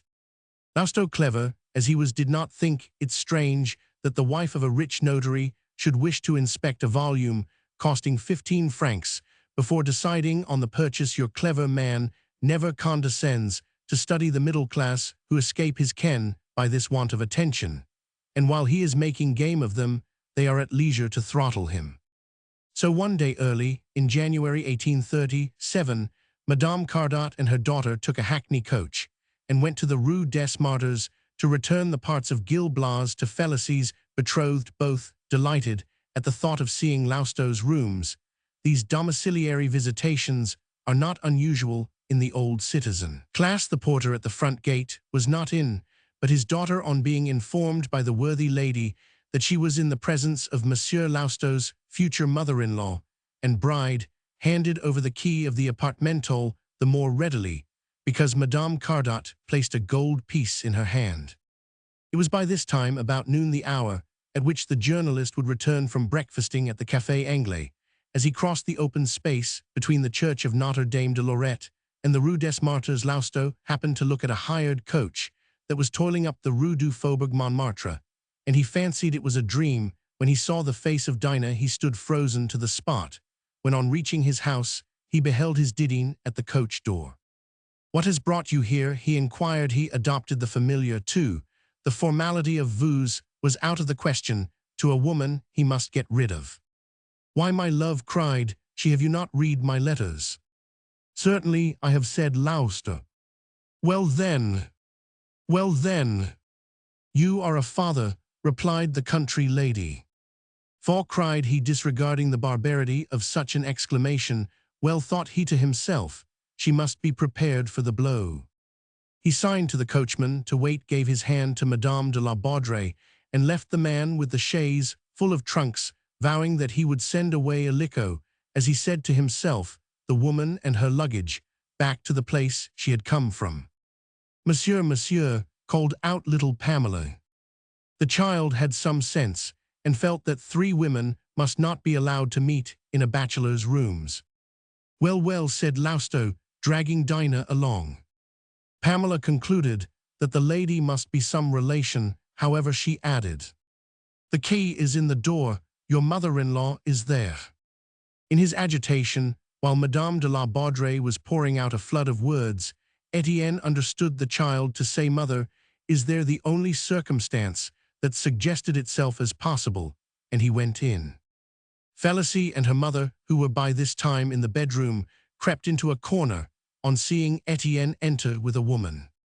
"At last, Etienne, my dearest, I am yours for life," cried Dinah, throwing her arms round his neck and clasping him closely while he took the key from the outside of the door. "Life is a perpetual anguish to me in that house at Annecy. I could bear it no longer.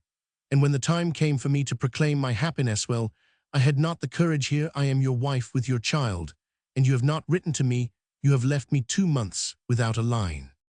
But Dinah, you place me in the greatest difficulty. Do you love me? How can I do otherwise than love you? But would you not have been wiser to remain at Sancerre? I am in the most abject poverty, and I fear to drag you into it. Your misery will be paradise to me. I only ask to live here, never to go out." Good God, that is all very fine in words, but Dinah sat down and melted into tears as she heard this speech roughly spoken. Lousteau could not resist this distress. He clasped the Baroness in his arms and kissed her. "Do not cry, Didine," said he, and as he uttered the words he saw in the mirror the figure of Madame Cardat looking at him from the further end of the rooms. "Come, Didine, go with Pamela and get your trunks unloaded," said he in her ear. "Go, do not cry, we will be happy." He led her to the door and then came back to divert the storm. "Monsieur," said Madame Cardat, "I congratulate myself on having resolved to see for myself the home of the man who was to have been my son-in-law. If my daughter were to die of it, she should never be the wife of such a man as you. You must devote yourself to making your Didine happy, monsieur." And the virtuous lady walked out, followed by Felicy, who was crying too, for she had become accustomed to Etienne. The dreadful Madame Cardat got into her hackney coach again, staring insolently at the hapless Dinah, in whose heart the sting still rankled of that is all very fine in words, but who nevertheless, like every woman in love, believed in the murmured, "Do not cry, Didine."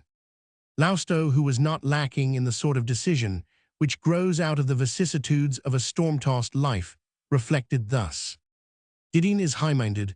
When once she knows of my proposed marriage, she will sacrifice herself for my future prospects, and I know how I can manage to let her know delighted at having hit on a trick, of which the success seemed certain.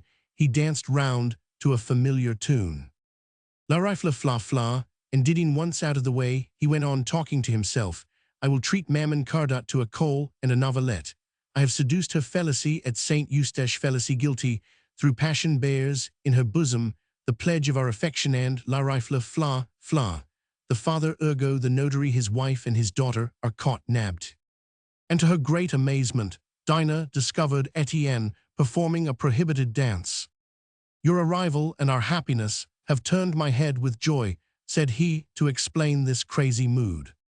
And I had fancied you had ceased to love me, exclaimed the poor woman, dropping the handbag she was carrying and weeping with joy as she sank into a chair. Make yourself at home, my darling, said Etienne, laughing in his sleeve.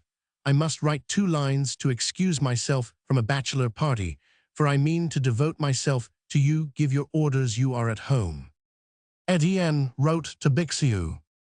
My dear boy, my Baroness has dropped into my arms and will be fatal to my marriage unless we perform one of the most familiar stratagems of the 1,001 comedies at the Gymnase. I rely on you to come here, like one of Molière's old men, to scold your nephew Linder for his folly, while the 10th Muse lies hidden in my bedroom. You must work on her feelings, strike hard, be brutal. Offensive, you understand, shall express my blind devotion, and shall seem to be deaf, so that you may have to shout at me. Come, if you can, at 7 o'clock. Yours, E. Lousteau. Having sent this letter by a commissionaire to the man who in all Paris most delighted in such practical jokes and the slang of artists, a charge, Lousteau made a great show of settling the Muse of Sancerre in his apartment. He busied himself in arranging the luggage she had brought and informed her as to the persons and ways of the house with such perfect good faith, and a glee which overflowed in kind words and caresses, that Dinah believed herself the best beloved woman in the world. These rooms, where everything bore the stamp of fashion, pleased her far better than her old chateau. Pamela Midgeon, the intelligent damsel of 14, was questioned by the journalist as to whether she would like to be waiting maid to the imposing Baroness. Pamela, perfectly enchanted, entered on her duties at once by going off to order dinner from a restaurant on the boulevard. Dinah was able to judge of the extreme poverty that lay hidden under the purely superficial elegance of this bachelor home when she found none of the necessaries of life. As she took possession of the closets and drawers, she indulged in the fondest dreams. She would alter Etienne's habits, she would make him homekeeping, she would fill his cup of domestic happiness. The novelty of the position hid its disastrous side. Dinah regarded reciprocated love as the absolution of her sin. She did not yet look beyond the walls of these rooms. Pamela, whose wits were as sharp as those of a Lorette, went straight to Madame Sconce to beg the loan of some plate, telling her what had happened to Lousteau. After making the child welcome to all she had, Madame Sconce went off to her friend Malaga, that Cardat might be warned of the catastrophe that had befallen his future son-in-law. The journalist, not in the least uneasy about the crisis as affecting his marriage, was more and more charming to the lady from the provinces. The dinner was the occasion of the delightful child's play of lovers set at liberty, and happy to be free when they had had their coffee, and Lousteau was sitting in front of the fire. Dinah on his knee. Pamela ran in with a scared face. Here is Monsieur Bixiou, said she. Go into the bedroom, said the journalist to his mistress. I will soon get rid of him. He is one of my most intimate friends, and I shall have to explain to him my new start in life. Oh ho, dinner for 2, and a blue velvet bonnet, cried Bixiou. I am off. That is what comes of marrying. Must go through some partings. How rich one feels when one begins to move one's sticks. Who talks of marrying, said Lousteau. What, are you not going to be married, then, cried Bixiou. No. No, my word, what next? Are you making a fool of yourself, if you please? What, you who by the mercy of heaven have come across 20,000 francs a year and a house, and a wife, connected with all the first families of the better middle-class wife, in short out of the Rue des Lombards. That will do, Bixiou, enough it is, at an end be off. Be off, I have a friend's privileges, and I shall take every advantage of them. What has come over you? What has come over me is my lady from Sancerre. She is a mother, and we are going to live together happily to the end of our days. You would have heard it tomorrow, so you may as well be told it now. Many chimney pots are falling on my head, as Arnold says, but if this woman really loves you, my dear fellow, she will go back to the place she came from. Did any provincial woman ever yet find her sea legs in Paris? She will wound all your vanities. Have you forgotten what a provincial is? She will bore you as much when she is happy as when she is sad. She will have as great a talent for escaping grace as a Parisian has in inventing it. Lousteau, listen to me. That a passion should lead you to forget to some extent the times in which we live is conceivable, but I, my dear fellow, have not the mythological bandage over my eyes. Well, then consider your position. For 15 years you have been tossing in the literary world. You are no longer young. You have padded the hoof till your soles are worn through. Yes, my boy, you turn your socks under like a street urchin to hide the holes, so that the legs cover the heels. In short, the joke is too stale. Your excuses are more familiar than a patent medicine. I may say to you, like the regent to Cardinal Dubois, that is kicking enough, said Lousteau, laughing. O venerable young man, replied Bixiou, the iron has touched the sore to the quick. You are worn out, aren't you? Well, then, in the heyday of youth, under the pressure of penury, what have you done? You are not in the front rank, and you have not 1,000 francs of your own. That is the sum total of the situation. Can you, in the decline of your powers, support a family by your pen when your wife, if she is an honest woman, will not have at her command the resources of the woman of the streets, who can extract her 1,000-franc note from the depths, where my lord keeps it safe? You are rushing into the lowest depths of the social theater. And this is only the financial side. Now consider the political position. We are struggling in an essentially bourgeois age, in which honor, virtue, high-mindedness, talent, learning, genius, in short, is summed up in paying your way, owing nobody anything, and conducting your affairs with judgment. Be steady, be respectable, have a wife and children, pay your rent and taxes, serve in the National Guard, and be on the same pattern as all the men of your company. Then you may indulge in the loftiest pretensions, rise to the ministry, and you have the best chances possible, since you are no Montmorency. You are preparing to fulfill all the conditions insisted on for turning out a political personage. You are capable of every mean trick that is necessary in office, even of pretending to be commonplace. You would have acted it to the life, and just for a woman who will leave you in the lurched end of every eternal passion in 3, 5, or 7 years after, exhausting your last physical and intellectual powers, you turn your back on the sacred hearth, on the Rue des Lombards, on a political career, on 30,000 francs per annum, on respectability, and respect taught that to be the end of a man who has done with illusions. If you had kept a pot boiling for some actress who gave you your fun for it, well, that is what you may call a cabinet matter. But to live with another man's wife, it is a draught at sight on disaster. It is bolting the bitter pills of vice with none of the gilding. That will do. One word answers it all. I love Madame de la Baudrey, and prefer her to every fortune, to every position the world can offer. I may have been carried away by a gust of ambition, but everything must give way to the joy of being a father. Aha, you have a fancy for paternity, but wretched man, we are the fathers only of our legitimate children. What is a brat that does not bear your name? The last chapter of the romance, your child, will be taken from you. We have seen that story in 20 plays these 10 years past. Society, my dear boy, will drop upon you sooner or later. Read Adolphe. Once more, dear me, I fancy I can see you. When you and she are used to each other, I see you dejected hangdog, bereft of position and fortune, and fighting like the shareholders of a bogus company when they are tricked by a director. Your director is happiness. Say no more, Bixiou. But I have only just begun, said Bixiou. Listen, my dear boy, marriage has been out of favor for some time past, but apart from the advantages it offers in being the only recognized way of certifying heredity, as it affords a good-looking young man though penniless, the opportunity of making his fortune in 2 months. It survives in spite of disadvantages, and there is not the man living who would not repent sooner or later of having, by his own fault, lost the chance of marrying 30,000 francs a year. "You won't understand me," cried Lousteau, in a voice of exasperation. "Go away, is there? I beg your pardon, why did you not tell me sooner you are of age? And so is she," he added in a lower voice, but loud enough to be heard by Dinah. "She will make you repent bitterly of your happiness. If it is a folly, I intend to commit it. Goodbye." "A man gone overboard," cried Bixiou. "Devil take those friends who think they have a right to preach to you," said Lousteau, opening the door of the bedroom, where he found Madame de la Baudrée sunk in an armchair, and dabbing her eyes with an embroidered handkerchief. "Oh, why did I come here?" sobbed she. "Good heavens! Why indeed, Etienne, I am not so provincial as you think me. You are making a fool of me."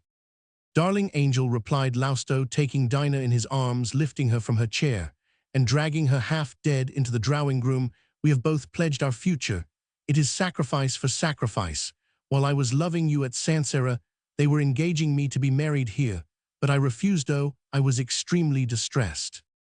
"I am going," cried Dinah, starting wildly to her feet and turning to the door. "You will stay here, my Didine. All is at an end, and is this fortune so lightly earned? After all, must I not marry a gawky tow-haired creature with a red nose, the daughter of a notary, and saddle myself with a stepmother who could give Madame de Piedeffer points on the score of bigotry?" Pamela flew in and whispered in Lousteau's ear, "Madame sconce." Lousteau rose, leaving Dinah on the sofa, and went out. "It is all over with you, my dear," said the woman. "Cardat does not mean to quarrel with his wife. For the sake of a son-in-law, the lady made a scene, something like a scene. I can tell you so. To conclude, the head clerk, who was the late head clerk's deputy for 2 years, agrees to take the girl with the business." "Mean wretch!" exclaimed Lousteau. "What, in 2 hours he has made up his mind? Bless me, that is simple enough. The rascal, who knew all the dead man's little secrets, guessed what a fix his master was in from overhearing a few words of the squabble with Madame Cardat. The notary relies on your honor and good feeling, for the affair is settled. The clerk, whose conduct has been admirable, went so far as to attend mass, a finished hypocrite.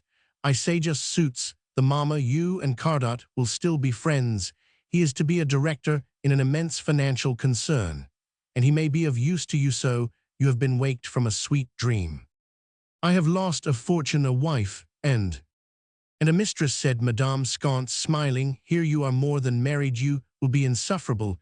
You will be always wanting to get home. There will be nothing loose about you, neither your clothes nor your habits. And after all, my Arthur does things in style. I will be faithful to him and cut Malaga's acquaintance. Let me peep at her through the Doria Sancerre Muse," she went on. "Is there no finer bird than that to be found in the desert?" she exclaimed. "You are cheated. She is dignified, lean, lachrymose. She only needs Lady Dudley's turban." "What is it now?" asked Madame de la Baudrée, who had heard the rustle of a silk dress and the murmur of a woman's voice. "It is, my darling, that we are now indissolubly united. I have just had an answer to the letter you saw me write, which was to break off my marriage." "So that was the party which you gave up?" "Yes." "Oh, I will be more than your wife. I am your slave. I give you my life," said the poor deluded creature. "I did not believe I could love you more than I did now. I shall not be a mere incident, but your whole life." "Yes, my beautiful, my generous Didine." "Swear to me," said she, "that only death shall divide us." Lousteau was ready to sweeten his vows with the most fascinating prettinesses, and this was why, between the door of the apartment where he had taken the Laurette's farewell kiss and that of the drawing-room where the Muse was reclining bewildered by such a succession of shocks, Lousteau had remembered little de la Baudrèe's precarious health, his fine fortune, and Bianchin's remark about Dinah. She will be a rich widow, and he said to himself, "I would 100 times rather have Madame de la Baudrée for a wife than Félicie." His plan of action was quickly decided on. He determined to play the farce of passion once more, and to perfection his mean self-interestedness and his false vehemence of passion had disastrous results. Madame de la Baudrée, when she set out from Sancerre, for Paris had intended to live in rooms of her own quite near to Lausto, but the proofs of devotion her lover had given her by giving up such brilliant prospects, and yet more the perfect happiness of the first days of their illicit union, kept her from mentioning such a parting. The second day was to be indeed was a high festival, in which such a suggestion proposed to her angel would have been a discordant note. Lausto, on his part, anxious to make Dinah feel herself dependent on him, kept her in a state of constant intoxication by incessant amusement. These circumstances hindered two persons so clever as these were from avoiding the slough into which they fell that of a life in common, a piece of folly of which, unfortunately, many instances may be seen in Paris in literary circles. And thus was the whole programme played out of a provincial amour so satirically described by Lausto to Madame de la Baudrey, a fact which neither he nor she remembered. Passion is born a deaf-mute. This winter in Paris was to Madame de la Baudrey all that the month of October had been at Sancerre. Etienne, to initiate his wife into Paris life, varied this honeymoon by evenings at the play, where Dinah would only go to the stage box. At first Madame de la Baudrey preserved some remnants of her countrified modesty. She was afraid of being seen. She hid her happiness, she would say. Monsieur de Clagny or Monsieur Gravier may have followed me to Paris. She was afraid on Sancerre, even in Paris. Lausto, who was excessively vain, educated Dinah, took her to the best dressmakers and pointed out to her the most fashionable women, advising her to take them as models for imitation, and Madame de la Baudrey's provincial appearance was soon a thing of the past. Lausto, when his friends met him, was congratulated on his conquest. All through that season, Etienne wrote little and got very much into debt, though Dinah, who was proud, bought all her clothes out of her savings, and fancied she had not been the smallest expense to her beloved. By the end of 3 months Dinah was acclimatized. She had reveled in the music at the Italian opera.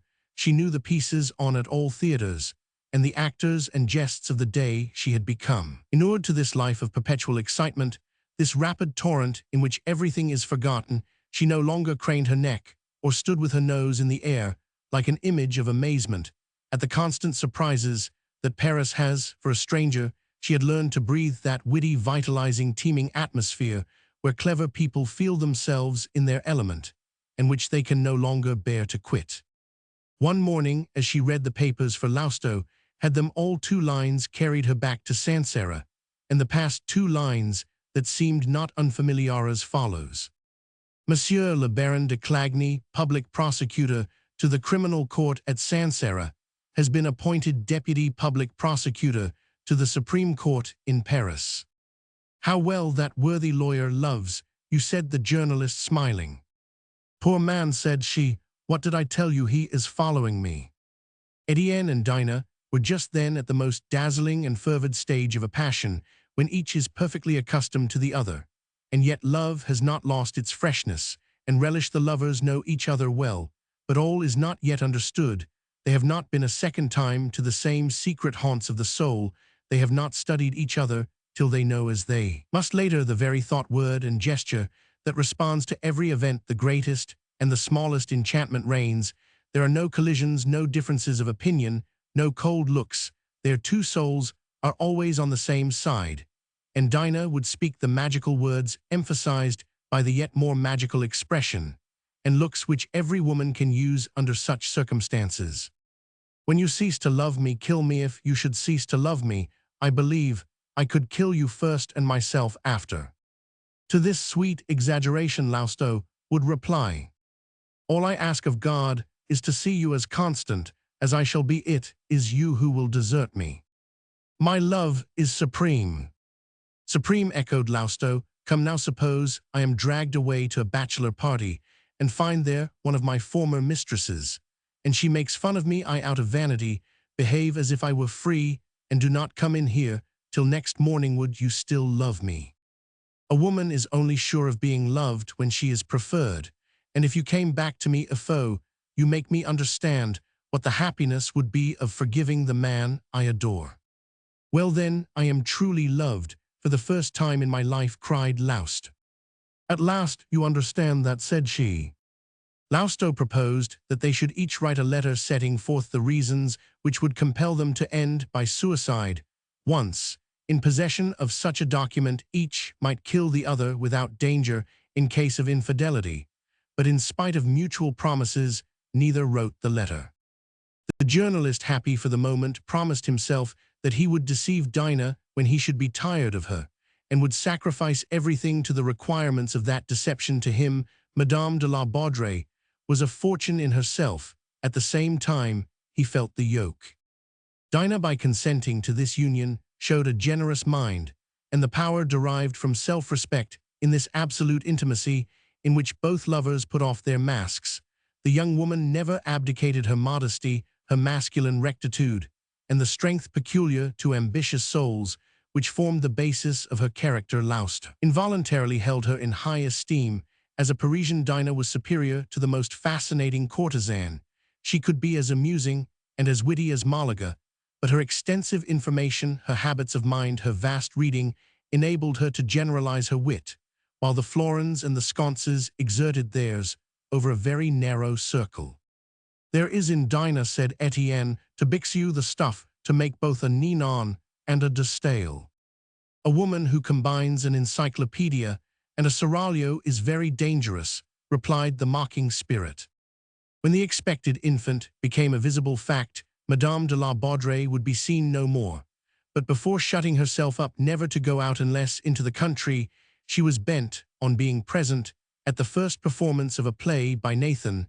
This literary solemnity occupied the minds of the 2,000 persons who regard themselves as constituting all Paris. Dinah, who had never been at a first night's performance, was very full of natural curiosity.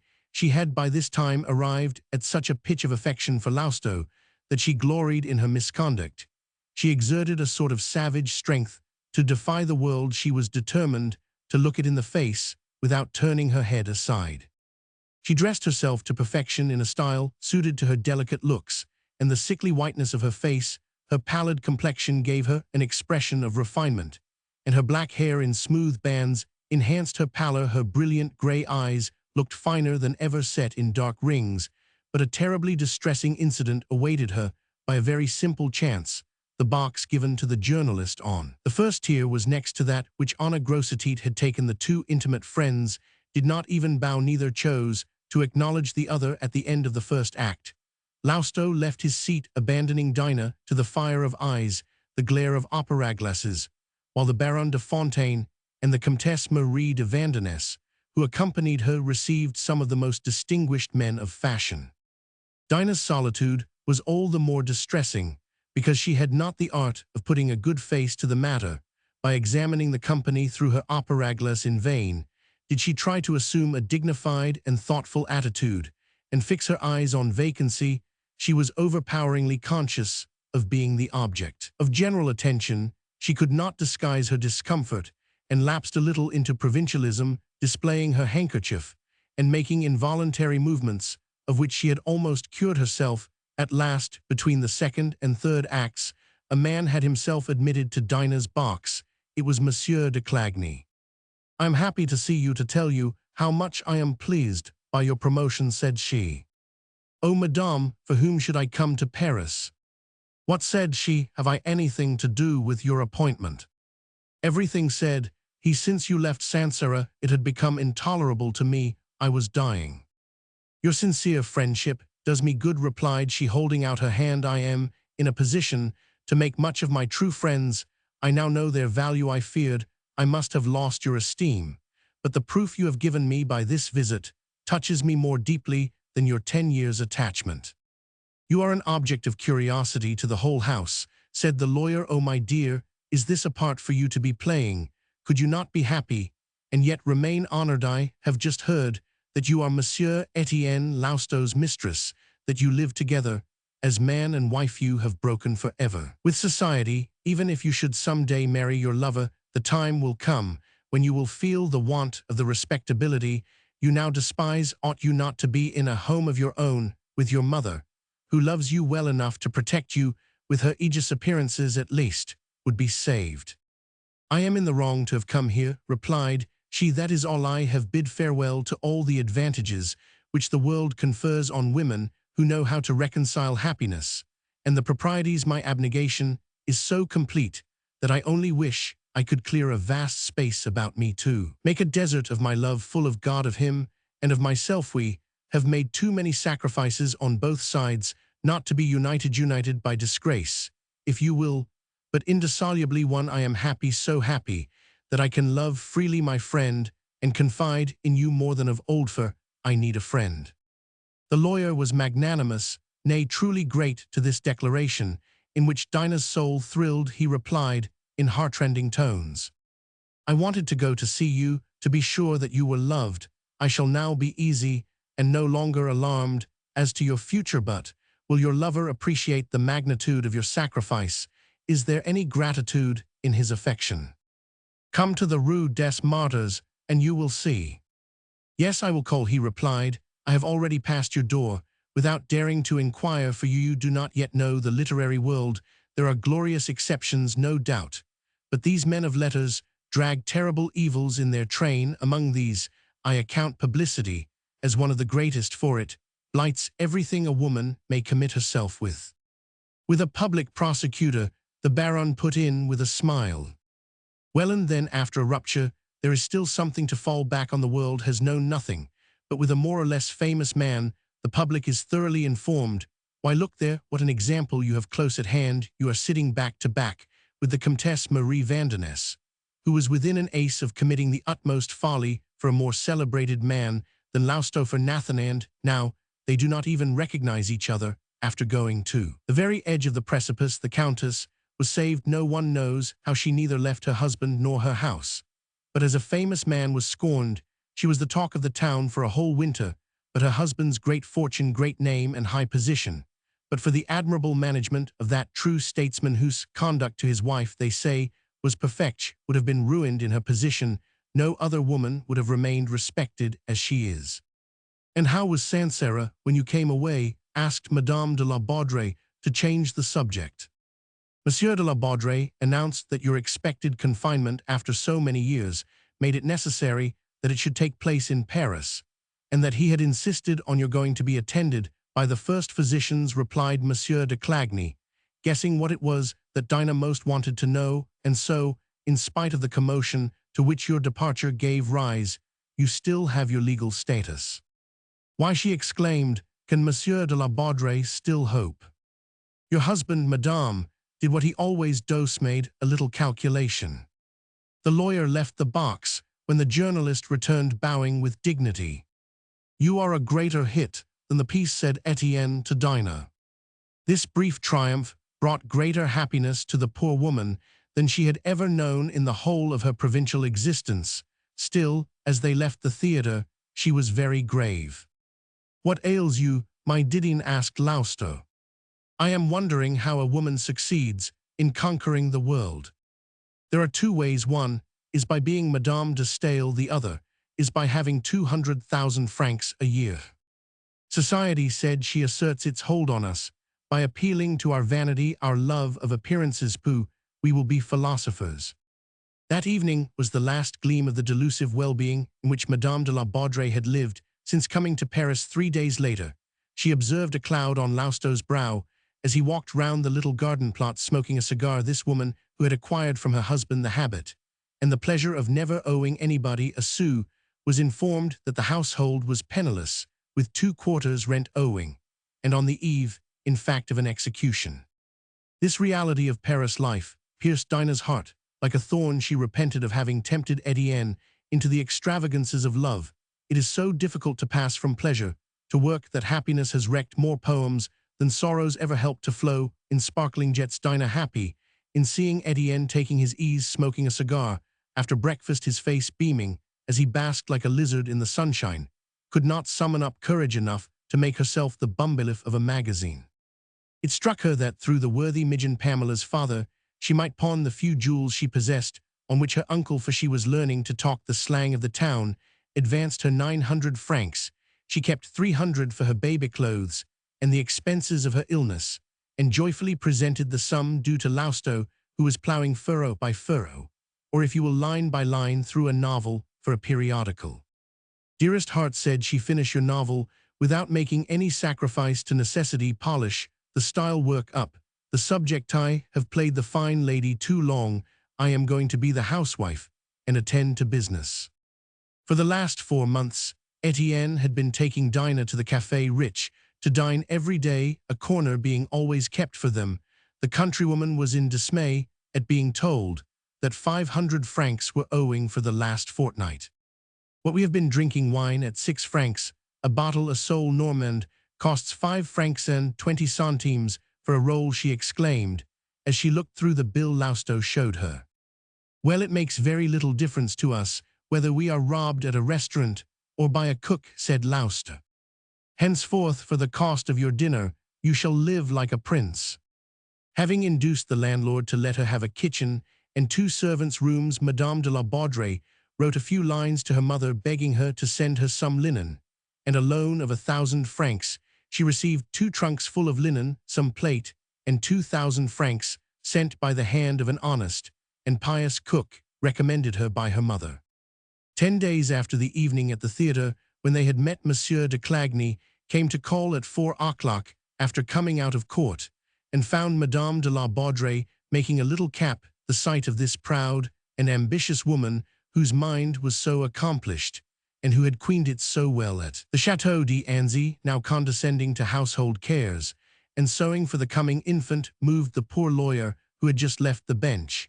And as he saw the pricks on one of the taper fingers he had so often kissed, he understood that Madame de la Baudrey was not merely playing at this maternal task. In the course of this first interview, the magistrate saw to the depths of Dinah's soul. This perspicacity in a man so much in love was a superhuman effort. He saw that Didine meant to be the journalist's guardian spirit and lead him into a nobler road. She had seen that the difficulties of his practical life were due to some moral defects between 2 beings united by love, in one so genuine, and in the other so well feigned. More than one confidence had been exchanged in the course of 4 months, notwithstanding the care with which Etienne wrapped up his true self a word now and then had not failed to enlighten Dinah as to the previous life of a man whose talents were so hampered by poverty, so perverted by bad examples, so thwarted by obstacles beyond his courage to surmount. He will be a greater man if life is easy to him, said she to herself, and she strove to make him happy, to give him the sense of a sheltered home by dint of such economy and method as are familiar to provincial folks. Thus Dinah became a housekeeper, as she had become a poet, by the soaring of her soul towards the heights. His happiness will be my absolution. These words, wrung from Madame de la Baudrey by her friend, the lawyer, accounted for the existing state of things. The publicity of his triumph, flaunted by Etienne on the evening of the first performance, had very plainly shown the lawyer what Lousteau's purpose was. To Etienne, Madame de la Baudrey was, to use his own phrase, a fine feather in his cap. Far from preferring the joys of a shy and mysterious passion of hiding such exquisite happiness from the eyes of the world, he found a vulgar satisfaction in displaying the first woman of respectability who had ever honored him with her affection. The judge, however, was for some time deceived by the attentions which any man would lavish on any woman in Madame de la Baudrey's situation, and Lousteau made them doubly charming by the ingratiating ways characteristic of men whose manners are naturally attractive. There are in fact men who have something of the monkey in them by nature, and to whom the assumption of the most engaging forms of sentiment is so easy that the actor is not detected, and Lousteau's natural gifts had been fully developed on the stage on which he had hitherto figured. Between the months of April and July, when Dinah expected her confinement, she discovered why it was that Lousteau had not triumphed over poverty. He was idle, and had no power of will. The brain, to be sure, must obey its own laws. It recognizes neither the exigencies of life nor the voice of honor. A man cannot write a great book because a woman is dying, or to pay a discreditable debt, or to bring up a family at the same time. There is no great talent without a strong will. These twin forces are requisite for the erection of the vast edifice of personal glory. A distinguished genius keeps his brain in a productive condition. Just as the knights of old kept their weapons always ready for battle, they conquer indolence. They deny themselves enervating pleasures or indulge only to a fixed limit proportion to their powers. This explains the life of such men as Walter Scott Cuvier, Voltaire, Newton, Buffon, Bayle, Bossuet, Leibniz, Lopez de Vega, Calderon, Boccaccio, Aretino, Aristotle. Short, every man who delighted governed or led his contemporaries. A man may and ought to pride himself more on his will than on his talent, though talent has its germ in a cultivated gift. Will means the incessant conquest of his instincts, of proclivities subdued and mortified, and difficulties of every kind. Heroically defeated the abuse of smoking, encouraged Lousteau's indolence. Tobacco, which can lull grief, inevitably numbs a man's energy. Then, while the cigar deteriorated him physically, criticism, as a profession, morally stultified a man so easily tempted by pleasure. Criticism is as fatal to the critic as seeing two sides to a question is to a pleader. In these professions, the judgment is undermined, the mind loses its lucid rectitude, the writer lives by taking sides. Thus we may distinguish two kinds of criticism, as in painting we may distinguish art from practical dexterity. Criticism, after the pattern of most contemporary leader writers, is the expression of judgments formed at random in a more or less witty way, just as an advocate pleads in court on the most contradictory briefs. The newspaper critic always finds a subject to work up. In the book he is discussing, done after this fashion, the business is well adapted to indolent brains, to men devoid of the sublime faculty of imagination, or possessed of it, indeed, but lacking courage to cultivate it. Every play, every book comes to their pen as a subject making no demand on their imagination, and of which they simply write a report, seriously or in irony, according to the mood of the moment. As to an opinion, whatever it may be, French wit can always justify it, being admirably ready to defend either side of any case, and conscience counts for so little. These bravi have so little value for their own words that they will loudly praise in the green room the work they tear to tatters in print. Nay, men have been known to transfer their services from one paper to another without being at the pains to consider that the opinions of the new sheet must be diametrically antagonistic to those of the old. Madame de la Baudrey could smile to see Lousteau with one article on the legitimist side and one on the side of the new dynasty, both on the same occasion.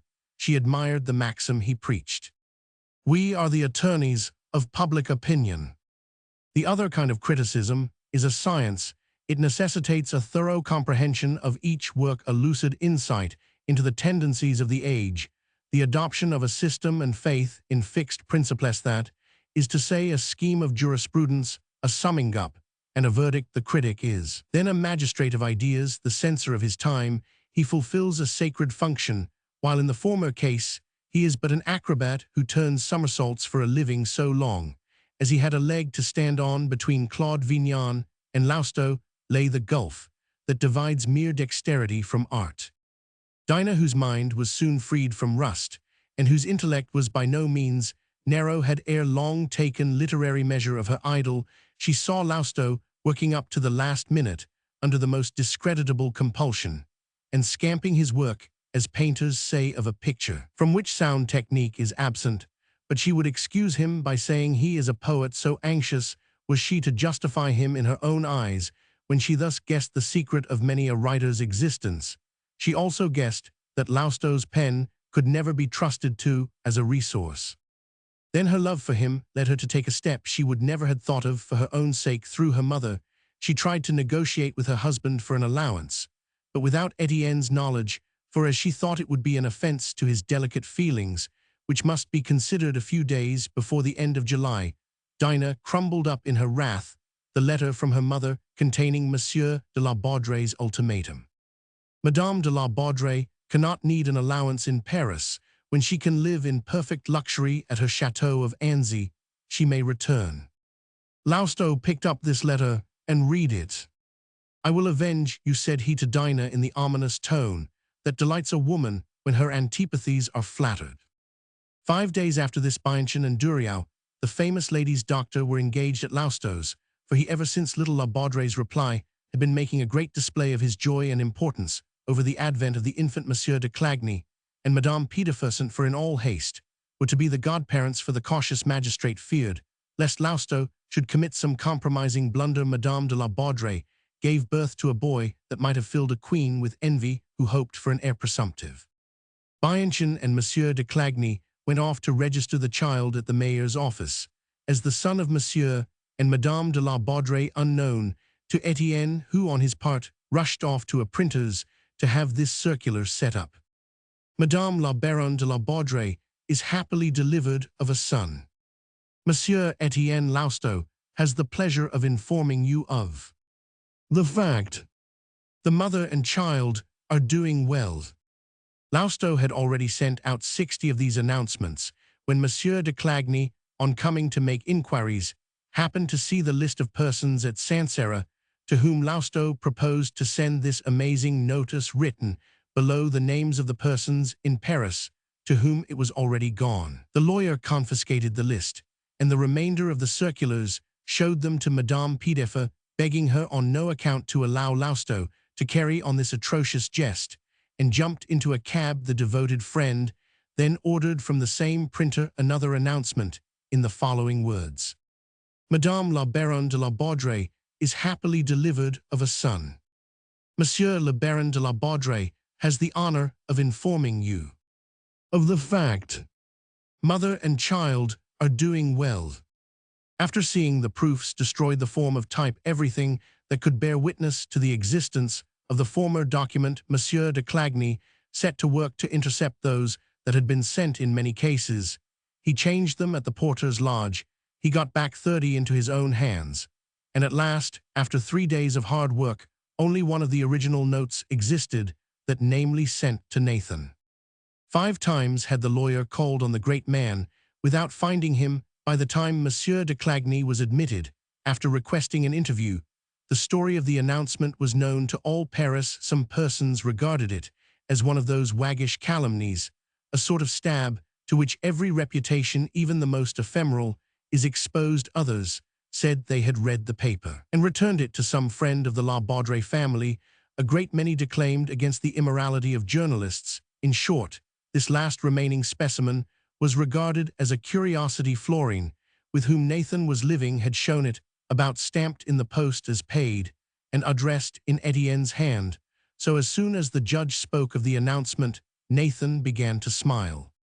"Give up that monument of recklessness and folly," cried he. "That autograph is one of those weapons which an athlete in the circus cannot afford to lay down. That note proves that Lousteau has no heart, no taste, no dignity, that he knows nothing of the world nor of public morality, that he insults himself when he can find no one else to insult, none but the son of a provincial citizen imported from Sancerre to become a poet, but who is only the bravo of some contemptible magazine, could ever have sent out such a circular letter. As you must allow, monsieur, this is a document indispensable to the archives of the age. Today Lousteau flatters me, tomorrow he may ask for my head. Excuse me, I forgot you were a judge. I have gone through a passion for a lady, a great lady, as far superior to Madame de la Baudrey as your fine feeling, monsieur, is superior to Lousteau's vulgar retaliation. But I would have died rather than utter her name. A few months of her airs and graces cost me 100,000 francs and my prospects for life. But I do not think the price too high, and I have never murmured. If a woman betrays the secret of her passion, it is the supreme offering of her love, but a man, he must be a loust. No, I would not give up that paper for 1,000 crowns. Monsieur, said the lawyer at last, after an eloquent battle lasting half an hour, I have called on 15 or 16 men of letters about this affair. And can it be that you are the only one immovable by an appeal of honor? It is not for Etienne Lousteau that I plead, but for a woman and child, both equally ignorant of the damage done to their fortune, their prospects, and their honor. Who knows, monsieur, whether you might not some day be compelled to plead for some favor of justice, for a friend, for some person whose honor was dearer to you than your own. It might be remembered against you that you had been ruthless against such a man as you are. Hesitate, added Monsieur de Clagny. I only wished you to understand the extent of the sacrifice, replied Nathan, giving up the letter as he reflected on the judge's influence and accepted this implied bargain. When the journalist's stupid jest had been counteracted, Monsieur de Clagny went to give him a rating in the presence of Madame Pidefer. but he found Lousteau fuming with irritation. "What I did, monsieur, I did with a purpose," replied Etienne. "Monsieur de la Baudrée has 60,000 francs a year, and refuses to make his wife an allowance. I wish to make him feel that the child is in my power." "Yes, monsieur, I quite suspected it," replied the lawyer. "For that reason, I readily agreed to be little Polydore's godfather, and he is registered as the son of the Baron and Baronne de la Baudrée.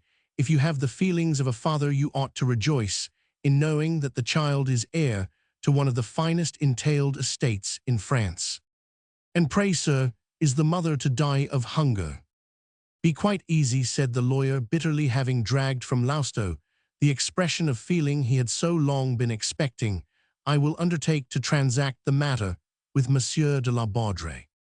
Monsieur de Clagny left the house with a chill at his heart. Dinah, his idol, was loved for her money. Would she not, when too late, have her eyes opened? "Poor woman," said the lawyer as he walked away, "and this justice we will do him, for to whom should justice be done unless to a judge?" He loved Dinah too sincerely to regard her degradation as a means of triumph. One day, he was all pity and devotion. He really loved her. The care and nursing of the infant, its cries, the quiet needed for the mother during the first few days, and the ubiquity of Madame Pidefer were so entirely adverse to literary labors that Lousteau moved up to the 3 rooms taken on the first floor for the old bigot, the journalist, obliged to go to the first performances without Dinah, and living apart from her, found an indescribable charm in the use of his liberty.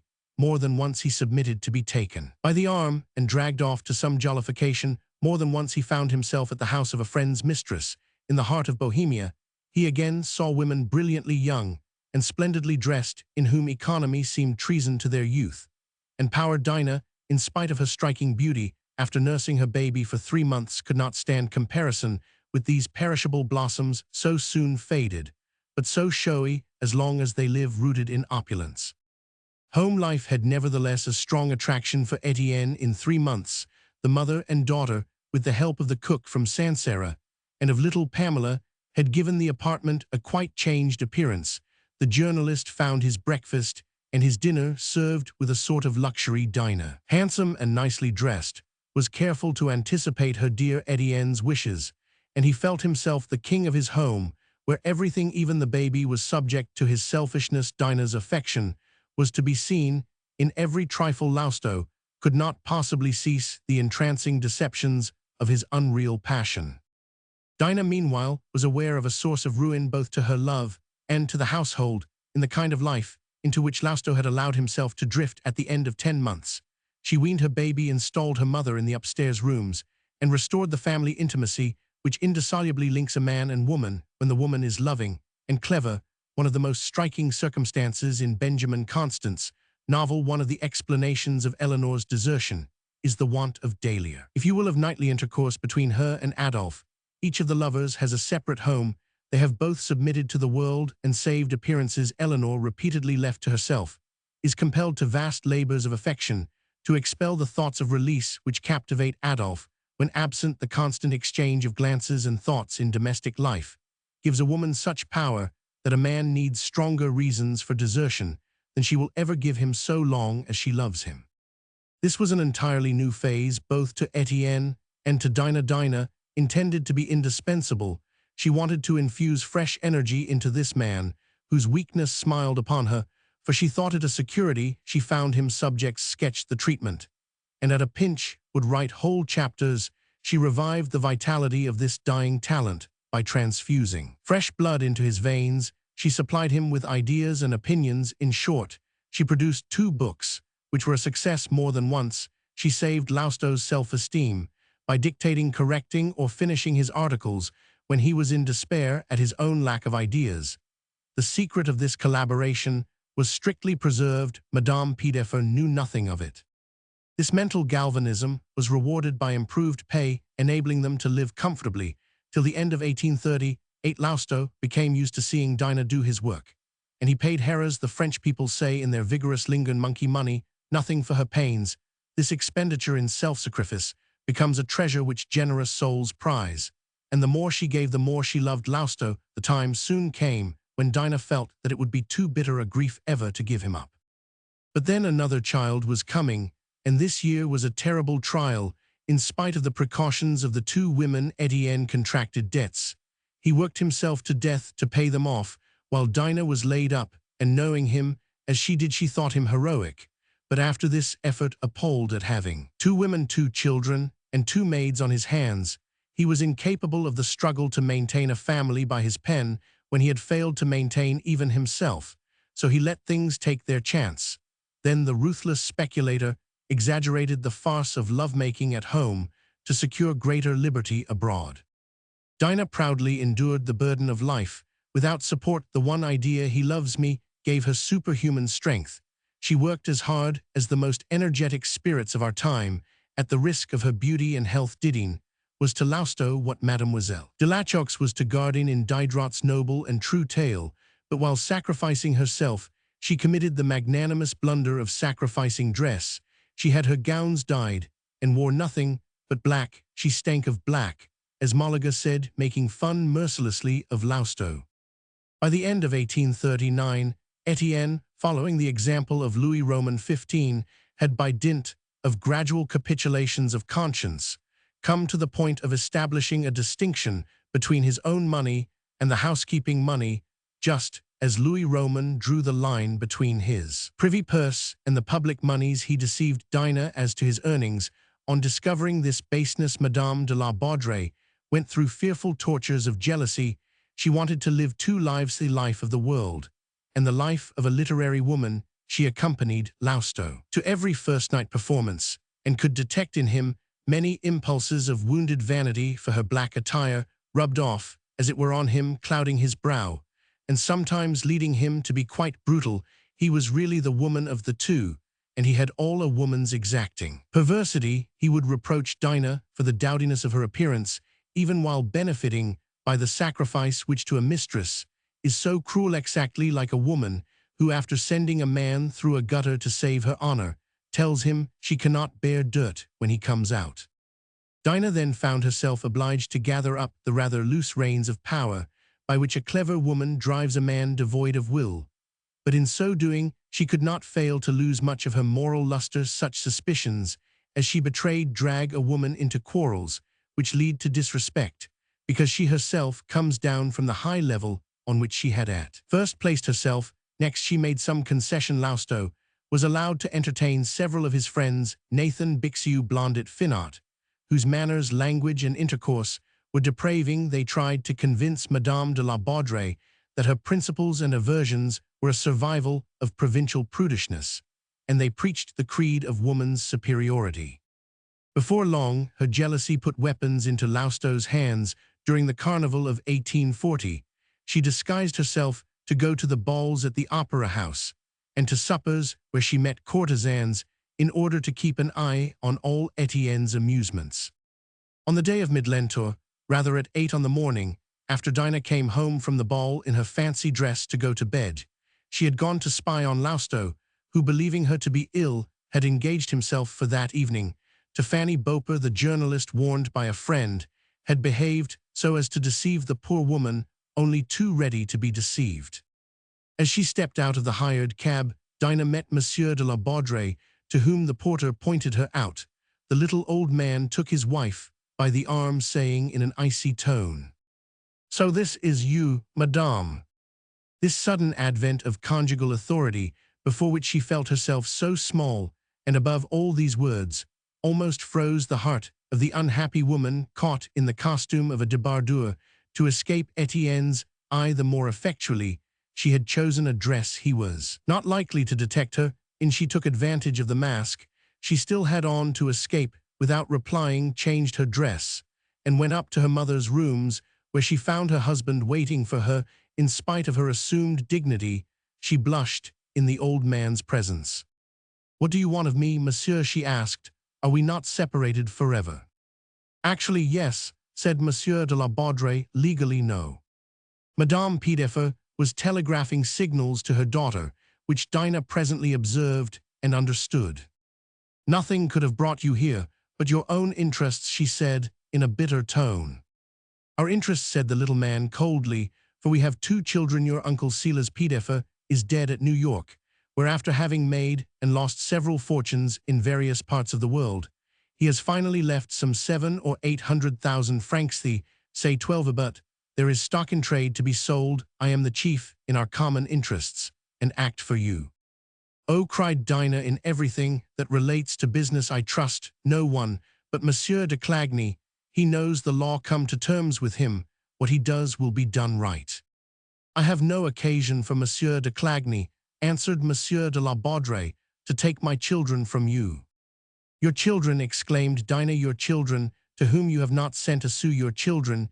She burst into a loud shout of laughter, but Monsieur de la Baudrey's unmoved coolness threw ice on the explosion.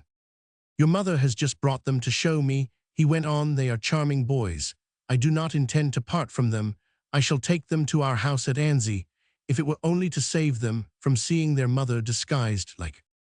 Silence, said Madame de la Baudrey imperatively. What do you want of me that brought you here? A power of attorney to receive our Uncle Cela's property. Dinah took a pen, wrote 2 lines to Monsieur de Clagny, and desired her husband to call again in the afternoon. At 5 o'clock, Monsieur de Clagny, who had been promoted to the post of attorney general, enlightened Madame de la Baudrey as to her position still. He undertook to arrange everything by a bargain with the old fellow, whose visit had been prompted by avarice alone. Monsieur de la Baudrey, to whom his wife's power of attorney was indispensable to enable him to deal with the business as he wished, purchased it by certain concessions. In the first place, he undertook to allow her 10,000 francs a year so long as she found it convenient. So the document was worded to reside in Paris. The children, each on attaining the age of 6, were to be placed in Monsieur de la Baudrey's keeping. Finally, the lawyer extracted the payment of the allowance in advance. Little La Baudrey, who came jauntily enough to say goodbye to his wife and his children, appeared in a white india-rubber overcoat. He was so firm on his feet, and so exactly like the La Baudrey of 1836, that Dinah despaired of ever burying the dreadful little dwarf from the garden where he was smoking a cigar. The journalist could watch Monsieur de la Baudrey for so long as it took the little reptile to cross the forecourt, but that was enough for Lousteau. It was plain to him that the little man had intended to wreck every hope of his dying that his wife might have conceived. This short scene made a considerable change in the writer's secret scheming. As he smoked a second cigar, he seriously reviewed the position.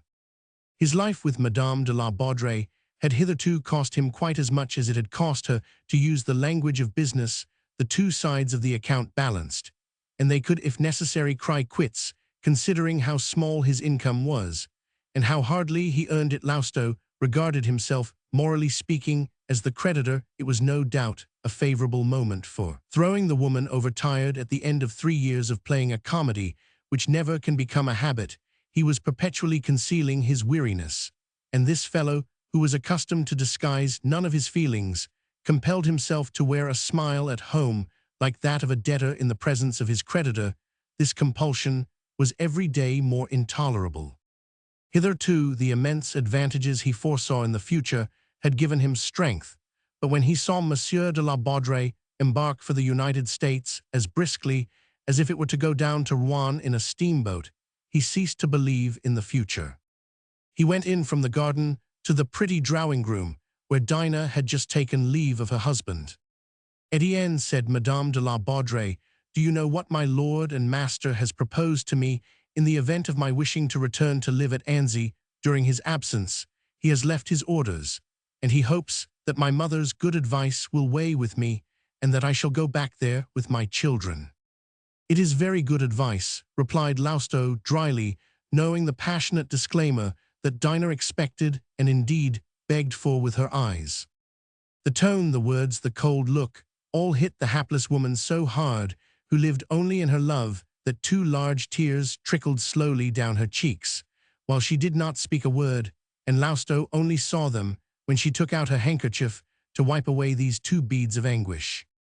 What is it, Didine? He asked, touched to the heart by this excessive sensibility. Just as I was priding myself on having won our freedom, said Sheet, the cost of my fortune be selling what is most precious to a mother's heart, selling my children for. He is to have them from the age of 6, and I cannot see them without going to sincerity, that is torture. Ah, dear God, what have I done? Lausto knelt down by her and kissed her hands with a lavish display of coaxing and petting. You do not understand me, said he. I blame myself, for I am not worth such sacrifices, dear angel. I am, in a literary sense, a quite second-rate man. If the day comes when I can no longer cut a figure at the bottom of the newspaper, the editors will let me lie like an old shoe flung into the rubbish heap. Remember, we tightrope dancers have no retiring pension. The state would have too many clever men on its hands. If it started on such a career of beneficence, I am 42, and I am as idle as a marmot. I feel it, I know it, and he took her by the hand. Me love can only be fatal to you. As you know, at 22 I lived on fluorine, but what is excusable in a youth, what then seems smart and charming, is a disgrace to a man of 40. Hitherto we have shared the burden of existence, and it has not been lovely. For this year and half, out of devotion to me, you wear nothing but black, and that does me no credit. Dinah gave one of those magnanimous shrugs which are worth all the words ever spoken. Yes, Etienne went on, I know you sacrifice everything to my whims, even your beauty, and I, with a heart worn out in past struggles, a soul full of dark presentiments. As to the future, I cannot repay your exquisite love with an equal affection. We were very happy without a cloud for a long time. Well, then I cannot bear to see so sweet a poem end badly. Am I wrong? Madame de la Baudrey loved Etienne so truly that this prudence worthy of de Clagny gratified her and staunched her tears. He loves me for myself alone, thought she, looking at him with smiling eyes. After 4 years of intimacy, this woman's love now combined every shade of affection which our powers of analysis can discern, and which modern society has created one of the most remarkable men of our age, whose death is a recent loss to the world of letters. Bale Stendhal was the first to delineate them to perfection. Lausto could produce in Dinah the acute agitation which may be compared to magnetism, that upsets every power of the mind and body, and overcomes every instinct of resistance. In a woman, a look from him, or his hand laid on hers, reduced her to implicit obedience. A kind word or a smile wreathed the poor woman's soul with flowers. A fond look elated, a cold look depressed her. When she walked taking his arm and keeping step with him in the street or on the boulevard, she was so entirely absorbed in him that she lost all sense of herself. Fascinated by this fellow's wit, magnetized by his airs, his vices were but trivial defects in her eyes. She loved the puffs of cigar smoke that the wind brought into her room from the garden. She went to inhale them and made no wry faces, hiding herself to enjoy them. She hated the publisher or the newspaper editor who refused Lausto money on the ground of the enormous advances he had had already. She deluded herself so far as to believe that her bohemian was writing a novel for which the payment was to come instead of working off a debt long since incurred. This no doubt is true love, and includes every mode of loving, the love of the heart, and of the head, passion, caprice, and tasto. Except Bale's definitions, Didine loved him so wholly that in certain moments, when her critical judgment, just by nature and constantly exercised since she had lived in Paris, compelled her to read to the bottom of Lausto's soul sense, was still too much for reason and suggested excuses. And what am I, she replied, a woman who has put herself outside the pale, since I have sacrificed all a woman's honor. Why should you not sacrifice to me some of a man's honor? Do we not live outside the limits of social conventionality? Why not accept from me what Nathan can accept from Florine? We will square accounts when we part, and only death can part us. You know my happiness is your honor, Etienne, as my constancy, and your happiness are mine. If I fail to make you happy, all is at an end. If I cause you a pang, condemn me. Our debts are paid. We have 10,000 francs a year, and between us, we can certainly make 8,000 francs a year. I will write theatrical articles with 1,500 francs a month. We shall be as rich as Rothschild. Be quite easy. I will have some lovely dresses, and give you every day some gratified vanity, as on the first night of Nathan's play. And what about your mother, who goes to Mass every day and wants to bring a priest to the house and make you give up this way of life? Everyone has a pet vice. You smoke, she preaches at me, poor woman. But she takes great care of the children. She takes them out. She is absolutely devoted, and idolizes me, would you hinder her from crying? What will be thought of me? But we do not live for the world, cried she, raising Etienne, and making him sit by her besides.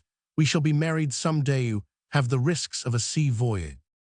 I never thought of that, said Lousteau simply, and he added to himself, time enough to part, when little La Baudrée is safe back again. From that day forth, Etienne lived in luxury, and Dinah on first nights could hold her own with the best-dressed women in Paris. Lousteau was so fatuous as to affect among his friends the attitude of a man overborne, bored to extinction, ruined by Madame de la Baudrée. Oh, what would I not give to the friend who would deliver me from Dinah, but no one ever can, said he. She loves me enough to throw herself out of the window if I told her. The journalist was duly pitied. He would take precautions against Dinah's jealousy when he accepted an invitation, and then he was shamelessly unfaithful. Monsieur de Clagny, really in despair at seeing Dinah in such disgraceful circumstances when she might have been so rich, and in so wretched a position at the time when her original ambitions would have been fulfilled, came to warn her to tell her, you are betrayed, and she only replied, I know it. The lawyer was silenced. Still, he found his tongue to say one thing. Madame de la Baudrée interrupted him when he had scarcely spoken a word. Do you still love me? She asked. I would lose my soul for you, he exclaimed, starting to his feet. The hapless man's eyes flashed like torches. He trembled like a leaf. His throat was rigid, his hair thrilled to the roots. He believed he was so blessed as to be accepted as his idol's avenger, and this poor joy filled him with rapture. Why are you so startled? Said she, making him sit down again. That is how I love him. The lawyer understood this argument ad hominem, and there were tears in the eyes of the judge, who had just condemned a man to death. Lousteau's satiety, that odious conclusion of such illicit relations, had betrayed itself in 1,000 little things, which are like grains of sand thrown against the panes of the little magical hut, where those who love dwell and dream. These grains of sand, which grow to be pebbles, had never been discerned by Dinah till they were as big as rocks. Madame de la Baudrée had at last thoroughly understood Lousteau's character. He is, she said to her mother, a poet defenseless against disaster, mean out of laziness, not for want of heart, and rather too prone to pleasure, in short, a great cat, whom it is impossible to hate. What would become of him without me? I hindered his marriage. He has no prospects. His talent would perish in privations. Oh, my Dinah, Madame Pedeffer had exclaimed, what a hell you live in. What is the feeling that gives you strength enough to persist? I will be a mother to him, she had replied. There are certain horrible situations in which we come to no decision till the moment when our friends discern our dishonor. We accept compromises with ourselves so long as we escape a censor who comes to play prosecutor. Monsieur de Clagny, as clumsy as a tortured man, had been torturing Dinah. To preserve my love, I will be all that Madame de Pompadour was to preserve her power, said she to herself when Monsieur de Clagny had left her, and this phrase sufficiently proves that her love was becoming a burden to her and would presently be a toil rather than a pleasure. The part now assumed by Dinah was horribly painful, and Lousteau made it no easier to play. When he wanted to go out after dinner, he would perform the tenderest little farces of affection, and address Dinah in words full of devotion. He would take her by the chain, and when he had bruised her with it, even while he hurt her, the lordly ingrate would say, did I wound you? These false caresses and deceptions had degrading consequences for Dinah, who believed in a revival of his love. The mother, alas, gave way to the mistress with shameful readiness. She felt herself a mere plaything in the man's hands, and at last she confessed to herself, well then, I will be his plaything, finding joy in its rapture of damnation. When this woman of a really manly spirit pictured herself as living in solitude, she felt her courage fail. She preferred the anticipated and inevitable miseries of this fierce intimacy to the absence of the joys, which were all the more exquisite because they arose from the midst of remorse, of terrible struggles with herself, of a no persuaded to be yes at every moment. She seemed to come across the pool of bitter water found in a desert and drunk with greater relish than the traveler would find in sipping the finest wines at a prince's table. When Dinah wondered to herself at midnight, will he come home, or will he not? She was not alive again, till she heard the familiar sound of Lousto's boots and his well-known ring at the bell. She would often try to restrain him by giving him pleasure. She would hope to be a match for her rivals, and leave them no hold on that agitated heart. How many times a day would she rehearse the tragedy of le dernier jour d'un condamné, saying to herself, tomorrow we part? And how often would a word, a look, a kiss full of apparently artless feeling bring her back to the depths of her love? It was terrible. More than once had she meditated suicide, as she paced the little town garden where a few pale flowers bloomed. In fact, she had not yet exhausted the vast treasure of devotion and love which a loving woman bears in her heart. The romance of Adolphe was her Bible, her study, for above all else she would not be an Eleanor. She allowed herself no tears. She avoided all the bitterness so cleverly described by the critic to whom we owe an analysis of this striking work, whose comments indeed seemed to Dinah almost superior to the book. And she read again and again this fine essay by the only real critic who has written in the Revue des Deux Mondes, an article now printed at the beginning of the new edition of Adolphe. No, she would say to herself, as she repeated the author's fateful words, no, I will not give my requests the form of an order. I will not fly to tears as a means of revenge. I will not condemn the things I once approved without reservation. I will not dog his footsteps with a prying eye. If he plays truant, he shall not on his return see a scornful lip, whose kiss is an unanswerable command. No, my silence shall not be a reproach, nor my first word a quarrel. I will not be like every other woman. She went on, laying on her table the little yellow paper volume, which had already attracted Lousto's remark.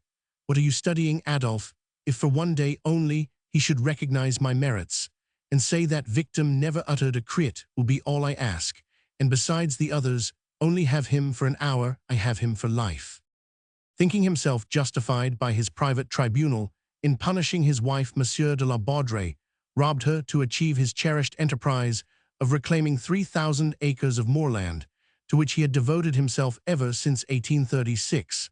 Living like a mouse, he manipulated the property left by Monsieur Silas Pideffer so ingeniously that he contrived to reduce the proved value to 800,000 francs. While pocketing 1,200,000, he did not announce his return. But while his wife was enduring unspeakable woes, he was building farms, digging trenches, and plowing rough ground with a courage that ranked him among the most remarkable agriculturists of the province.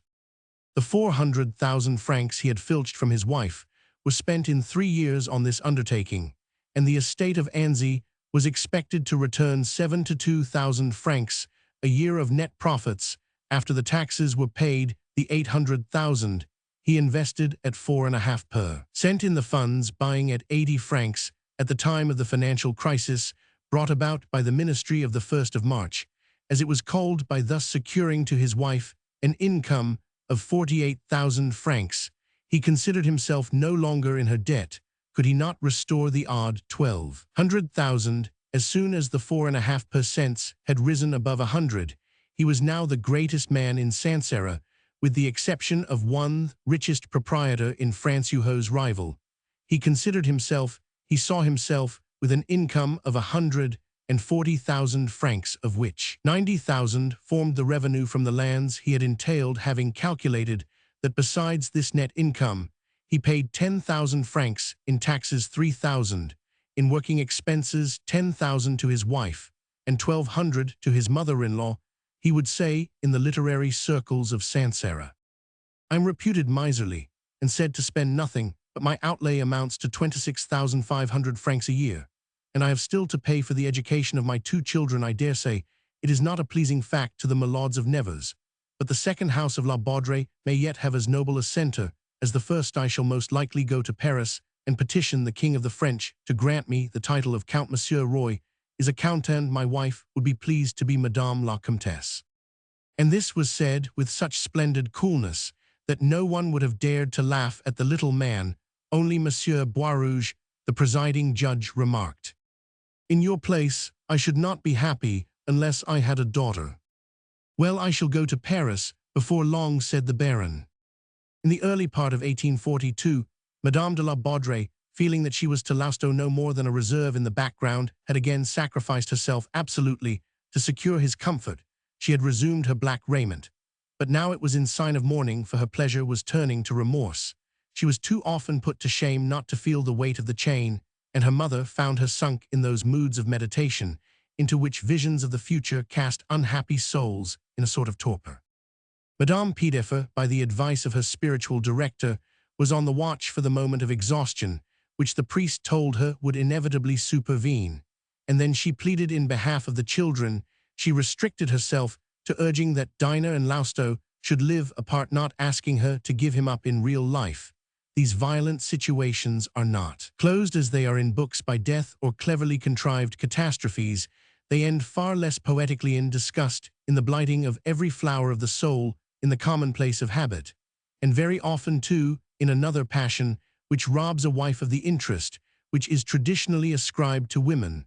So when common sense, the law of social proprieties, family interest, all the mixed elements, which since the Restoration have been dignified by the main of public morals out of sheer aversion to the name of the Catholic religion, where this is seconded by a sense of insults, a little too offensive, when the fatigue of constant self-sacrifice has almost reached the point of exhaustion, and when under these circumstances a too cruel blow on of those mean acts which a man never lets a woman know of unless he believes himself to be her assured master puts the crowning touch to her revulsion and disenchantment, the moment has come for the intervention of the friend who undertakes the cure. Madame Pidefer had no great difficulty now in removing the film from her daughter's eyes. She sent for Monsieur de Clagny, who completed the work by assuring Madame de la Baudrey that if she would give up Etienne, her husband would allow her to keep the children and to live in Paris, and would restore her to the command of her own fortune. "And what a life you are leading," said he, "with care and judgment, and the support of some pious and charitable persons you may have a salon, and conquer a position. Paris is not Sancerre." Dinah left it to Monsieur de Clagny to negotiate a reconciliation with the old man.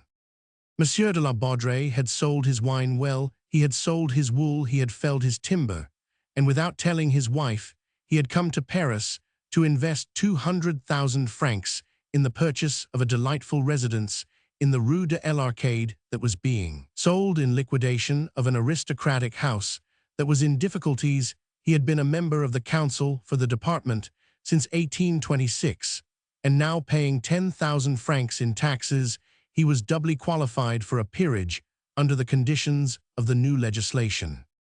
Some time before the elections of 1842, he had put himself forward as candidate, unless he were meanwhile called to the upper house as peer of France. At the same time, he asked for the title of count, and for promotion to the higher grade of the Legion of Honor. In the matter of the elections, the dynastic nominations now, in the event of Monsieur de la Baudrey being won over to the government, Sancerre would be more than ever a rotten borough of royalism. Monsieur de Clagny, whose talents and modesty were more and more highly appreciated by the authorities, gave Monsieur de la Baudrey his support. He pointed out that by raising this enterprising agriculturist to the peerage, a guarantee would be offered to such important undertakings. Monsieur de la Baudrey, then a count, a peer of France, and commander of the Legion of Honor, was vain enough to wish to cut a figure with a wife, and handsomely appointed house he wanted to enjoy life, he said. He therefore addressed a letter to his wife, dictated by Monsieur de Clagny, begging her to live under his roof, and to furnish the house, giving play to the taste of which the evidences, he said, had charmed him at the Château d'Anzy. The newly made count pointed out to his wife that while the interests of their property forbade his leaving Sancerre, the education of their boys required her presence in Paris. The accommodating husband desired Monsieur de Clagny to place 60,000 francs at the disposal of Madame la Comtesse for the interior decoration of their mansion, requesting that she would have a marble tablet inserted over the gateway with the inscription Hôtel de la Baudre.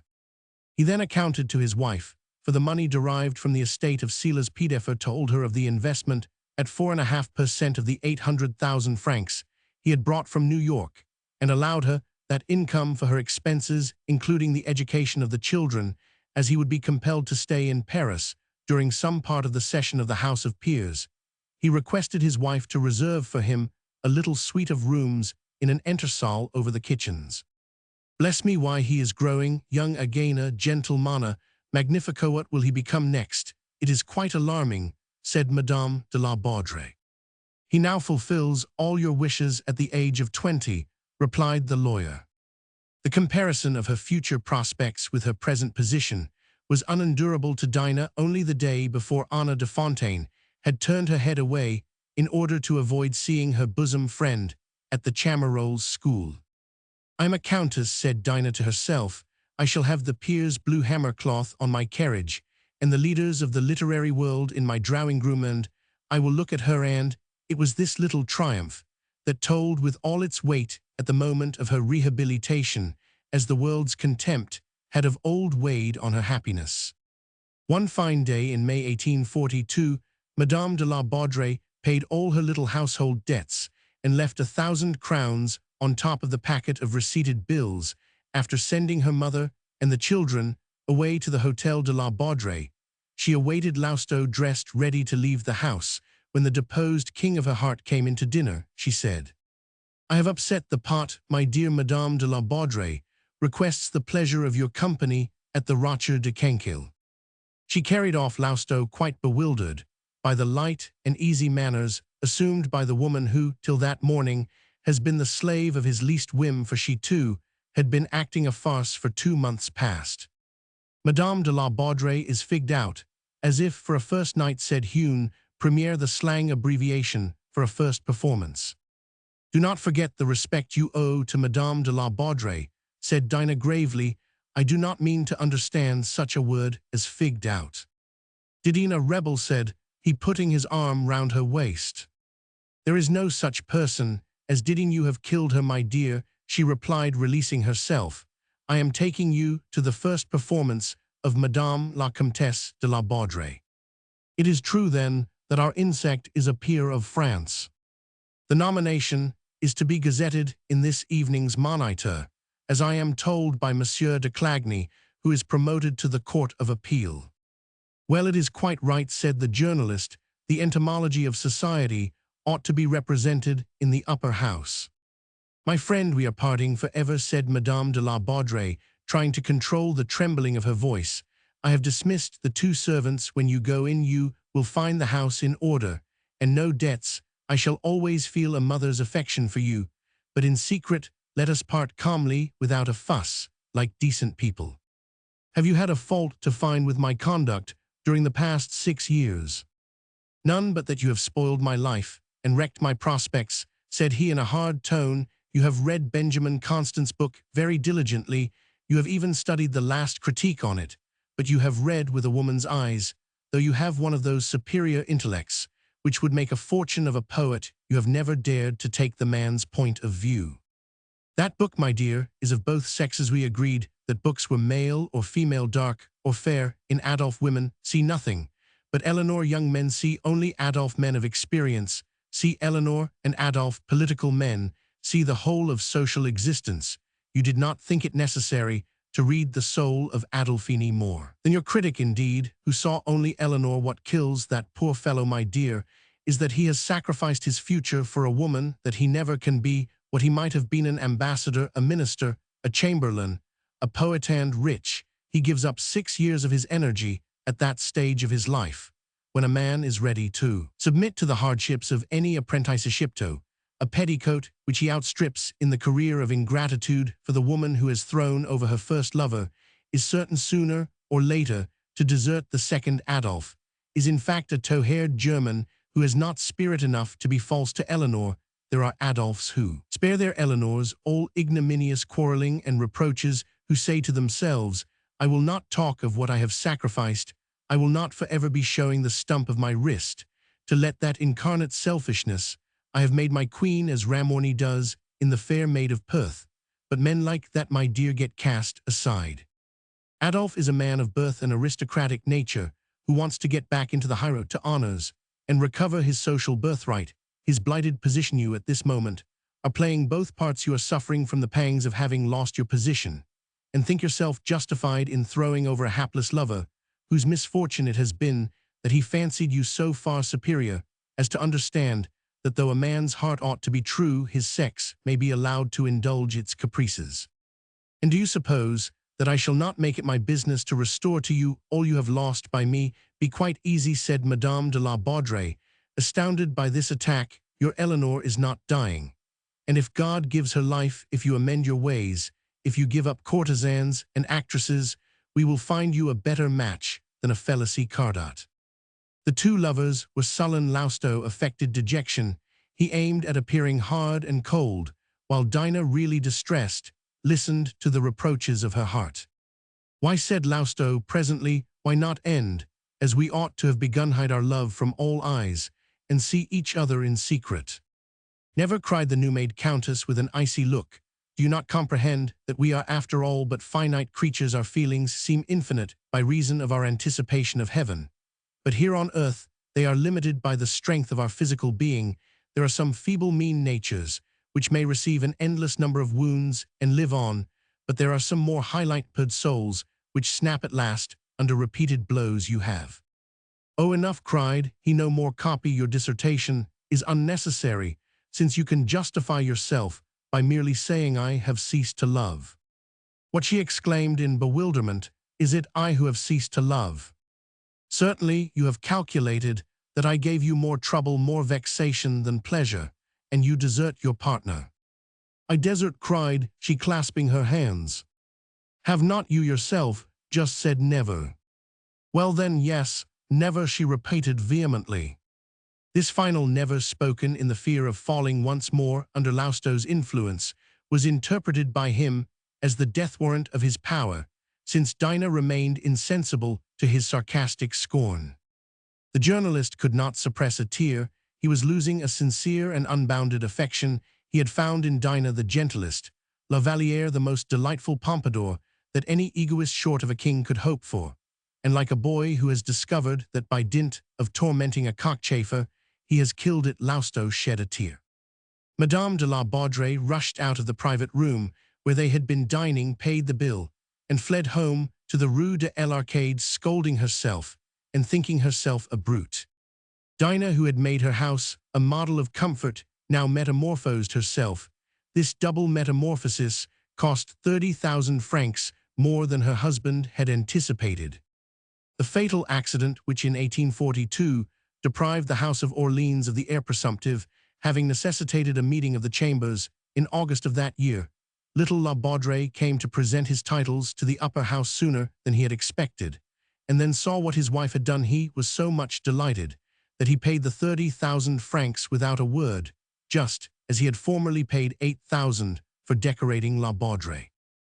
On his return from the Luxembourg, where he had been presented according to custom by two of his peers, Baron de Nucingen and the Marquis de Montrevieux, new count, met the old Duc de Charlieu, a former creditor, walking along umbrella in hand, while he himself sat perched in a low chaise on which his coat of arms was resplendent with the motto Dio sic patet fides et hominibus. This contrast filled his heart with a large draught of the balm on which the middle class has been getting drunk ever since 1840. Madame de la Baudrey was shocked to see her husband improved and looking better than on the day of his marriage. The little dwarf, full of rapturous delight at 6-4, triumphed in the life which had so long been denied him in the family, which his handsome cousin Milord of Nevers had declared he would never have, and in his wife, who had asked Monsieur and Madame de Clagny to dinner to meet the cure of the parish, and his two sponsors to the Chamber of Peers. He petted the children with fatuous delight.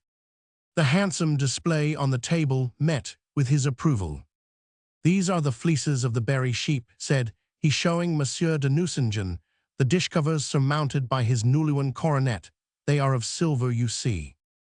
Though consumed by melancholy, which she concealed with the determination of a really superior woman, Dinah was charming, witty, and above all young again in her court mourning. You might declare, cried La Baudrey to Monsieur de Nucingen, with a wave of his hand to his wife, that the Countess was not yet 30. Aha, madame is a varmin of dirty, replied the Baron, who was prone to time-honored remarks, which he took to be the small change of conversation. In every sense of the words, replied the Countess, I am, in fact, 35, and mean to set up a little passion. Oh yes, my wife ruins me in curiosities and china images. She started that mania at an early age, said the Marquis de Montrevaux with a smile. Yes, said La Baudrée with a cold stare at the Marquis, whom he had known at Bourges. You know that in 25, 26, and 27, she picked £1,000,000 worth of treasures. Annecy is a perfect museum. What a cool hand, thought Monsieur de Clagny, as he saw this little country miser quite on the level of his new position.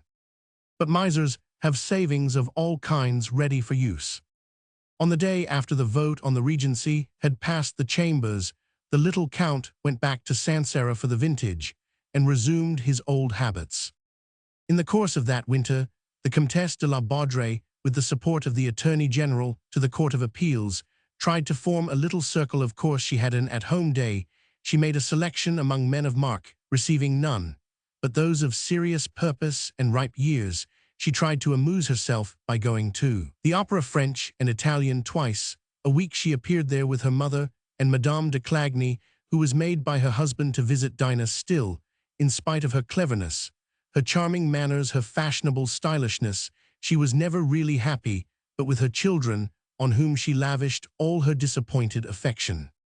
Worthy Monsieur de Clagny tried to recruit women for the Countess' circle, and he succeeded, but he was more successful among the advocates of piety than the women of fashion. And they bore her, said he to himself with horror, as he saw his idol matured by grief, pale from remorse, and then in all the splendor of recovered beauty, restored by a life of luxury and care for her boys, this devoted friend, encouraged in his efforts by her mother, and by the cure, was full of expedient. Every Wednesday he introduced some celebrity from Germany, England, Italy, or Prussia to his dear Countess. He spoke of her as a quite exceptional woman to people to whom she hardly addressed 2 words, but she listened to them with such deep attention that they went away fully convinced of her superiority. In Paris, Dinah conquered by silence, as at Sancerre she had conquered by loquacity. Now and then some smart saying about affairs or sarcasm on an absurdity betrayed a woman accustomed to deal with ideas, the woman who 4 years since had given new life to Lousteau's articles. This phase was to the poor lawyer's hapless passion like the late season known as the Indian summer. After a sunless year, he affected to be older than he was to have the right to befriend Dinah without doing her an injury, and kept himself at a distance as though he were young, handsome, and compromising. Like a man who has happiness to conceal, he tried to keep his little attentions a profound secret, and the trifling gifts which Dinah showed to everyone he endeavored to suggest a dangerous meaning for his little services. He plays at passion, said the Countess, laughing. She made fun of Monsieur de Clagny to his face, and the lawyer said, she notices me. I impressed that poor man so deeply, said she to her mother, laughing, that if I would say yes, I believe he would say no. One evening, Monsieur de Clagny and his wife were taking his dear Countess home from the theatre, and she was deeply pensive. They had been to the first performance of Léon Gosselin's first play, La Main Droite, et la main gauche, the right hand and the left. What are you thinking about? Asked the lawyer, alarmed at his idol's dejection. This deep and persistent melancholy, though disguised by the Countess, was a perilous malady for which Monsieur de Clagny knew no remedy. For true love is often clumsy, especially when it is not reciprocated. True love takes its expression from the character. Now this good man loved after the fashion of Alceste. When Madame de la Baudrée wanted to be loved after the manner of Philinte, the meaner side of love can never get on with the misanthrope's loyalty. Thus Dinah had taken care never to open her heart to this man. How could she confess to him that she sometimes regretted the slough she had left? She felt a void in this fashionable life. She had no one for whom to dress or whom to tell of her successes and triumphs. Sometimes the memory of her wretchedness came to her mingled with memories of consuming joys. She would hate Lousteau for not taking any pains to follow her. She would have liked to get tender or furious letters from him. Dinah made no reply, so Monsieur de Clagny repeated the question, taking the Countess' hand and pressing it between his own with devout respect. Will you have the right hand or the left? Said she, smiling. The left, said he, for I suppose you mean the truth or a fib. Well then, I saw him, she said, speaking into the lawyer's ear. And as I saw him looking so sad, so out of heart, I said to myself, has he a cigar, has he any money? If you wish for the truth, I can tell it. You, said the lawyer, he is living as a husband with Fanny Bopa. You have forced me to tell you this secret. I should never have told you, for you might have suspected me, perhaps, of an ungenerous motive. Madame de la Baudrey grasped his hand. Your husband, said she to her chaperone, is one of the rarest souls. Why? She shrank into her corner, looking out of the window, but she did not finish her sentence, of which the lawyer could guess the end. Why had not Lausto a little of your husband's generosity of heart? This information served, however, to cure Dinah of her melancholy. She threw herself into the whirl of fashion. She wished for success, and she achieved it. Still, she did not make much way with women, and found it difficult to get introductions. In the month of March, Madame Pidefa's friends, the priests, and Monsieur de Clagny made a fine stroke by getting Madame de la Baudrey appointed receiver of subscriptions for the great charitable work founded by Madame de Carcado. Then she was commissioned to collect from the royal family their donations for the benefit of the sufferers from the earthquake at Guadeloupe. The Marquise d'Espard, to whom Monsieur de Canales read the list of ladies thus appointed one evening at the opera, said on hearing that of the Countess, I have lived a long time in the world, and I can remember nothing finer than the maneuvers undertaken for the rehabilitation of Madame de la Baudrey. In the early spring, which by some whim of our planets smiled on Paris, in the first week of March, in 1843, making the Champs-Élysées green and leafy, before Longchamp, Fanny Bopa's attaché had seen Madame de la Baudrey several times without being seen. By her more than once he was stung to the heart by one of those promptings of jealousy and envy familiar to those who are born and bred provincials, when he beheld his former mistress comfortably ensconced in a handsome carriage, well dressed, with dreamy eyes, and his two little boys, one at each window. He accused himself with all the more virulence, because he was waging war with the sharpest poverty of all poverty unconfessed. Like all essentially light and frivolous natures, he cherished the singular point of honor, which consists in never derogating in the eyes of one's own little public, which makes men on the bourse commit crimes to escape expulsion from the temple of the goddess Percent, and has given some criminals courage enough to perform acts of virtue. Lausto dined and breakfasted and smoked as if he were a rich man. Not for an inheritance would he have bought any but the dearest cigars for himself, as well as for the playwright or author with whom he went into the shop. The journalist took his walks abroad in patent leather boots, but he was constantly afraid of an execution on goods which, to use the bailiff's slang, had already received the last sacrament. Fanny Bopa had nothing left to pawn, and her salary was pledged to pay her debts after exhausting every possible advance of pay from newspapers, magazines, and publishers. Etienne knew not of what ink he could churn gold. Gambling houses, so ruthlessly suppressed, could no longer, as of old, cash IOUs drawn over the green table by beggary in despair. In short, the journalist was reduced to such extremity that he had just borrowed 100 francs of the poorest of his friends, Bixiou, from whom he had never yet asked for a franc. What distressed Lausto was not the fact of owing 5,000 francs, but seeing himself bereft of his elegance and of the furniture purchased at the cost of so many privations, and added to by Madame de la Baudrey. On April the 3rd, a yellow poster torn down by the porter after being displayed on the wall announced the sale of a handsome suite of furniture. On the following Saturday, the day fixed for sales under legal authority, Lausto was taking a walk smoking cigars and seeking ideas, for in Paris ideas are in the air, they smile on you. From a street corner, they splash up with a spurt of mud from under the wheels of a cab. Thus loafing, he had been seeking ideas for articles and subjects for novels for a month past, and had found nothing but friends who carried him off to dinner or to the play, and who intoxicated his woes, telling him that champagne would inspire him. Beware, said the virulent Bixiou one night, the man who would at the same moment give a comrade 100 francs and stab him to the heart with a sarcasm. If you go to sleep drunk every night one day, you will wake up mad.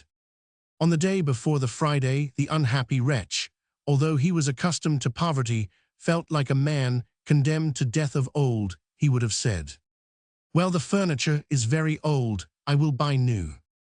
But he was incapable now of literary legerdemain publishers, undermined by piracy, paid badly. The newspapers made close bargains with hard-driven writers, as the opera managers did with tenors that sang flat. He walked on his eye on the crowd, though seeing nothing, a cigar in his mouth, and his hands in his pockets, every feature of his face twitching, and an affected smile on his lips. Then he saw Madame de la Baudrey go by in a carriage. She was going to the boulevard by the Rue de la Chaussée d'Antin to drive in the boys. There is nothing else left, said he to himself, and he went home to smarten himself up. That evening at 7, he arrived in a hackney cab at Madame de la Baudrey's door, and begged the porter to send a note up to the Countess, few lines as follows. Would Madame la Comtesse do Monsieur Lousteau the favor of receiving him for a moment, and at once? This note was sealed with a seal, which as lovers they had both used. Madame de la Baudrey had the word parce que engraved on a genuine Oriental Carneliana potent word, a woman's word that accounts for everything, even for the creation. The Countess had just finished dressing to go to the opera. Friday was her night in turn for her box. At the sight of this seal, she turned pale. I will come, she said, tucking the note into her dress. She was firm enough to conceal her agitation, and begged her mother to see the children put to bed. She then sent for Lousteau, and received him in a boudoir next to the great drawing-room with open doors. She was going to a ball after the opera, and was wearing a beautiful dress of brocade in stripes, alternately plain and flowered with pale blue. Her gloves, trimmed with tassels, showed off her beautiful white arms. She was shimmering with lace, and all the dainty trifles required by fashion. Her hair, dressed à la Sévigné, gave her a look of elegance. A necklace of pearls lay on her bosom, like bubbles on snow. What is the matter, monsieur? Said the Countess, putting out her foot from below her skirt to rest it on a velvet cushion. I hoped I was quite forgotten. If I should reply, never, you would refuse to believe me, said Lousteau, who remained standing or walked about the room, chewing the flowers he plucked from the flower stands full of plants that scented the room. For a moment silence reigned. Madame de la Baudrey, studying Lousteau, saw that he was dressed as the most fastidious dandy might have been. You are the only person in the world who can help me or hold out a plank to me, for I am drowning, and have already swallowed more than one mouthful, said he, standing still in front of Dinah, and seeming to yield to an overpowering impulse. Since you see me here, it is because my affairs are going to the devil. That is enough, said she. I understand. There was another pause, during which Lousteau turned away, took out his handkerchief, and seemed to wipe away a tear. How much do you want, Etienne? She went on in motherly tones. We are at this moment. Old comrades, speak to me as you would Toto Bixio. To save my furniture from vanishing into thin air tomorrow morning at the auction mart, 1,800 francs. To repay my friends, as much again, 3/4.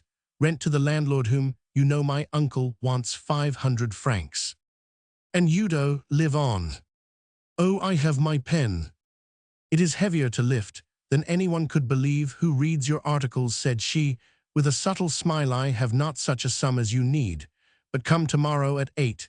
The bailiff will surely wait till 9, especially if you bring him away to pay him. She felt, dismiss Lousteau, who affected to be unable to look at her. She herself felt such pity as might cut every social Gordian knot. Thank you, she added, rising and offering her hand to Lousteau. Your confidence has done me good. It is long indeed since my heart has known such joy. Lousteau took her hand and pressed it tenderly to his heart. A drop of water in the desertant, sent by the hand of an angel god, always does things handsomely. He spoke half in jest and half pathetically, but believe me, as a piece of acting it was as fine as Talma's in his famous part of Leicester, which was played throughout with touches of this kind. Dinah felt his heart beating through his coat. It was throbbing with satisfaction, for the journalist had had a narrow escape from the hulks of justice, but it also beat with a very natural fire at seeing Dinah rejuvenescent and restored by wealth. Madame de la Baudrey, stealing an examining glance at Etienne, saw that his expression was in harmony with the flowers of love which, as she thought, had blossomed again in that throbbing heart. She tried to look once into the eyes of the man she had loved so well, but the seething blood rushed through her veins and mounted to her brain. Their eyes met with the same fiery glow as had encouraged Lausto on the quay by the Loire to crumple Dinah's muslin gown. The Bohemian put his arm round her waist, she yielded, and their cheeks were touching. "Here comes my mother Hyde," cried Dinah in alarm, and she hurried forward to intercept Madame Pidefer. Mamma said Shethai's word was to the stern old lady a coaxing expression which never failed of its effect. "Will you do me a great favor, take the carriage, and go yourself to my banker, Monsieur Mongenard, with a note I will give you, and bring back 6,000 francs. Come, Comate, is an act of charity. Come into my room." And she dragged away her mother, who seemed very anxious to see who it was that her daughter had been talking with in the boudoir. 2 days afterwards, Madame Pidefer held a conference with the curé of the parish. After listening to the lamentations of the old mother, who was in despair, the priest said very gravely, "Any moral regeneration which is not based on a strong religious sentiment and carried out in the bosom of the Church is built on sand. The many means of grace enjoined by the Catholic religion, small as they are and not understood, are so many dams necessary to restrain the violence of evil promptings. Persuade your daughter to perform all her religious duties, and we shall save her yet." Within 10 days of this meeting, the Hôtel de la Baudrée was shut up. The Countess, the children, and her mother, in short, the whole household, including a tutor, had gone away to Sancerre, where Dinah intended to spend the summer. She was everything that was nice to the Count, people said. And so the Muse of Sancerre had simply come back to family and married life. But certain evil tongues declared that she had been compelled to come back, for that the little peer's wishes would no doubt be fulfilled, hoped for a little girl. Gascon and Monsieur Gravier lavished every care, every servile attention on the handsome Countess Gascon, who during Madame de la Baudrey's long absence had been to Paris to learn the art of lionnery or dandyism, was supposed to have a good chance of finding favor in the eyes of the disenchanted superior woman. Others bet on the tutor. Madame Pidefer urged the claims of religion. In 1844, about the middle of June, as the Comte de la Baudrey was taking a walk on the mall at Sancerre with the 2 fine little boys, he met Monsieur Millard, the public prosecutor, who was at Sancerre on business, and said to him, "These are my children, cousin." "Aha, so these are our children," replied the lawyer with a mischievous twinkle. Paris, June 1843, August 1844.